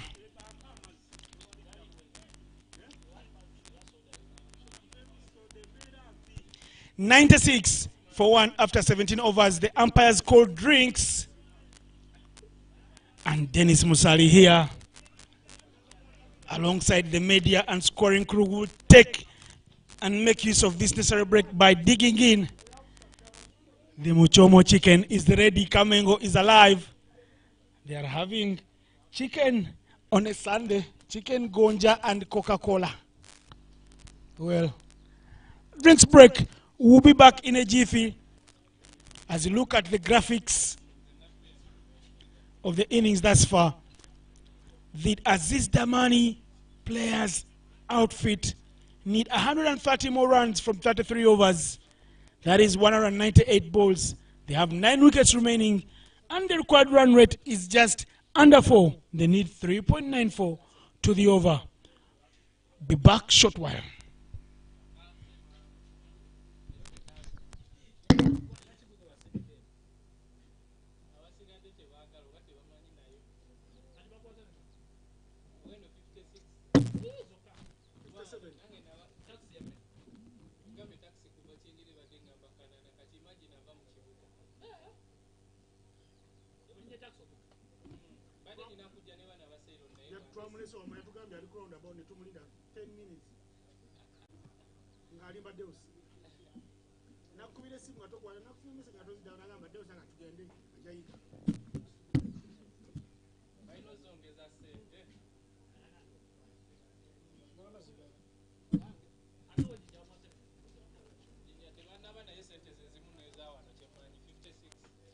Kampala?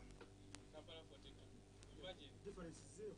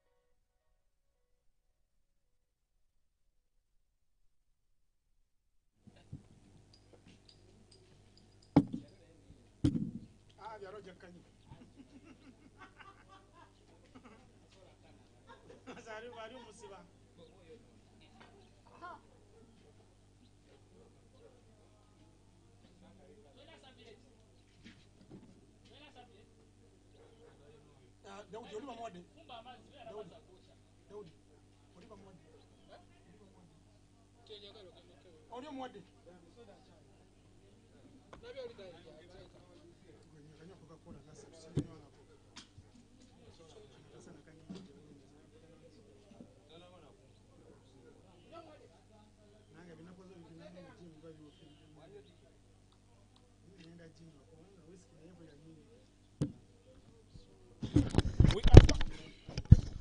We are back with Collins Abong to Simon Sesazi. Simon Sesazi sees this ball bigger than anyone else among the batsmen we've seen so far today.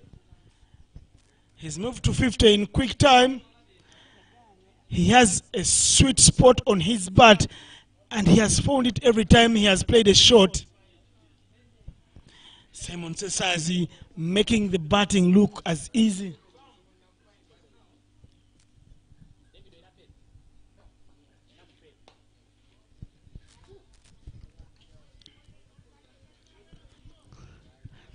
Dennis Musaldi was talking much earlier here about Collins Abong's type of bowling. He says it is tidy and tight, but not good enough at this time in the innings, because it will only keep the batsmen a little quiet but not trouble them. And no batsman would lose his wicket cheaply to such a bowling unit.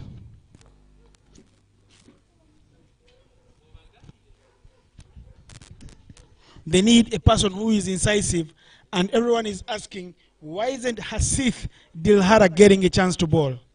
Why isn't Collins Obuya coming into the attack to make a difference? Because they need a wicket breaker at this particular time.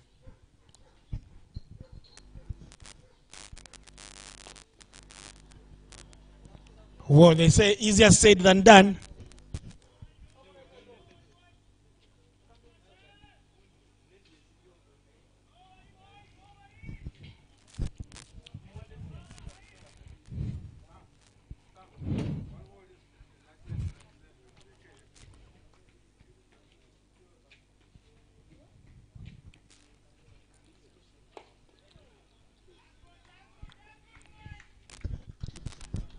Alex Obanda, man who's made that number 99 so famous in world cricket with his swashbuckling knocks. Feeding that one from long off.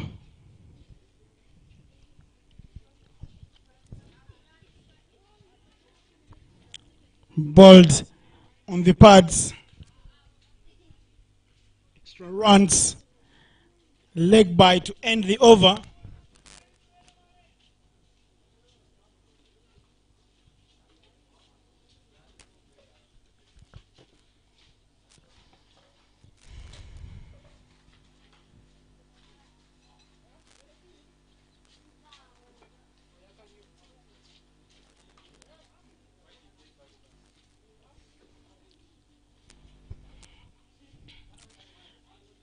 End of the over here.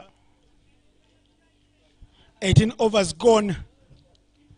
Last ball fielded by a man wearing shirt 99, Alex Obanda. And that is the exact score that Aziz Damani have. They're 99 for 1 in 18 overs. Flying away they are. And here is Ruan Jayaratne.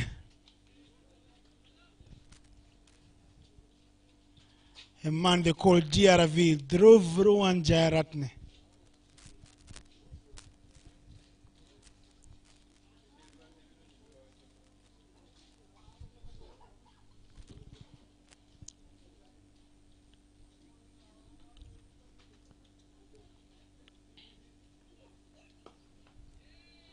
Simon.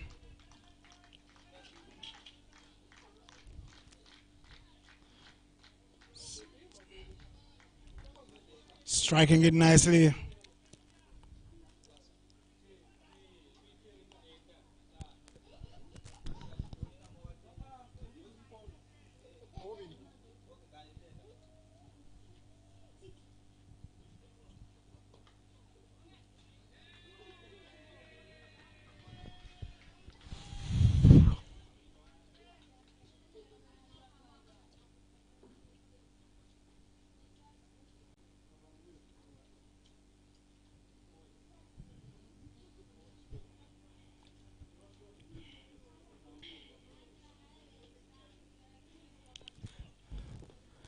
There was a late lunch here in the comms box. We apologize for all the feedback you are getting on the commentary, from the commentary. Trust gonja and chicken to get people talking here in different types of languages. We see the comments coming through on the YouTube channel commentary line. And in my inbox, we apologize. But man's gotta do what a man's gotta do. The middle had to get out of the way. That's why we're able to find our voice. Once again.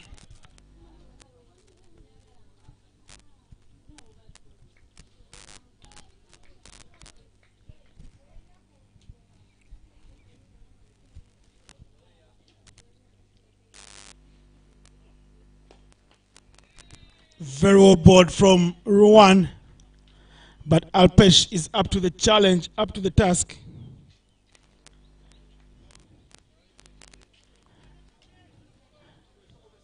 He gets a run.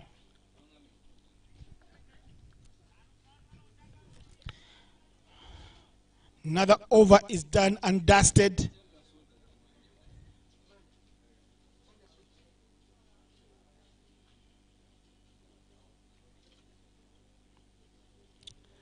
After 19 overs, it's 103 for 1.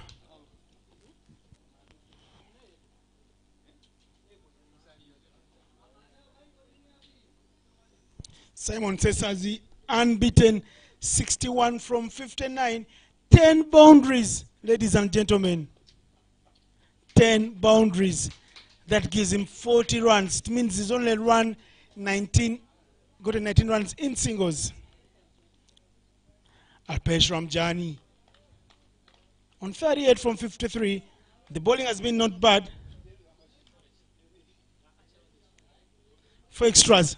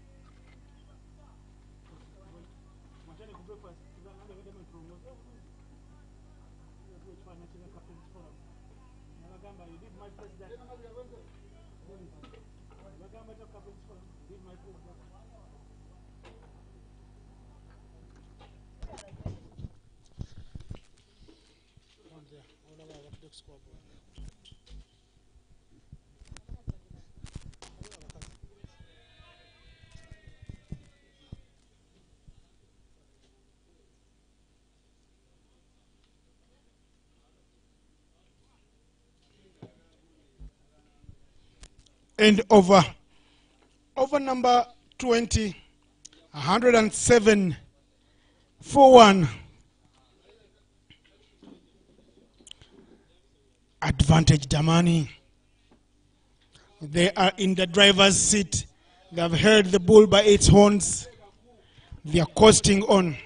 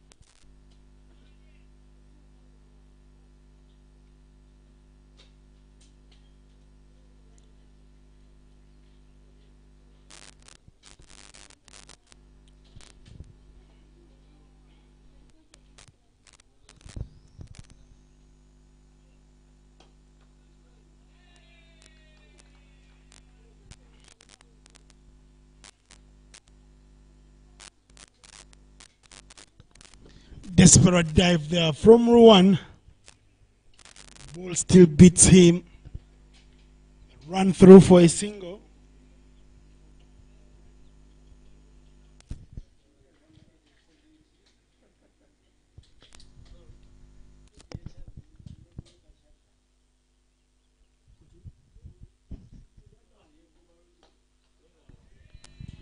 Powerfully cut by Simon.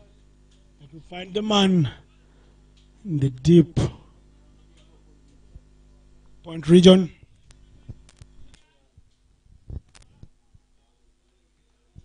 They say games can change, but you need to be fighting very hard for it to change its tide. And for now, the Lions need a little more than fighting.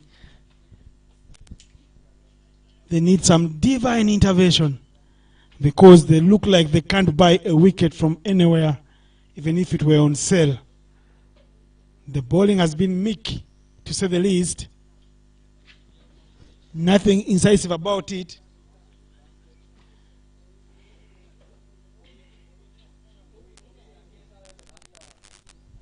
One under. Collins Abong, the son of the soil here, have been tidy but yet to pick up a wicket.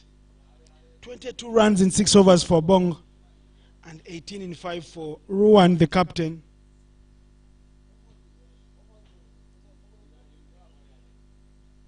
Been the tidiest of the lot. The rest yet to pick up on their economy, with each one of them going for more than 6 runs per over. Deus Muhumuza Falaksha, David Eric Wawire, the doctor, and Nehemiah Odiambo. Change in the bowling. Been crying out for Falak, for Aziz Dilhat coming to the attack. He will not be the one to be introduced from the pavilion end. It's the legend from Kenya, the legendary Collins Omondi Obuya. He's going to bowl some leg spin. Hopefully he can do the trick for the Lions of Kamengo.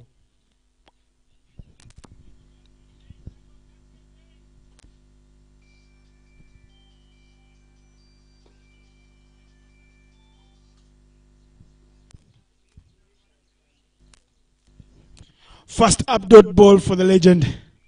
Simon opting to have a look. Wise thing to do.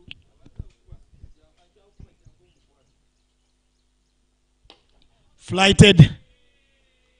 Where does that go? Hasith running round the wicket. Stops that for only 1. From Simon to Alpesh.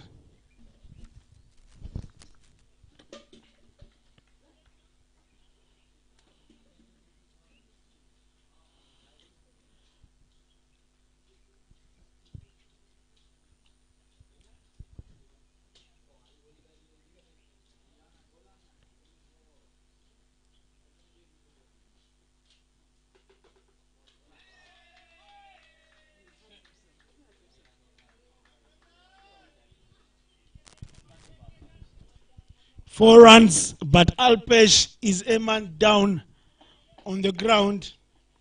He was injured. I don't know why he went for a wild slog for that one. He's limping.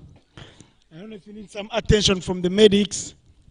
The physios stands tentatively from the dugout watching, looking for any signal from Alpesh.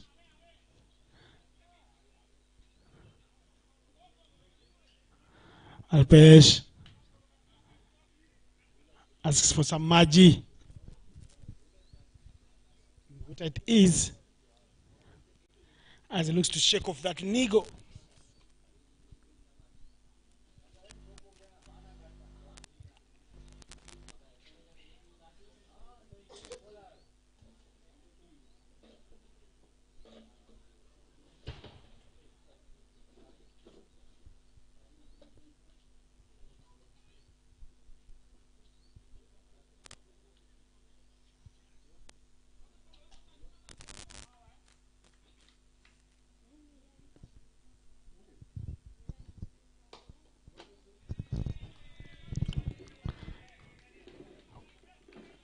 in the driving zone and all driven by Alpesh.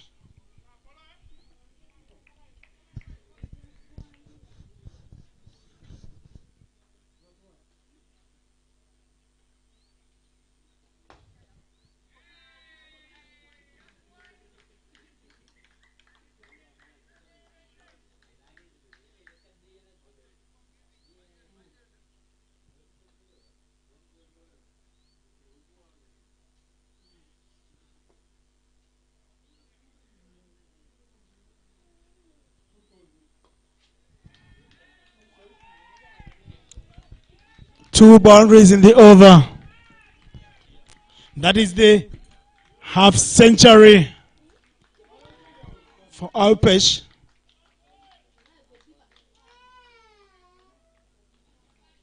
To end the over there. 120. 120 for one after 22. Very, very expensive over from Colin Jaboya, yet he started with a dot ball and a single. 11 runs coming from the over.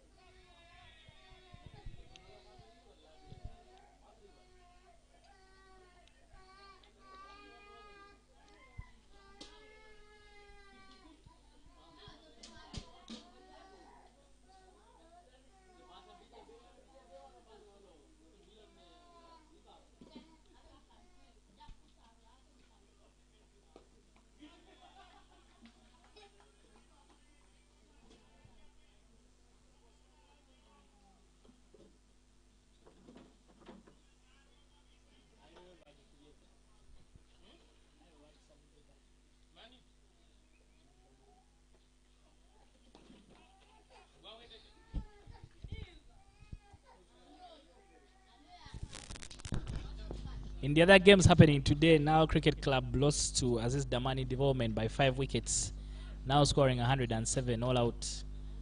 Aziz Damani Development getting home after losing 5 wickets. This was at the Lakeside Oval in Entebbe. In Logogo, King's College Budo was taking on Ginger SS, and Budo won that game by 80 runs. Budo scoring 162 all out. Wilfred Ogwang scoring 50, the standout score.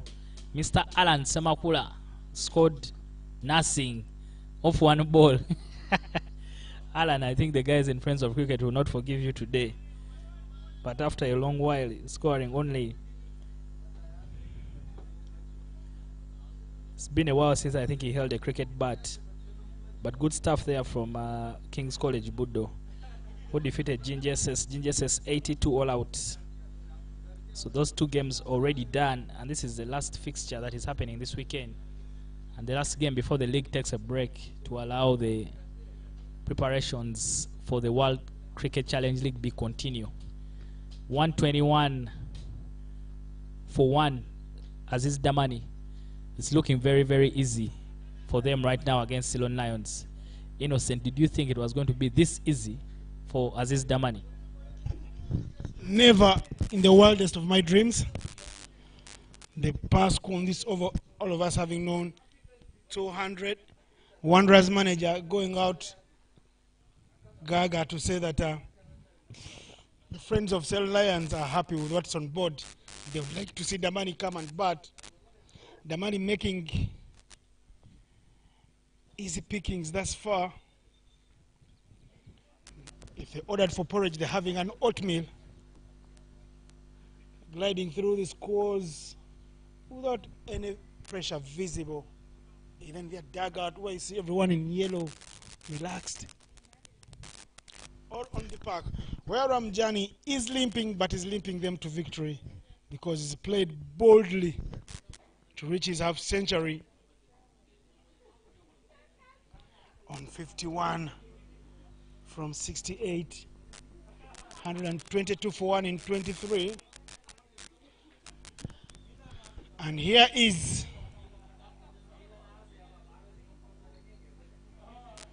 Mr. Nehemiah Odiambo Ngoche to bowl from the pavilion end here at the Serenity Oval. He is the only man who have picked a wicket thus far.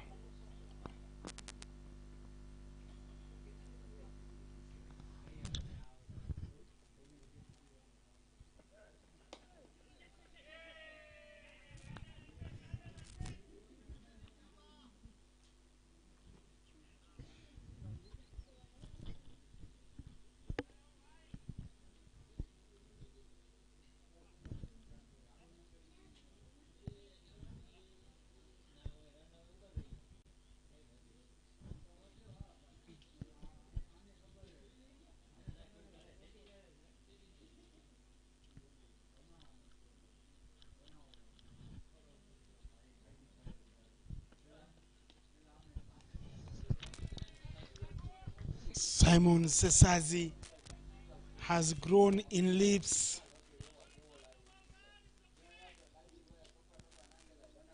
From the lows of 2018 when he traveled with the national team to Malaysia and couldn't get the ball off the square as Uganda won the Division 4 World Cricket League 2018 April in Malaysia, to the Simon Sesazi we saw emerge from the COVID-19 pandemic with sacks and sacks fulls of runs.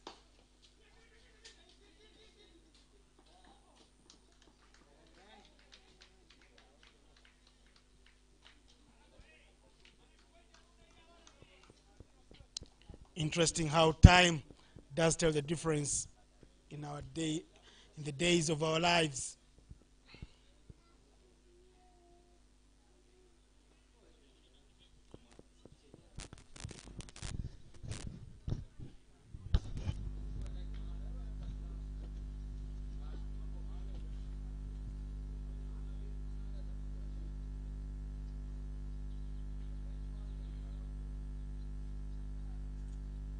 Bumper ball there from Nehemiah. Good to see that he still has a very strong back. He tries to rattle Simon Sesazi. Interestingly, bowled a bumper ball, but there's no one trying to catch in the deep. Could have gotten an edge, would have gone anywhere. But the search is on for that second wicket for Ceylon Lions. They need to find ideas, find a way of picking up a wicket, because they need one to make sure they get back into this game.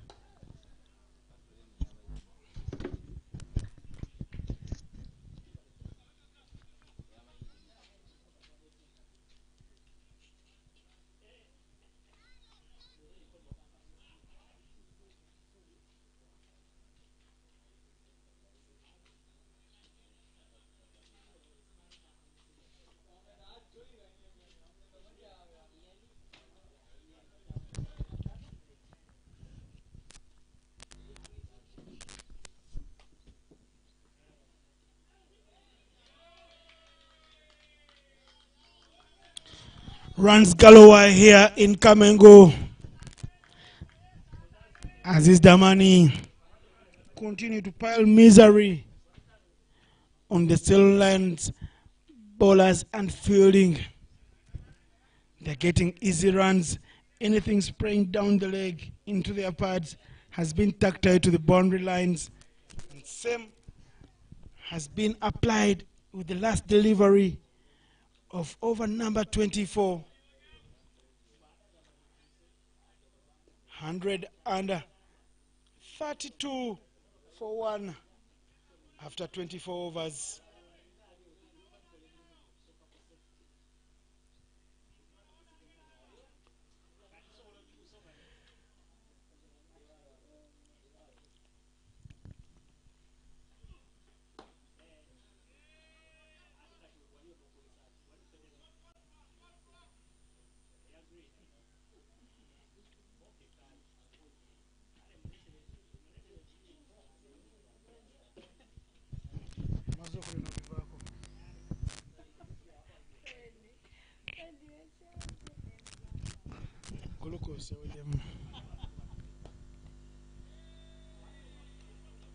Cut very hard, very well stopped.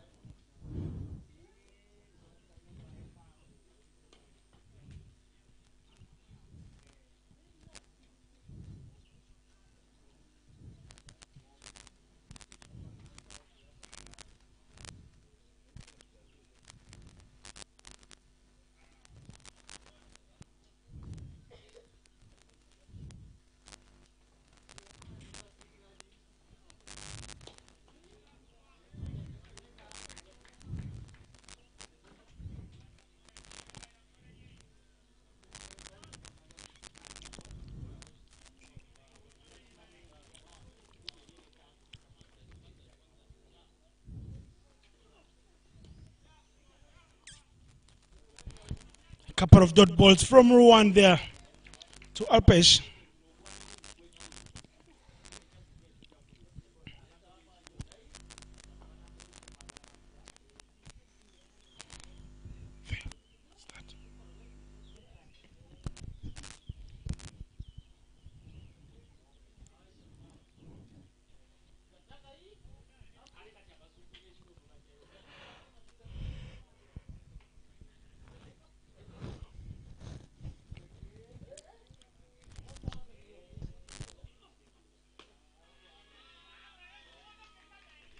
It's a beautiful shot from Alpesh. Just stepping down, going on one knee and finding the deep square region boundary. 4 more runs.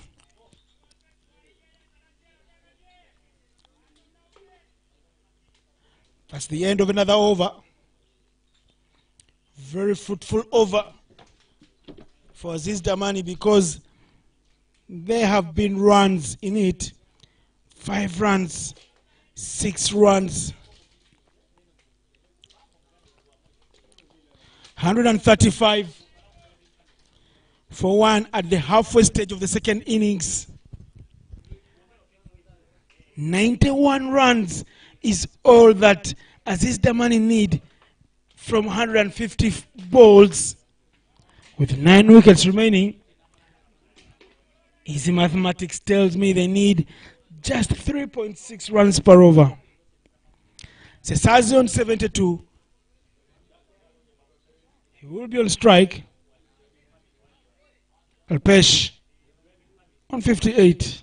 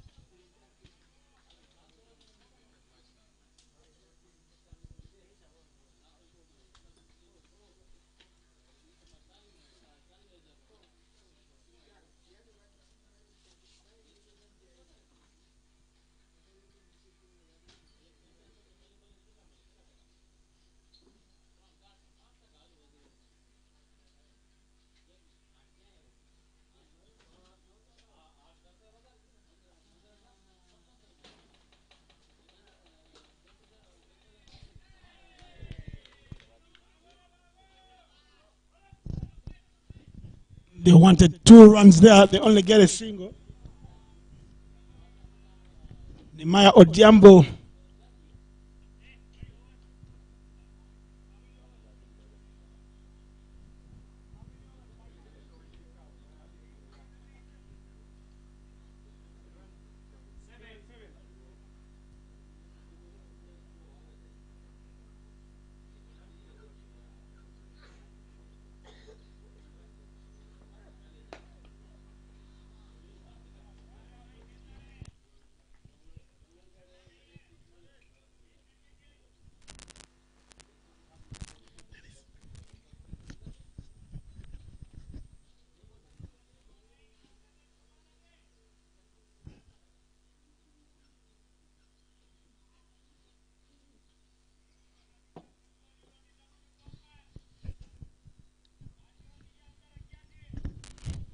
Can Nehemiah give Ceylon a glimmer of hope by springing out here? A wicket all two. And he's bowled him.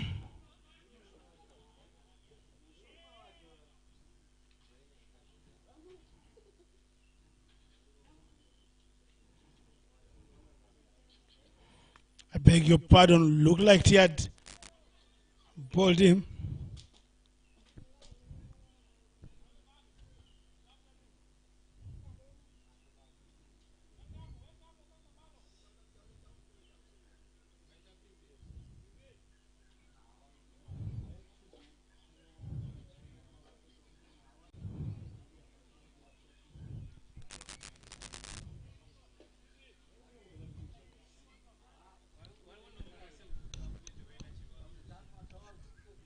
The medical break.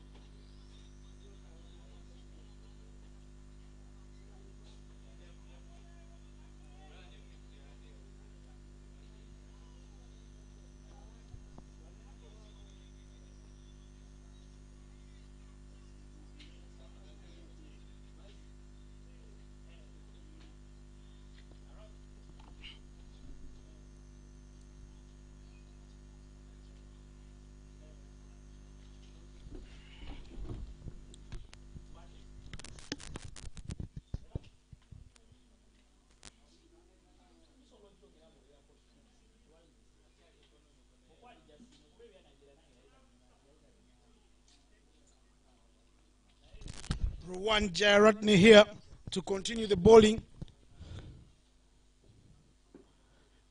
He's bowling his 8th over. Will he get a scalp? That's all they need. One scalp. And maybe one will make 2 and 2, 3. Because as it looks now, Damani are slowly dimming the lights on them. It's getting darker here in Kamengo for the hosting Ceylon Lions. Although it is shining very brightly. The sun is out, but it's busy. Need to find some and anywhere will do.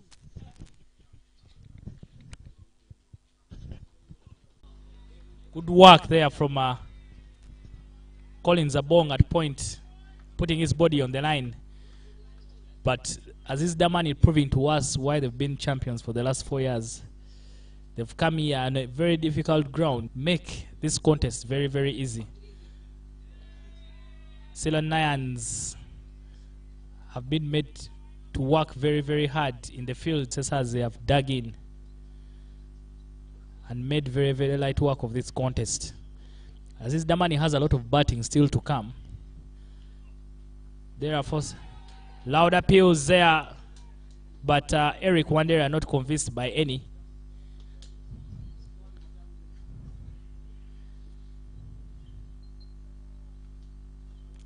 Alpesh, even on one leg, Innocent Daula has played a very, very good hand. He bowled very well in the morning, but now he seems to have given Cesars the necessary support to make sure that they chase down this total.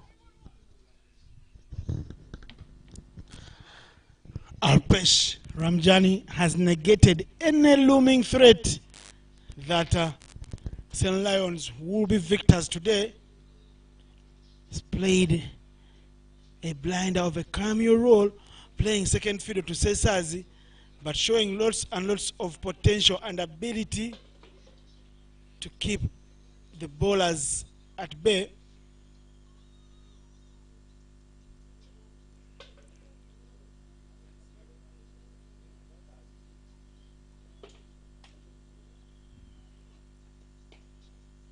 Cut very hard. He finds the gap. There is backup in the field. They will not take the second.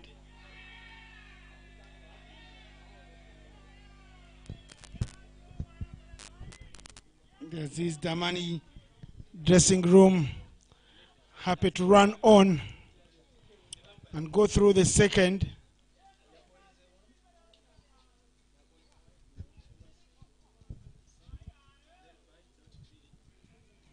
"27 overs gone here in Kamengo is 146 for 1. Cesazi on 78 from 82 balls. And well, Alpesh Ramjani on 59 from 79 balls. The partnership is worth 145 runs. Just 5 runs away from the 150-run partnership. I tell you, these guys have made hay. We talked about the Ceylon Lions batsmen taking off the KPIs boxes. These ones have outdone themselves. Partnership worth 145 runs in 26.5 overs. I can tell you, they are within touching distance of the milestone.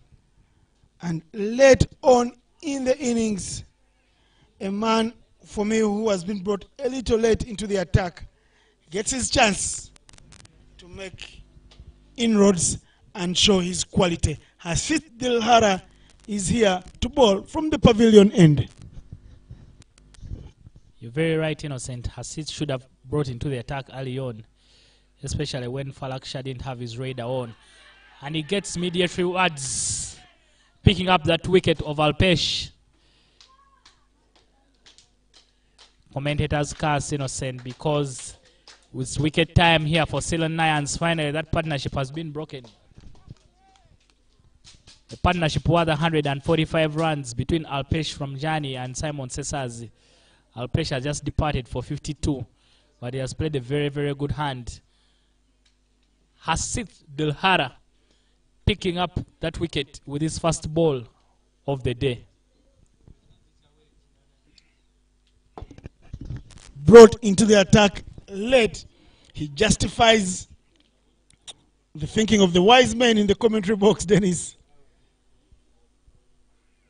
Answers our plea to have him in early by picking up a wicket on the first ball.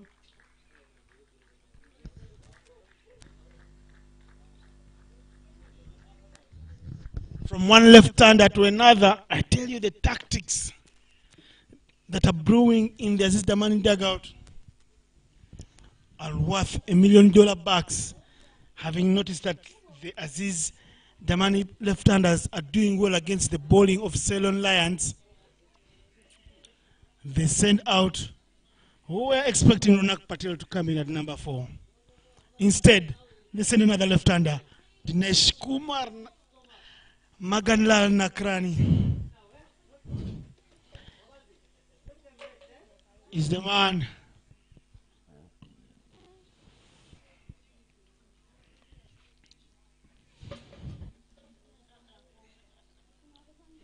Man in the middle who will take strike. Partnership of 145 runs. Ends wished had reached 150, but you've got to blame Dennis here. Commentators curse. The new batter, Dinesh Nakrani, I think this is his time. He likes to deal in such situations when there's not so many runs required. He can be explosive. He was one of the architects of the wins that Uganda picked up in in Namibia this year, scoring a blistering 65 in the second T20 game against Namibia, but also playing a very good hand in the ODI game that Uganda was able to win. He likes to take up the challenge, especially if it is balls against runs, and he will come up with the goods. Dinesh has also been named on the team that will be representing Uganda at the ICC Cricket Challenge League Bid Tournament. A key player for the team, especially when it comes to finishing things.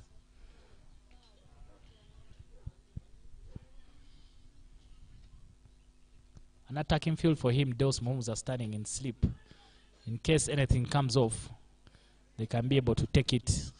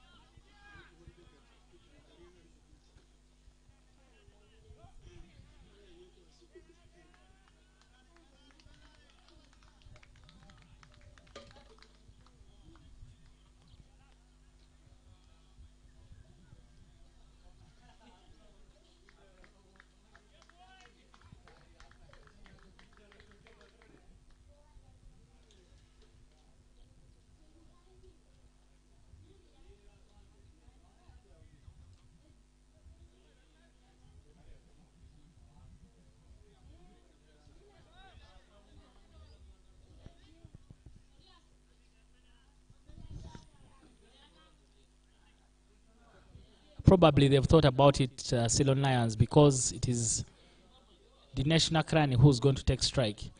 David Wabwire is introduced into the attack. I've seen this battle before, David Wabwire against Dinesh. Dinesh then playing for Kachi Tigers. And Dinesh playing for, and Wabwire playing for Challengers. Wabwire was very, very rattled Dinesh a lot and troubled him. But a lot of time has passed since then.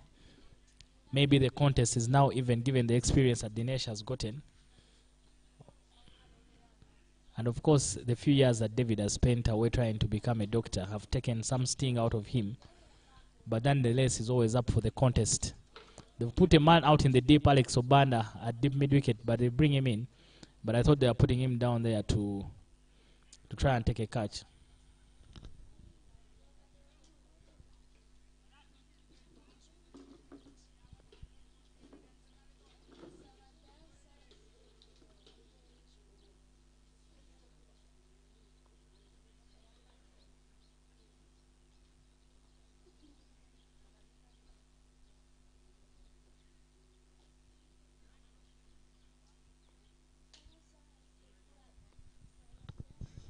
The Kaduna State Series will continue tomorrow. Two T20 games at the Logogo Cricket Oval. They will be taking on the Uganda A side. The ODI series were wrapped up on Friday.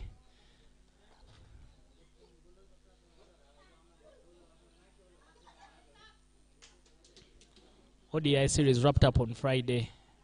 The Ugandan sides winning those 3-0. But this time they will have to change format and they'll be playing the T20 games.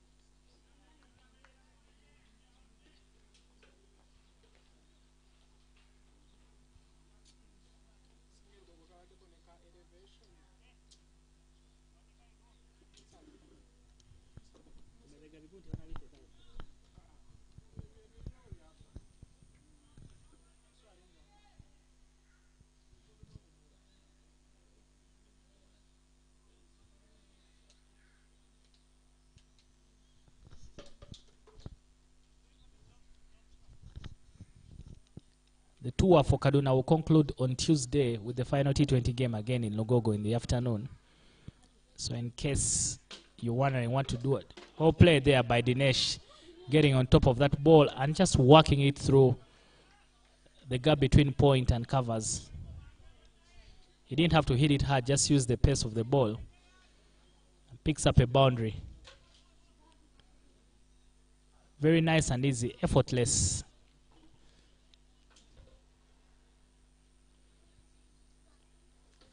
After the Kaduna series, it will be time for the ICC Cricket Challenge League Championship that will be happening in Kampala from June the 14th to the 28th.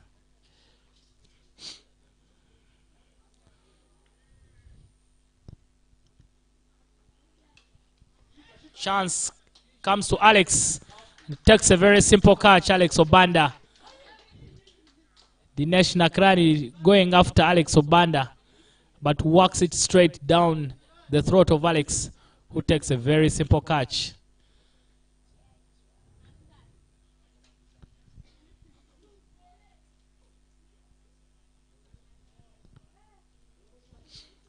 Ronak Patel will be coming in to bat and join Simon Sesazi.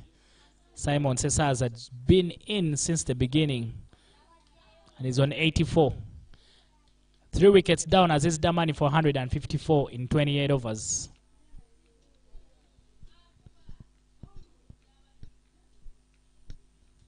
Ronak Patel was in good form for the Cricket Cranes when they were in Oman. Second highest run scorer for Uganda, behind Shazad Kamal.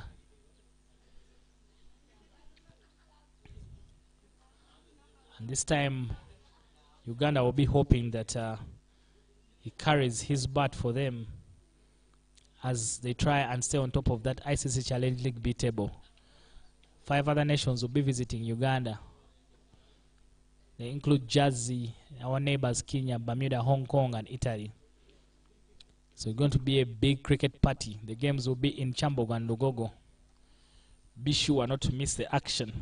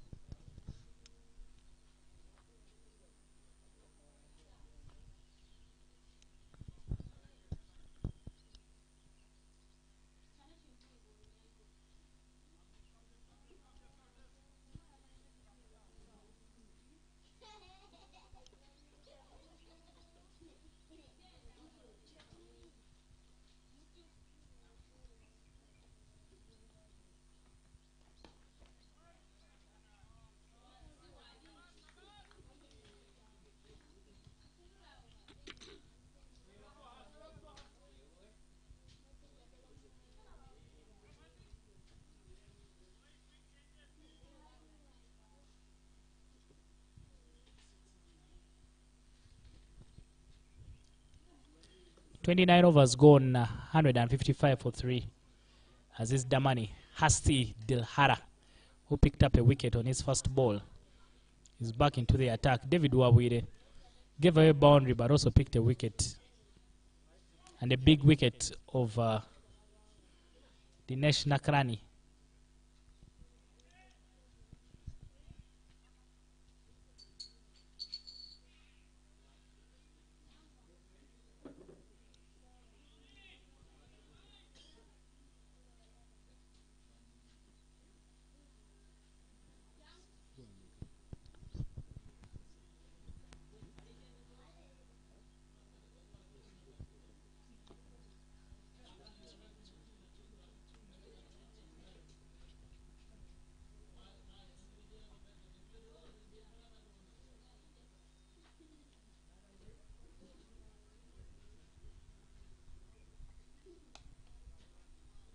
Oh, misfield there from the legend Colin Zubuya.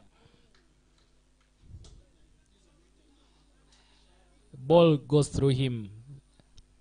Too casual. Came nice and easy and then just went through him.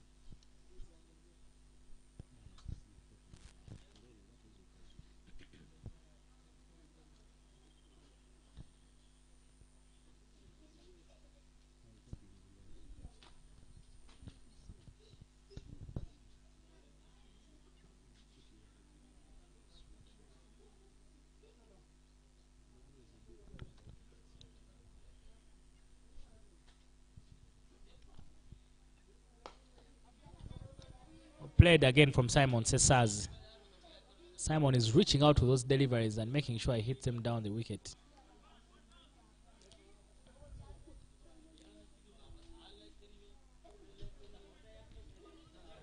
Ronak Patel, this combination, these two got a lot of runs for Uganda in Rwanda. And every time they batted together, as long as they stayed on the wicket, the runs kept coming.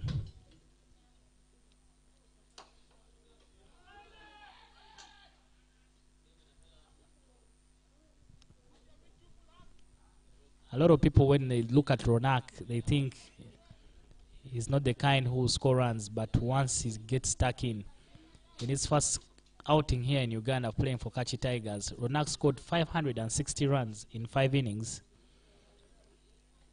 I think his only failing was in one game where he got 76. And since then, when he has joined the Cricket Cranes, he's been one of the most steady batters. He makes everything look very, very easy when he's batting. Last year in the tour to Namibia, he got a century. One of the few shining lights on that first trip to Namibia.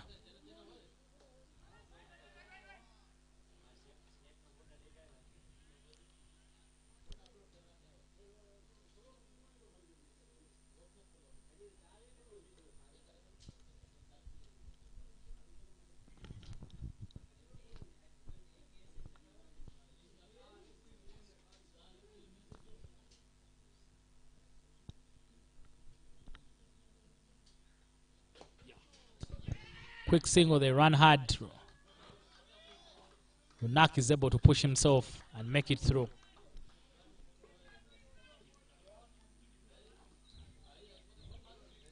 I told you don't judge a book by its cover, because Ronak runs very, very hard between wickets.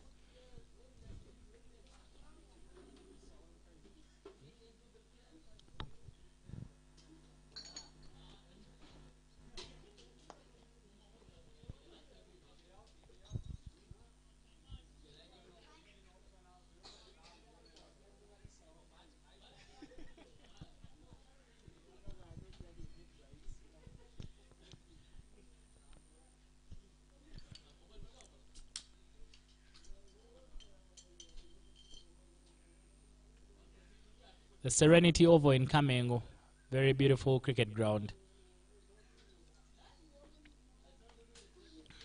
Private facility developed by the Serenity Group for their cricket club, Ceylon Lions. And very, very close, while you're here, you can see global buses on the highway, very close by the roadside. I understand a taxi from town to Kamengo is about About 10,000 shillings. $3, you'll be here. Catch a good cricket match. This is the home of Ceylon Lions.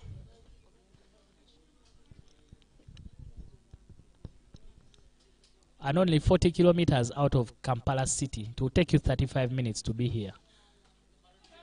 Nice and easy. Glided. Alex Obanda tries to cut it off. And he does so well. Unfortunately, injures himself in the process. Unfortunate for Alex. But I think he has done his ankle.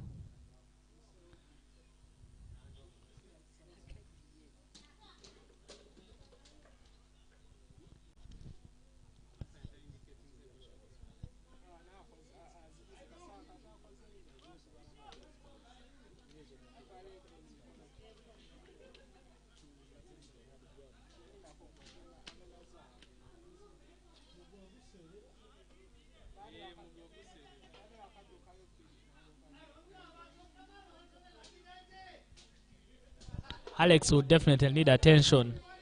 And you can see the physio for Ceylon Lions, Shamim Nassali, running on to help him. There's bad signs if the Kenyan team are also counting on Alex, because they will be needing him to bat for them. Physio just tells him to get off so that she can have a look and check if he's okay. But he's in some bit of discomfort. He did well to cut off that boundary, but it has come at a very, very big cost.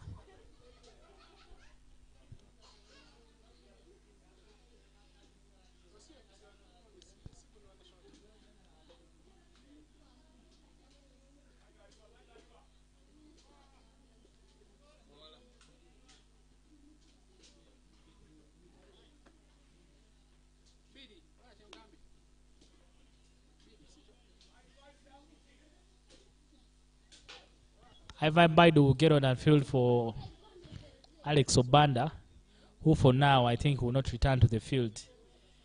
He needs a lot of attention to just make sure everything is fine.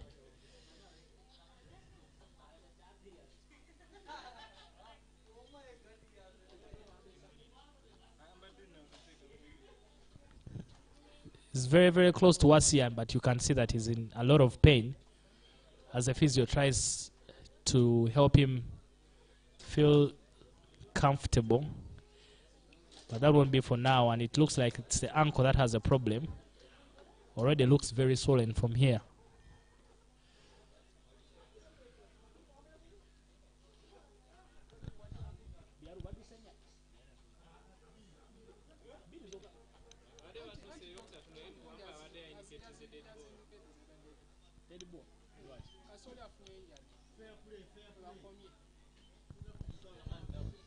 Interesting that the runs have been cancelled because Alex got injured in the process.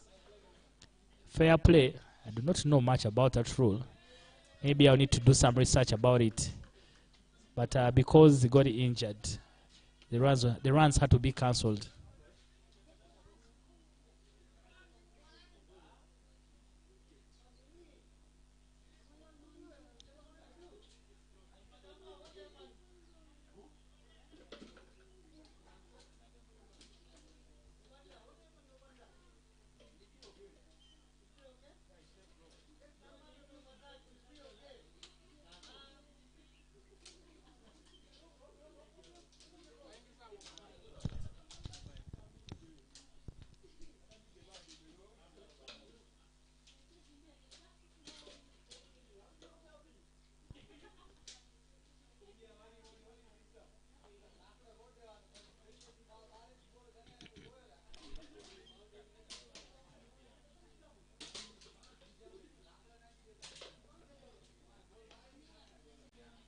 Good work there from the keeper, Stephen Wawose.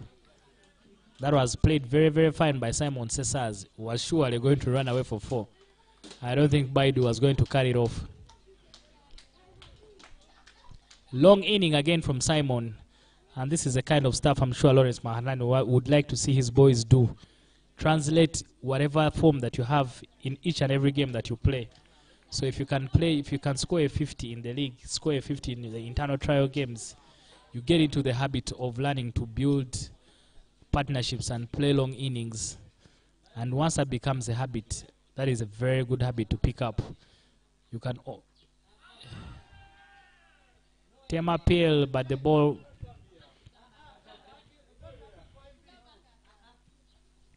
But once you learn to, when you pick up good habits, such as building innings and playing long innings, they work out well for you in future, especially in times when you need them and you need to dig deep as a team.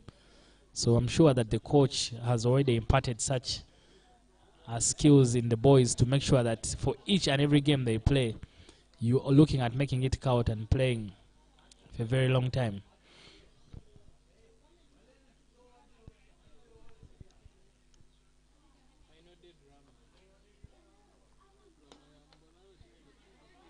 They run quickly, picks it up first time. Good throw there from Robinson Obuya. If it had been on target, might have had Simon Cesars in trouble. But since he's the one who called for the run, he made sure that he takes off very, very quickly.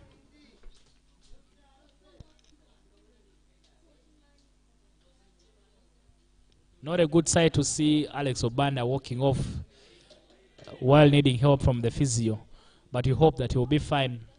Some ice on that ankle and a few weeks rest should have him very much in good shape. Play there by Ronak Patel. The ball comes quickly to Baidu. And he keeps it to 1.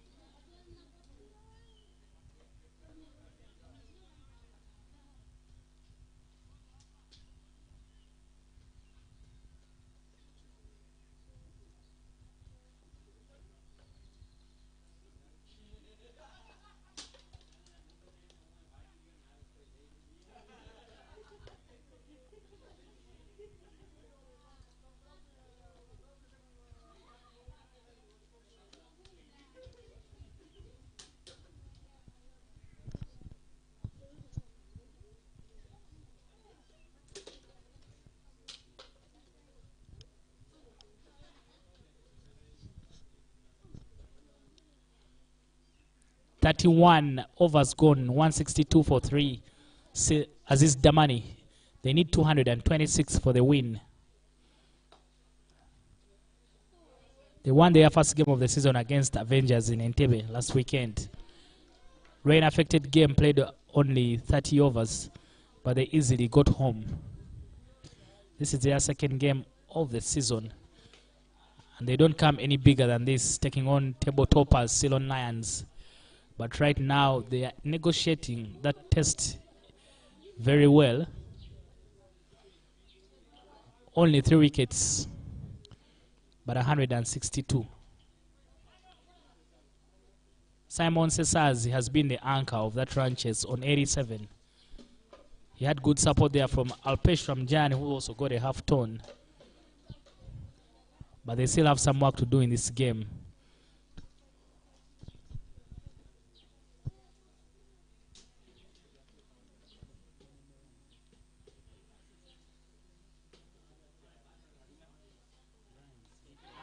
Played on Simon Cesars. He's distraught with himself. Went back to play a full delivery, and unfortunately he drags it on his arms. Cesars gone for 87. Very, very disappointed, because I think he wanted to get a century. But very well played there from Simon Cesars. Unfortunately, he got that to drag onto his stumps. 4 wickets down, Aziz Damani had for 162. Riazat Ali Shah one of the best all-rounders in this country, enters into bat for Aziz Damani, who needs 63 runs from 19 overs for them to win this game.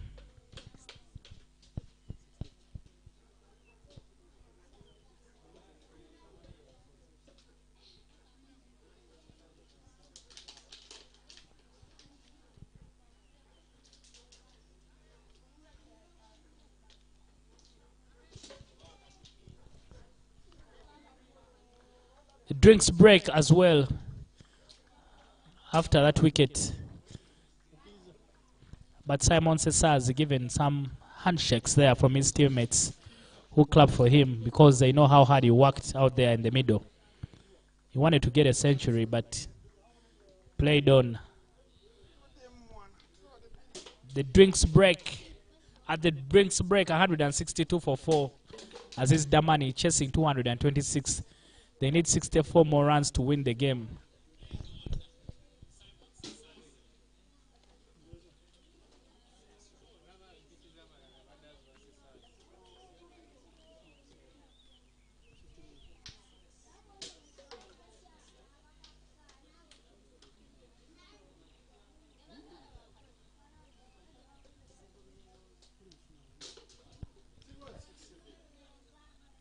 After checking the scorer, Aziz Damani needs only 59 runs to win from 109 balls with 6 wickets in hand. Someone has just made a cheeky comment that is in Zotabuka just to mean that 59 runs may become difficult for Aziz Damani. But with the two gentlemen who are out there in the middle for Aziz Damani, Ronak Patel and Riyazat Ali Shah, that equation seems so easy. And unless something happens, unless we have a miracle in Kamengo, you feel that Aziz Damani should get home very, very easily. Hasith Dilhara, the man doing the damage, has already picked 2 wickets for 9. And we had mentioned earlier that maybe he should have been introduced into the attack very, very early by the captain of Ceylon, Ruwan.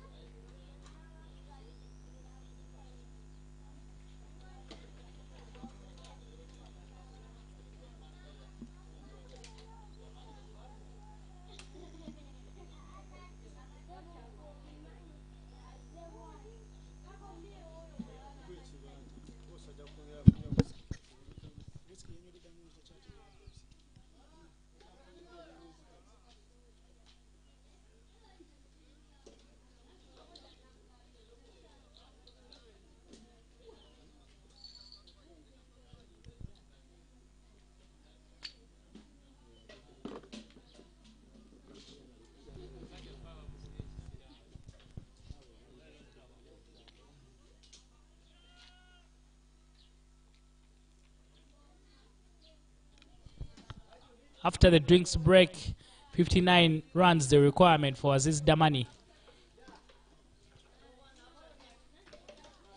The requirement for Aziz Damani, the new man is Riyazat Ali Shah. Hasith Dilhara, the man already causing trouble.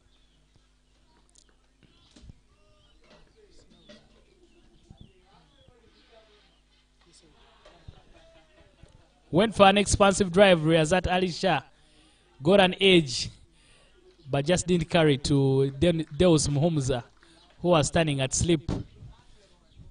It nearly became a party, loosely translated here in Uganda as Katone Fuke Mbaga. But Riyazat, I'm sure his heart must have been beating. And now he must be settled after taking a single.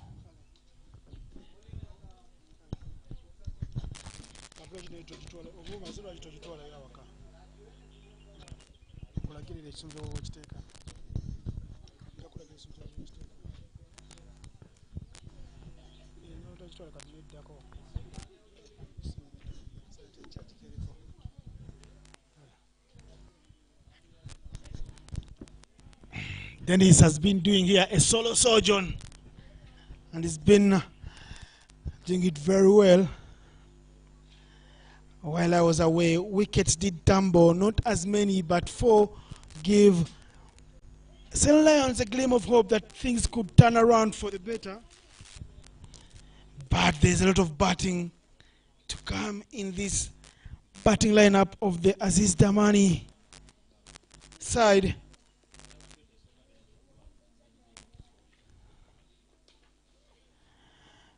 They knew that the nation Akran didn't like to play a lot of pace. Eric Wawire came and got him to give out a catch in the deep, where Alex Obanda held on tightly. Alex Auma Obanda Aleba. And then Simon Sesazi is the last man out. Gone for 81 from 92 balls. Played very well, but left it hanging. Should have sealed the initiative. This is a beautiful square drive from Riyazat Alisha, the new man in. 4 runs.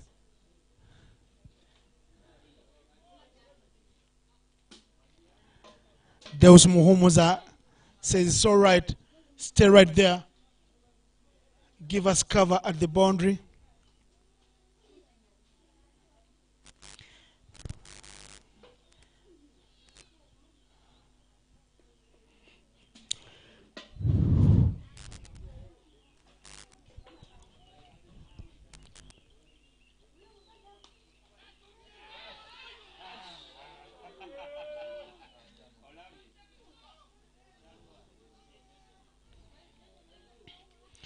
Drop chance, catches win matches. Deus Muhumuza has just put down a catch that could have turned the tide of this match to Ceylon Lions' favor. It was straight to him. He's put it down. He could have dropped the winner today.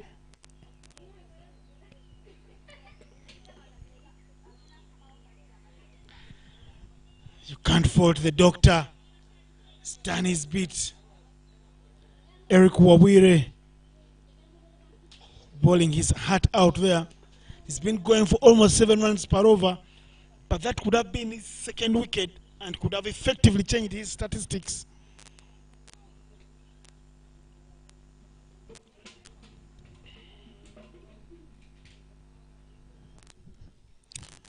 What a beautiful wicket could have been.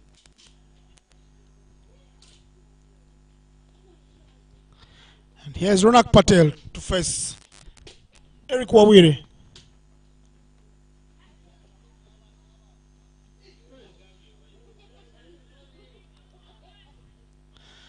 Little bump, but that's what they tell you. Ivan Baidu doing very well to put his body behind the line of the ball.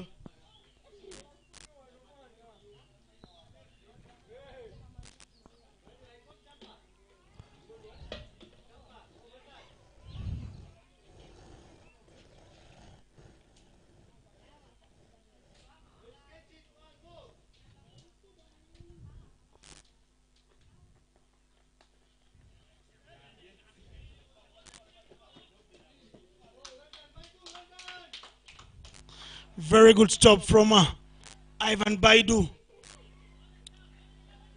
He's put in some good mileage already.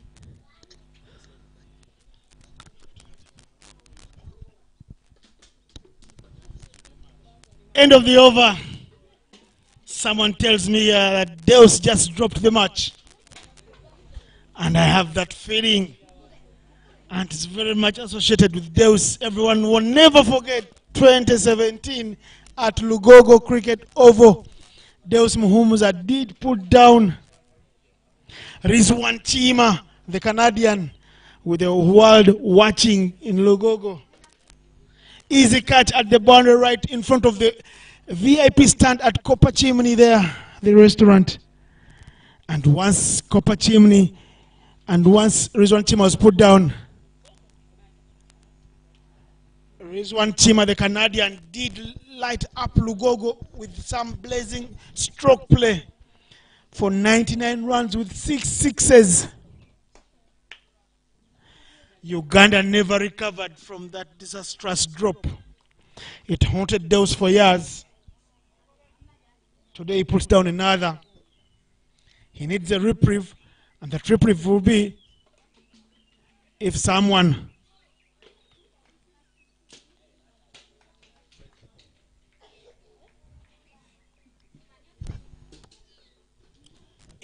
can prize out the wicket of Riyazat Alisha, who has been dropped on 7.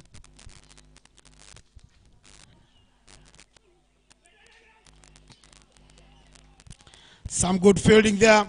Hasith Dilhara asking many questions, but Ronak Patel very stylish, using his wrists to play. Trying to look for a gap at all costs. There is a slip in place. Left arm. Warbot from Hasith Dilhara. Time for Rizwan. I beg your pardon. It's Riyazat Alisha.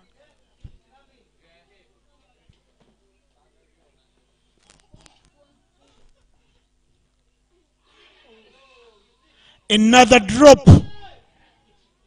2 drops for Riyazat Alisha. Is already into his 3rd life. What a day.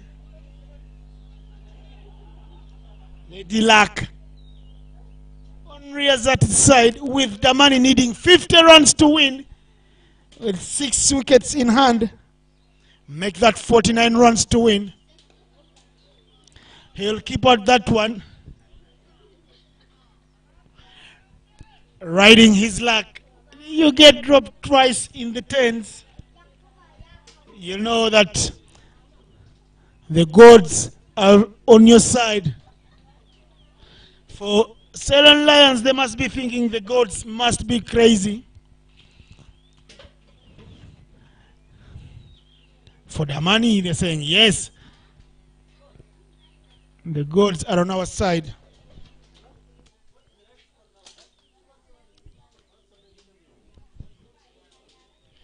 "49 runs to win from 16 overs. Where would the magic come from for Ceylon Lions?" Collins Obia in Gali. Chance to appeal for a leg before wicket. The big wicket of Ronak Patel is gone. Everyone and the few fans from Aziz, Damani and Ceylons will be sensing that it is game on. Here in Kamengo, they've been giving reprieves to Mr. Riyazat Alisha. Ronak doesn't get any. He's trapped leg before wicket in the middle. 5 down, 49 needed. If wishes were horses, they say, beggars would ride. If only Riyazat Alisha was gone. Ceylon Lions would be thinking, and they would effectively have been in the tail end.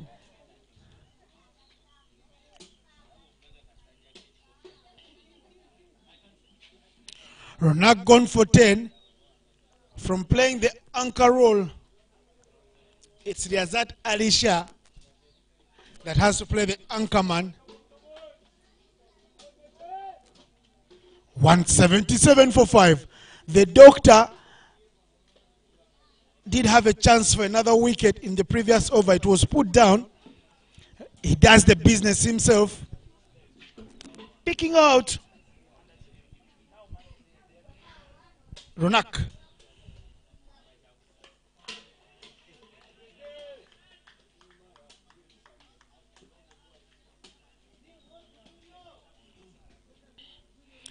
Good game on card here.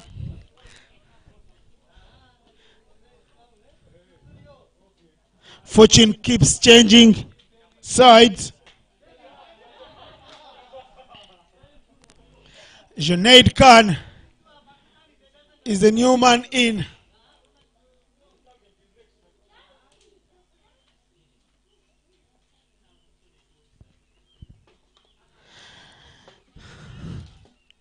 The tactics have been spot on from the elder statesmen of Ceylon Lions, noticing that Ronak, Dinesh, and Riyazat Alisha like to play pace a little more than the spinners.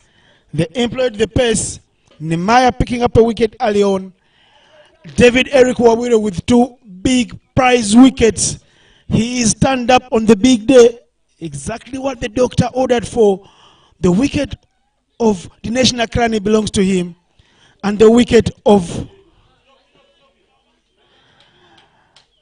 Ronak Patel does belong to him as well. Those are wickets that are worth every inch of money in the bank.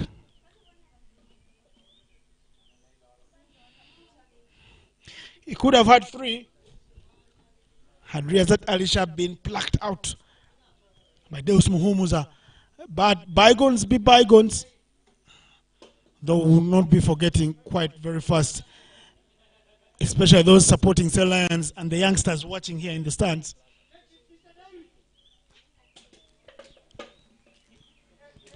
This game could go down the wire from 3 runs required per over. This game could go down the wire.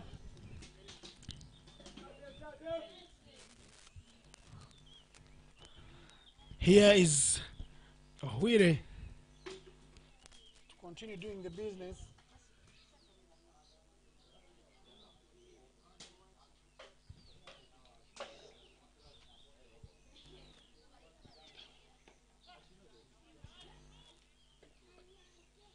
They'll only take 1. No pressure of running 2. You don't want to be giving out another wicket. Carries of a run out.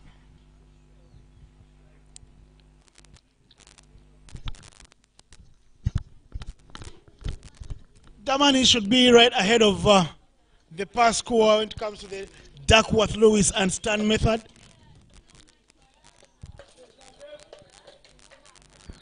Little change in weather, but the locals do say the rain is far away from coming down here in Kamengo.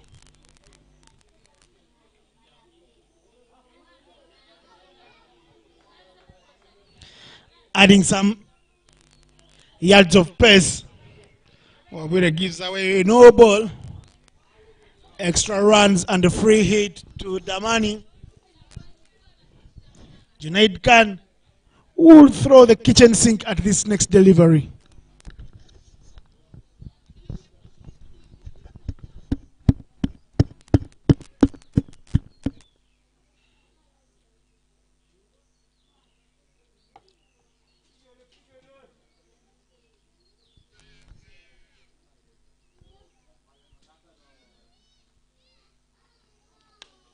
That's the free hit.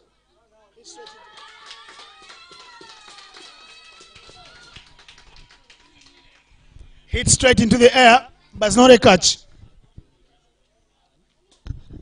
The youngsters here yet to pick up on some details of the game. They were excited for the wrong reasons, but at least they understand it was a catch, only that it came off a free hit. After that water break, Innocent, someone mentioned in a cheeky way that the 59 runs might become a party. Enzo Fukembaga, and is right now, those 2 wickets have brought, the wicket of Ronak Patel has given some Ceylon Lions the initiative because they are smelling some bit of blood. Any other wicket right now could make things very, very interesting. Riyazat Alisha has already been put down twice. But if anything else is able to happen, we might witness a miracle in Kamengo.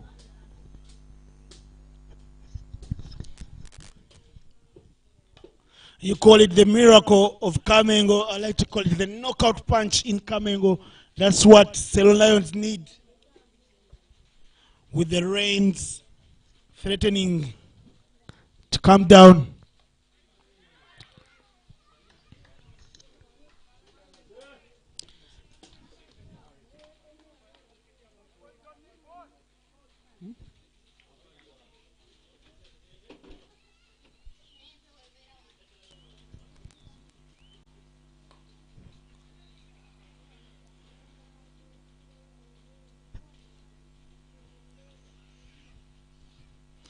Dot balls is what Hasif Dilhara does best.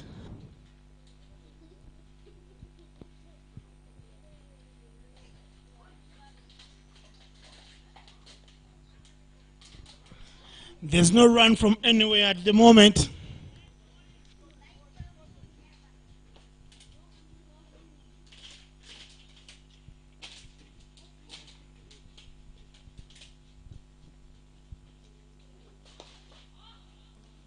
Full toss, punch down the ground by Junaid Khan. The Warm Shores at Damani have lost 4 wickets in a space of 5 overs, but they're rightfully ahead of the scoring rate.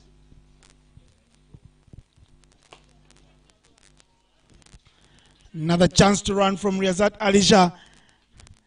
He plays a similar type of role for the Cricket Cranes, the finisher, and he's scripted that on his chest every time he walks out to play for Uganda as the master finisher. He doesn't give out too many reprieves, and he's let off. Today he's given away 2 before he got to 10 runs, and that could be the difference at the end of the day if Ceylon Lions lose this match. Riyazat Alisha on 10 runs from 10 balls. 183 for 5 after 36 overs. 43 is what they need from 84 balls. They have all the time in the world to score the 43 needed runs, but they have 5 wickets. And of those 5 wickets in the dugout, a couple of beat part players who could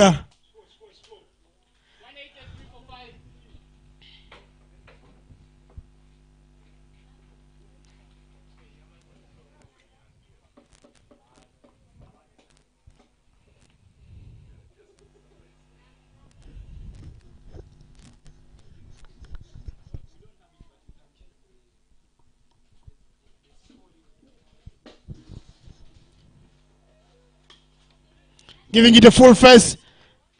He's running. And they go through for a single.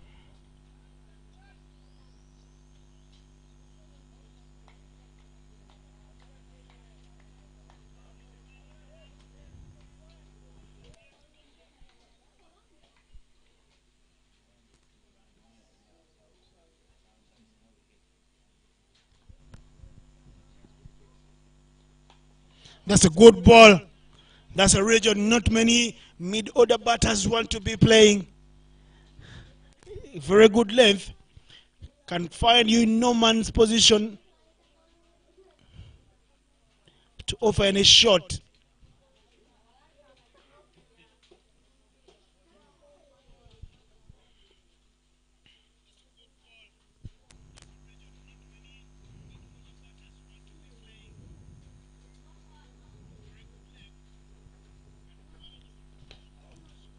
Another chance to run. No.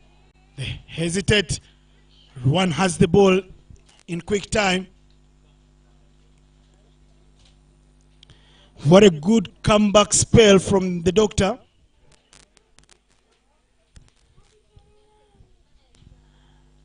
Ceylon Lions looking to prize out one more here.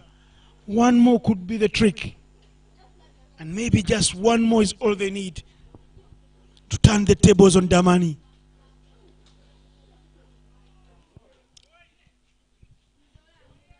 The extras are unneeded and unnecessary at this particular time.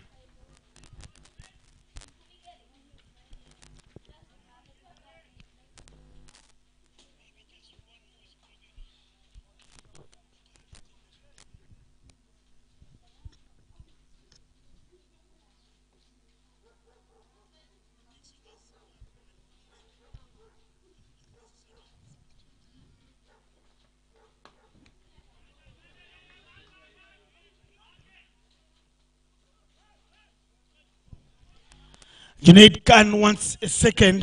Riyazat Alisha tells him, hold it, mate. Hold your gas. Save it.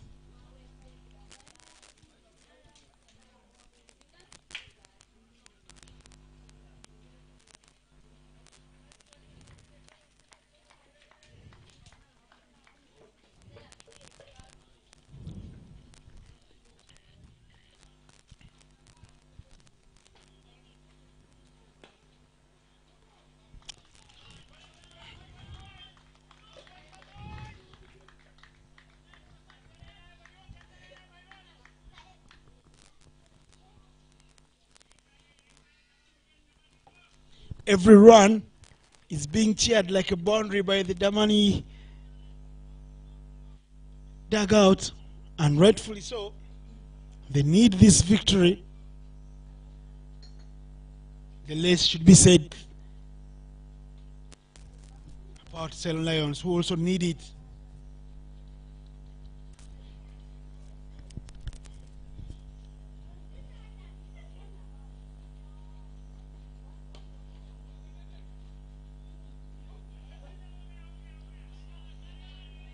Punched powerfully.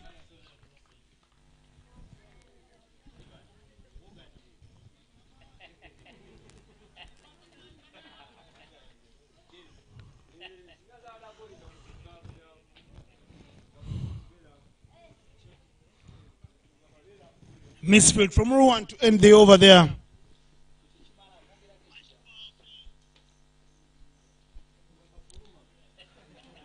$188 for 5 after 37 overs. Let's of laughter here in the media corner. The crew are having a few chats of their own. I don't want to be part and parcel of those chats because they're not in any way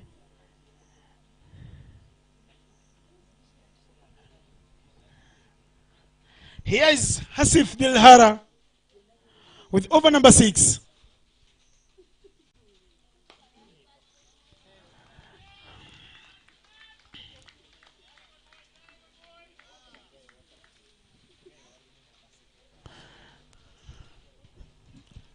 The rain is looking to increase its tempo. The heavens haven't necessarily opened up. Looks like it's a passing breeze. But it's stepping up. Hasif Dilhara has been going for 2 runs every over. 2 for 13 for Hasif. What a spell. That is it powerfully, but very well stopped by Ruan, the captain, leading from the front.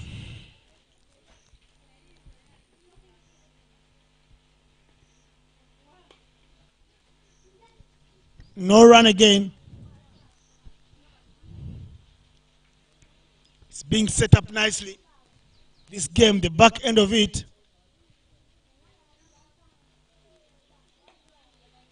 Another dot ball.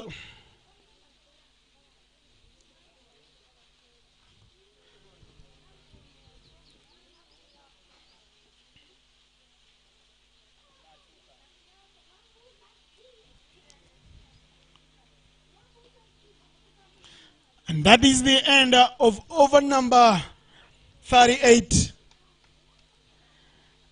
189 for 5. Will the umpires be calling on the covers? They hesitate for a moment. The groundsmen are not anywhere near the covers as well.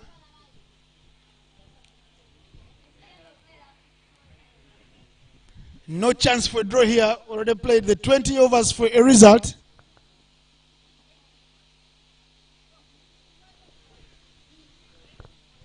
And like I said, the heavens haven't necessarily opened up, but the drizzle is picking up.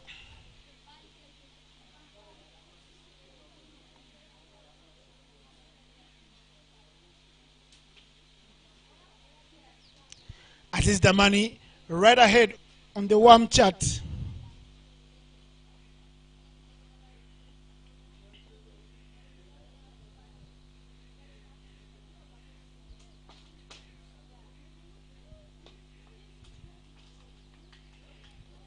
Deus Muhumus are replacing David Eric Wawire.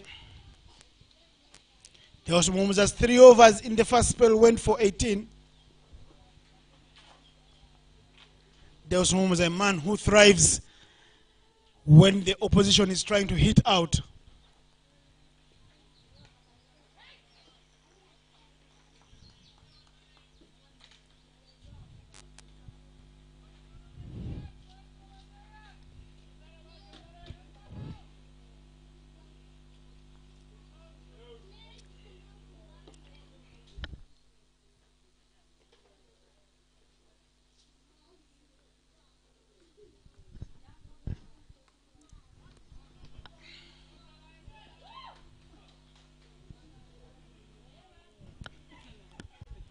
The community here in Kamengo showing that they've learned the game of cricket very fast.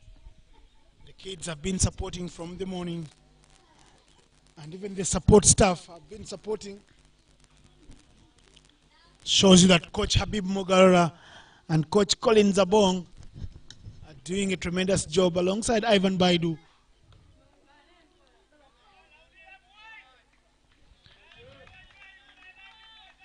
There's still a single, no call, nothing whatsoever. But they look at each other and say, yes, it's on. And off they go, scampering through for a quick single. Every run is being cheered like a boundary by Aziz Damani, and rightfully so. They wanted to run again, and it could have been much easier, but they avoid the temptation to go through for another single there.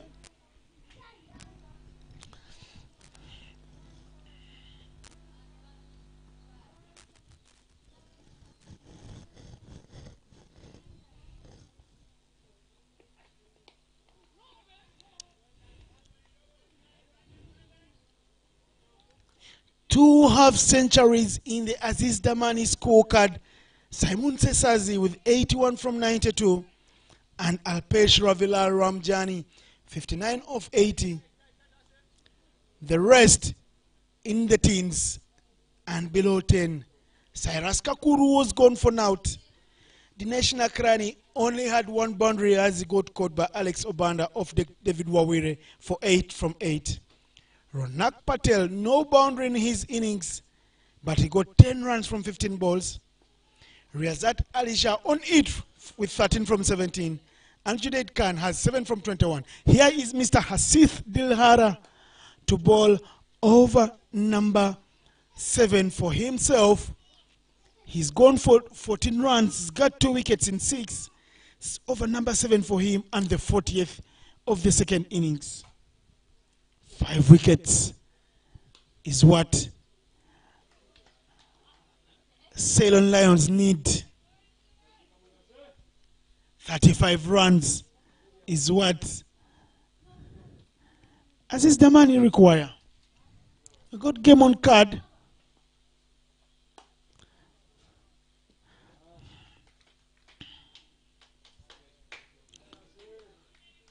As we said, the drizzle does come and go.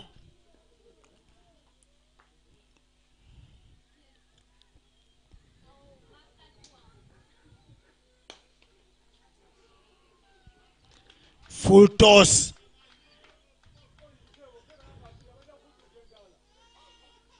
Hit very hard. The bowler put his hand to it to stop it. Was traveling very quickly. And Ivan Baidu, right under our noses, has no kind words for Collins Abongo, who is hesitating to throw back the ball to the bowler.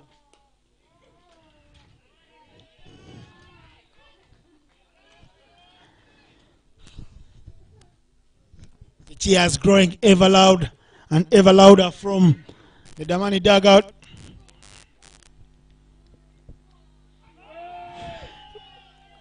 The appeal is in vain because there was nothing on the bat from Junaid Khan. Desperate appeal from everyone.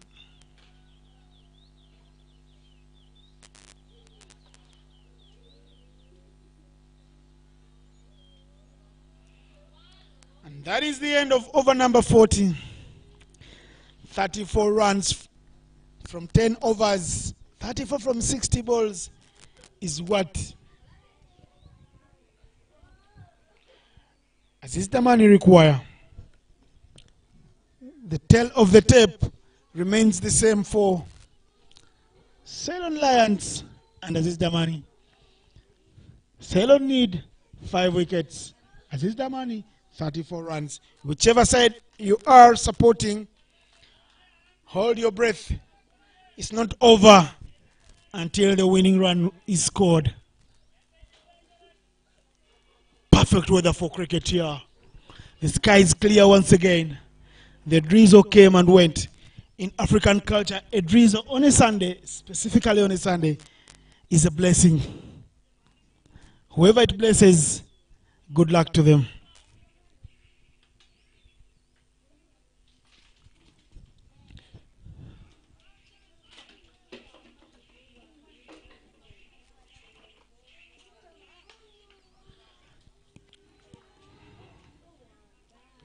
Very well stopped by Ruwan. He puts himself in one of the toughest places to field. Covers. But he's done well.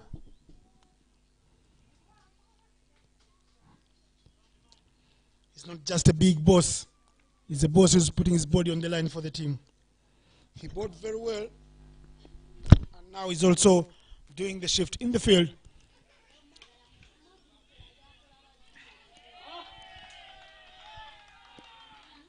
Here's Nehemiah Odiambo. Riyazat Alisha punishes Nehemiah. Big dive from Ruwan.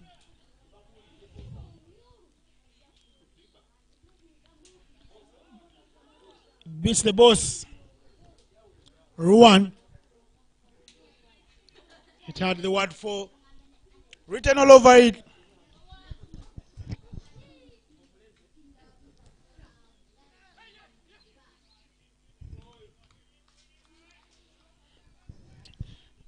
Mixing it up there. Nehemiah.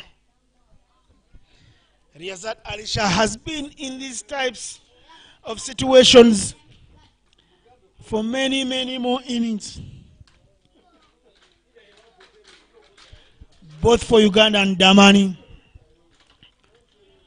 Same strip is wearing the yellow of Damani.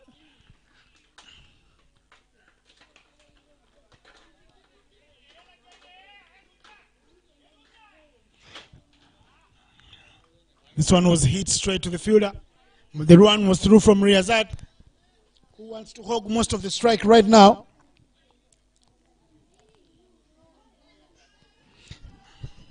Already 5 runs in the over when they need 3.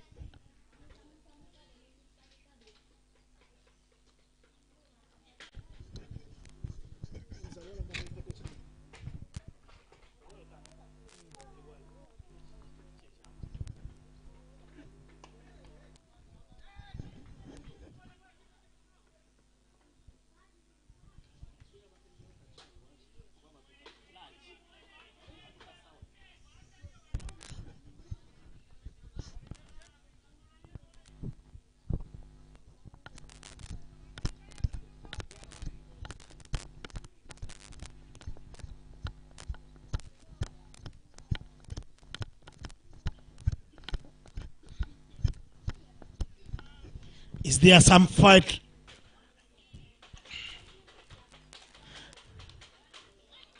left in the stomachs of these Ceylon Lions players? Well, we will be seeing in a short while, because it's 41 overs played.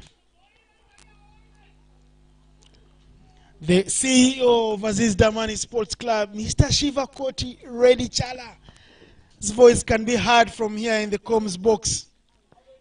He tells them they have the whole day to score the 29 runs required. 29 from 54 is what they need. Just 3.22 runs every over. Riyazat moving on to 19 from 25 with that second boundary in the previous over. Junaid Khan happy to play second fiddle. He's got 7 from 25.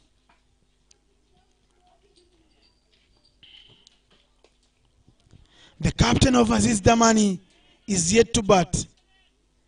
Miyagi Juma, who can hold a bat, is yet to bat. Marvin Kitamirike can bat, is still in the dugout. And Emmanuel Bundi Ringera is yet to bat as well.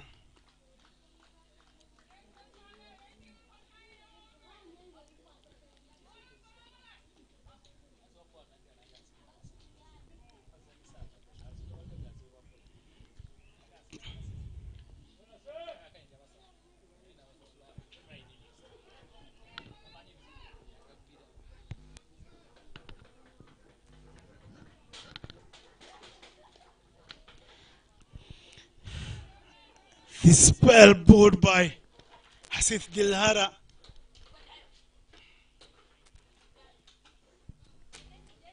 Is very incisive, decisive, and effective.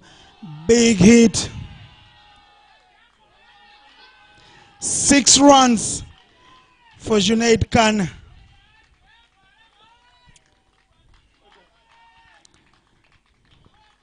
He moves to 13. First maximum for him in the match. And first time he's gotten a boundary.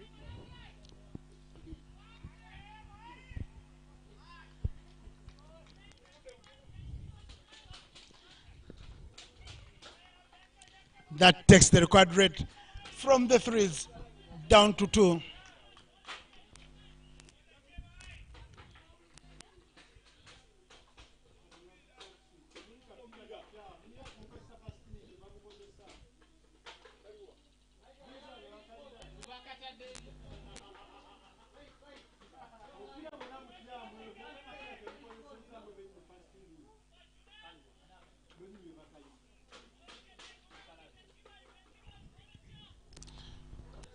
Lost ball, no. It's found and back. The guys walking on the Massacre Road send the ball back to the ground. They say, you guys have business to finish, and you'll finish it on the ground. Not with any other ball. 22 required from 50 balls. Is it game, set, and match? Increasingly very difficult for Ceylon Lions to pull anything out of this game. But unless something happens, cricket is a very funny game. Aziz not very happy, sends a hard throw back to the keeper. But you could do that and also hurt your teammates, so not necessary. Just need to calm down. Something can happen, whichever way it is coming from. Ceylon Lions need some divine intervention for them to drag this game back. It is you saying, calm down.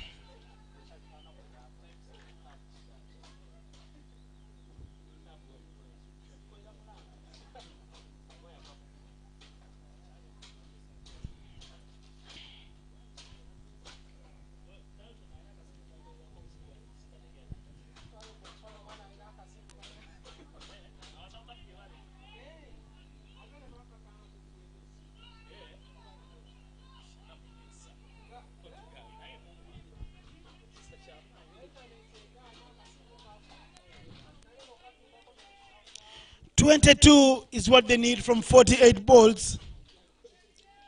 Falak Shah is given a chance to show what he can do. Aziz Dilhara, 2 for 22 in 8 overs, irrespective of that 6 that was hit.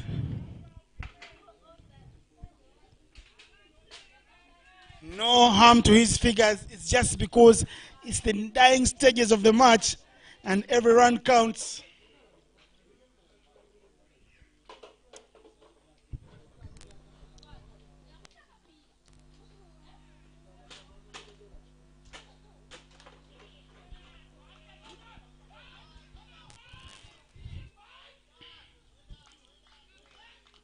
Good throw from the boundary.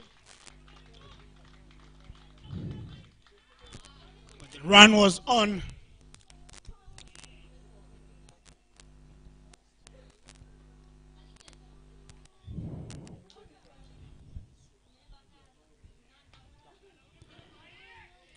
Another run for Riyazat Ali Shah.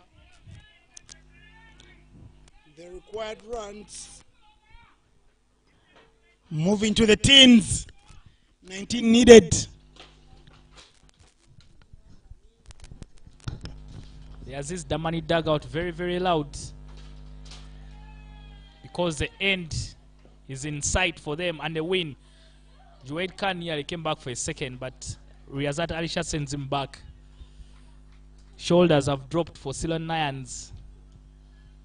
But as long as they could stay in this fight, something could happen. A wicket could change this game. 4 good balls, Innocent, could give us an interesting ending. But I would like to be Gulam Unzai. Could never have an easier job in the world. He has all the resources he needs to win cricket matches. Doesn't really have to work hard. A few batters still out in the dugout.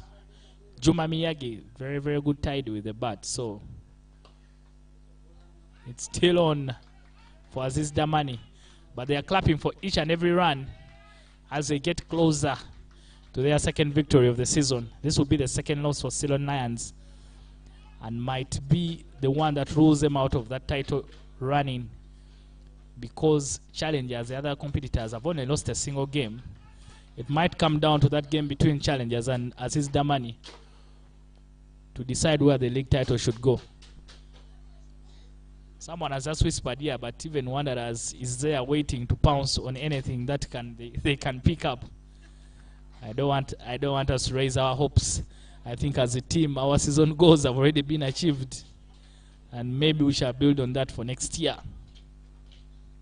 But for today, this game has been brought to you by the Podgal Group and produced for Aziz Damani and Ceylon Lions on the Uganda Cricket Association YouTube page. Do not forget the Kaduna series will continue tomorrow at the Lugogo Cricket Oval, 2 T20 games, and they will be taking on the Uganda A side led by Frank Akankwasa.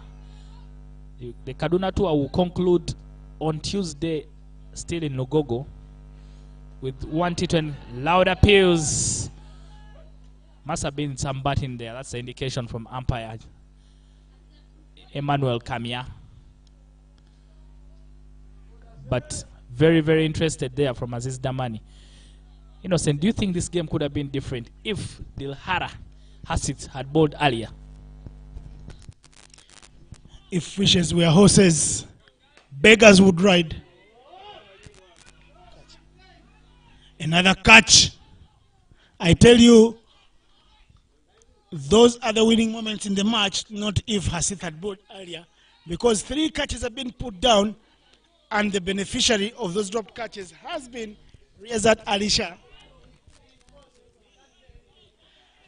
Ruwan puts down another, and effectively, for me, the game can only end one way, as a victory for Damani. You don't put down a star player like Riyazat and think you can win the match.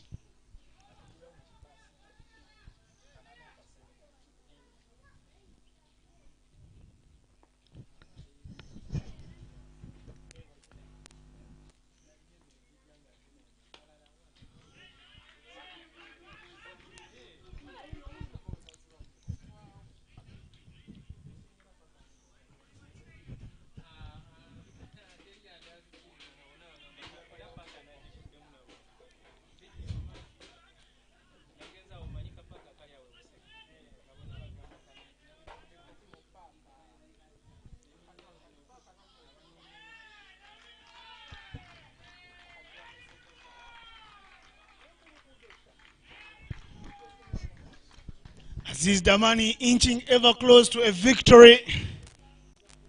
They have fought for. They've also had the gods on their side. Lady Luck has been smiling with them and sitting with them in their dugout. Another boundary there for Riyazat Alisha. The dive from Ruwan was in vain.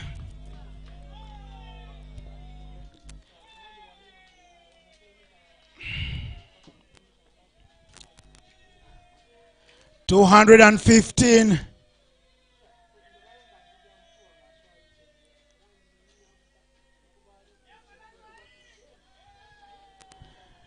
219 for 5.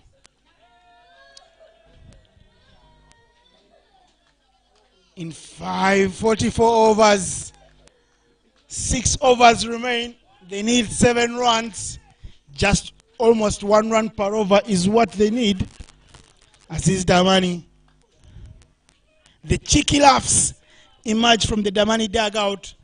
Loudest of them all is Dinesh Nakrani and Ronak Bai.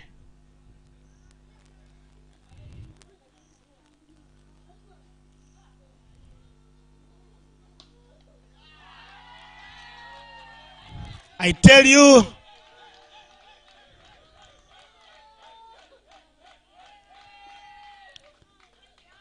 this will be done in this over.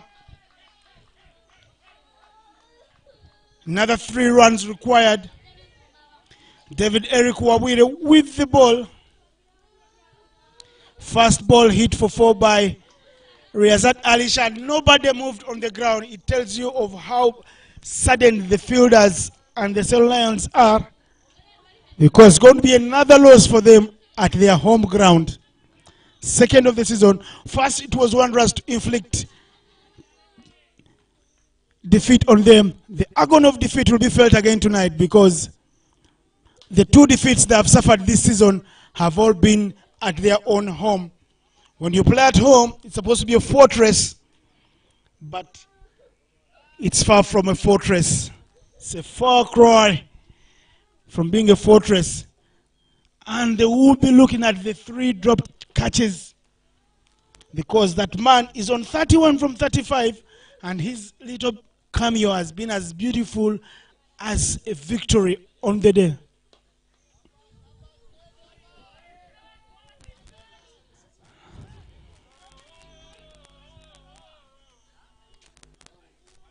I tell you, Riyazat Alisha, the Riyazat Alisha I know, is looking to hit a 6 to wrap it up. If Wawire tries to put it in his zone,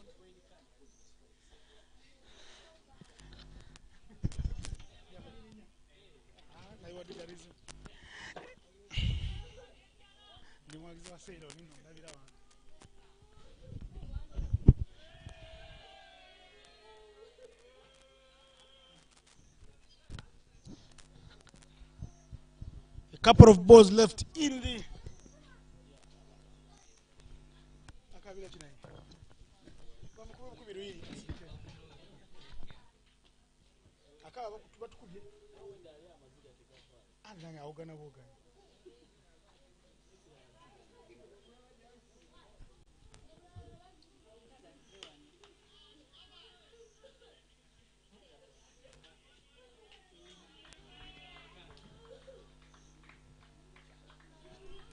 Ceylon Lions must defend 2 runs in 32 balls. Impossible. They need a miracle of marginal proportions to win this match. Even divine intervention may not save them from the...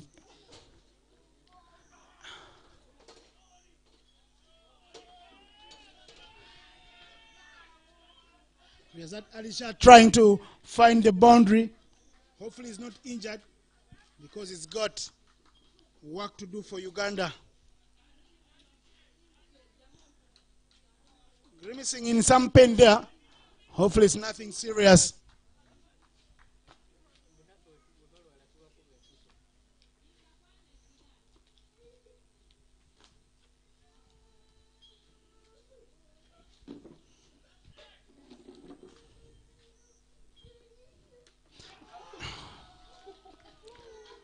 Finally, Riyazat leaves it, but I believe it's a little too late. That's a reward from a bowler who has been thinking and having his thinking cap on. Eric Wawire, David, I prefer to call him the doctor because he's prescribed the rightful dosage of medicine for Riyazat Alisha. One bump ball, getting him to grimace in pain and giving him one in the zone where Riyazat Alisha closed his eyes and he was bowled neck and crop as he looked to hoik it into the heavens. 3 wickets to the name of Dr. David Wawire.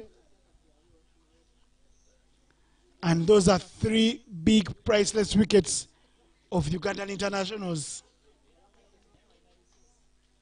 6 wickets down, the defeat margin will be less.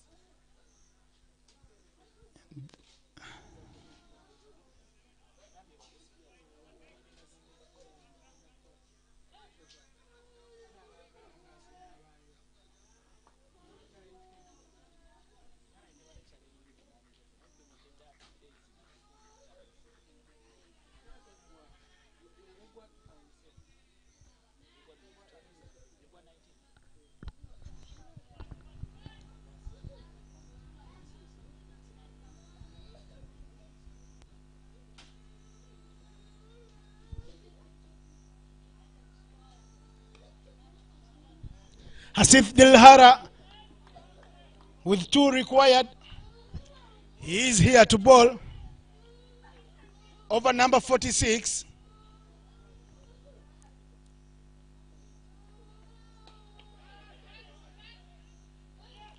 Another wicket. He sends him packing. Tells Junaid Khan, please go to your dugout, have a cup of tea.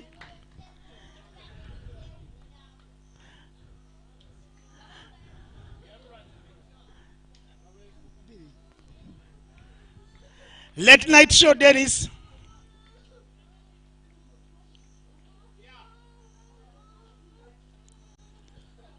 Two successive wickets there. Some little joy at the end for Ceylon Lions, who have toiled very hard.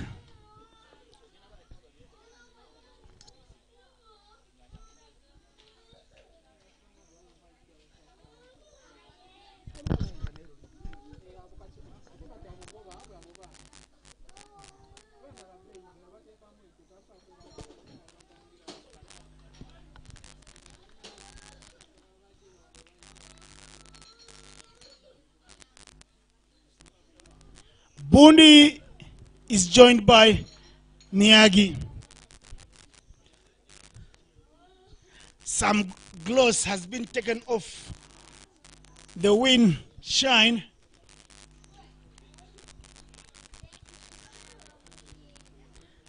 But nevertheless, victory will be victory at the end of the day because they need 2 runs from 28 balls. Just.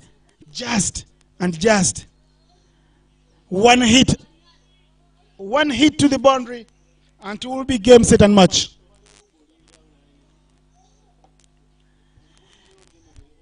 Here's Juma Miyagi facing Dilhara. Giving it a full face. Too many faces around his bat. He looks around. Let me hope he's not thinking what I'm thinking. He might want to go for glory. Looking at the Damani dugout, everyone on his feet. It's as if we're bowling the last over. Everyone in the 30 yards. Miyagi almost chopped onto his woodwork. The scores are level. Scores are level here in Kamengo.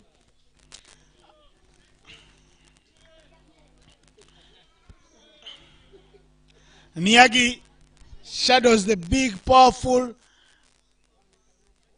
hit. Baidu and the Bong standing on the 30 yards.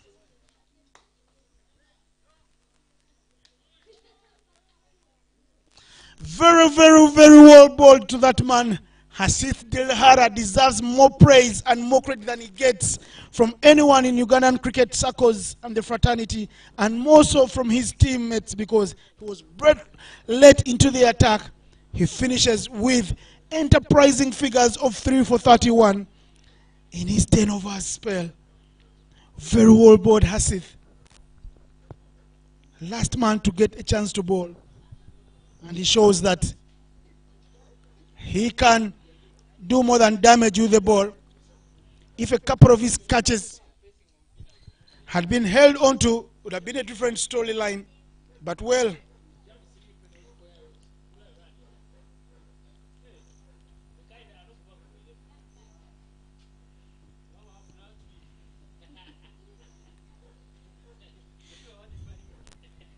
someone tells me only a hat-trick will do. He calls it a miracle. I call it a knockout punch.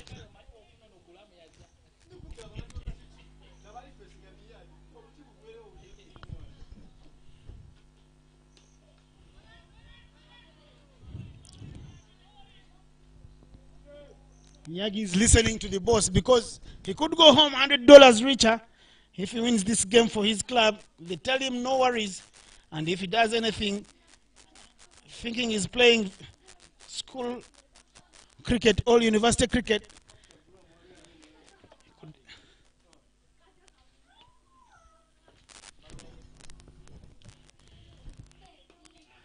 game, set and match. Easy single to wrap it up. Handshakes will be shared here. Ceylon Lions did fight, but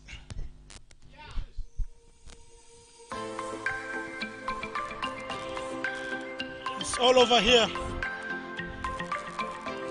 They won by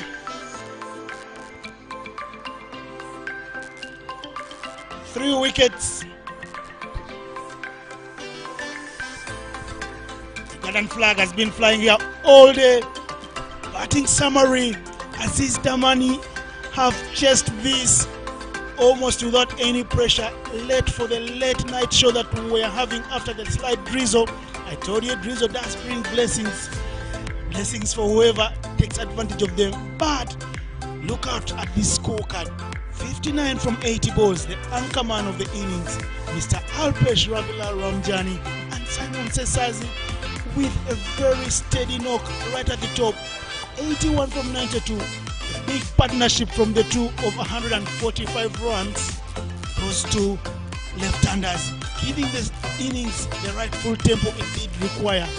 There were 13 extras in the innings, but no one should forget that Rezaat Alisha got 31 from 37 with 3 chances. Those 3 chances going down to Hearts.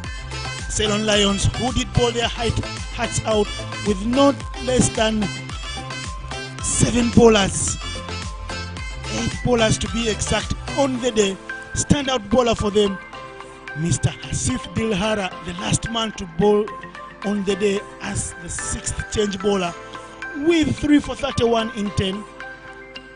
The doctor, David Eric Wabide, the paceman, 3 for 42 in 7.2 overs. The rest of the pack were beat pat. Match summary, telling the tale of the tape. Toss was won by Ceylon Lions. Ruwan Jaratu asking Aziz Damani to field first. Collins Oboya did show us a masterclass in batting, starting very slowly and engaging gears late on in the innings to finish with the 69 from 82. Laksha was very industrious at the top of the order with 43 from 49. And Uma Obanda Alex, the Kenyan international, 24 from 30, with Dinesh Nakrani finishing with the 3 wickets right there. The points table, Ceylon Lions stay right on top, but the lowest column shows they've gone down twice. They have 8 points, and net run rate drops from 0.88 to 0.68. Damani pick up their second victory, and they move up the log from number 6 to number 5. 4 victories. The net run rate is still a tad low because Avengers, who have the same number of points, are right ahead of them because of the net run rate they have of 1.15. Damani have 0.58, and the league is alive. 9 teams in the top flight, and it's one round robin. It's been that sort of day. Beautiful Sunday in Kamengo. It's Aziz Damani in the middle with the hurdle. They will be thinking they can have a few drinks tonight because they've done the hard work on a wicket that didn't give much assistance to the bowlers, bowling and restricting Ceylon to 225 and then chasing that one with as many balls to spare. Good victory, good victory for them. It's been me, Innocent Daula, and Dennis Musali, your ICC commentators, with a bodyguard production for Aziz Damani and Ceylon Lions on the Uganda Cricket Association YouTube page. We will see you whenever we will be able to do that. You can have a good night and continue enjoying the National Men's 50 Over League. We're out.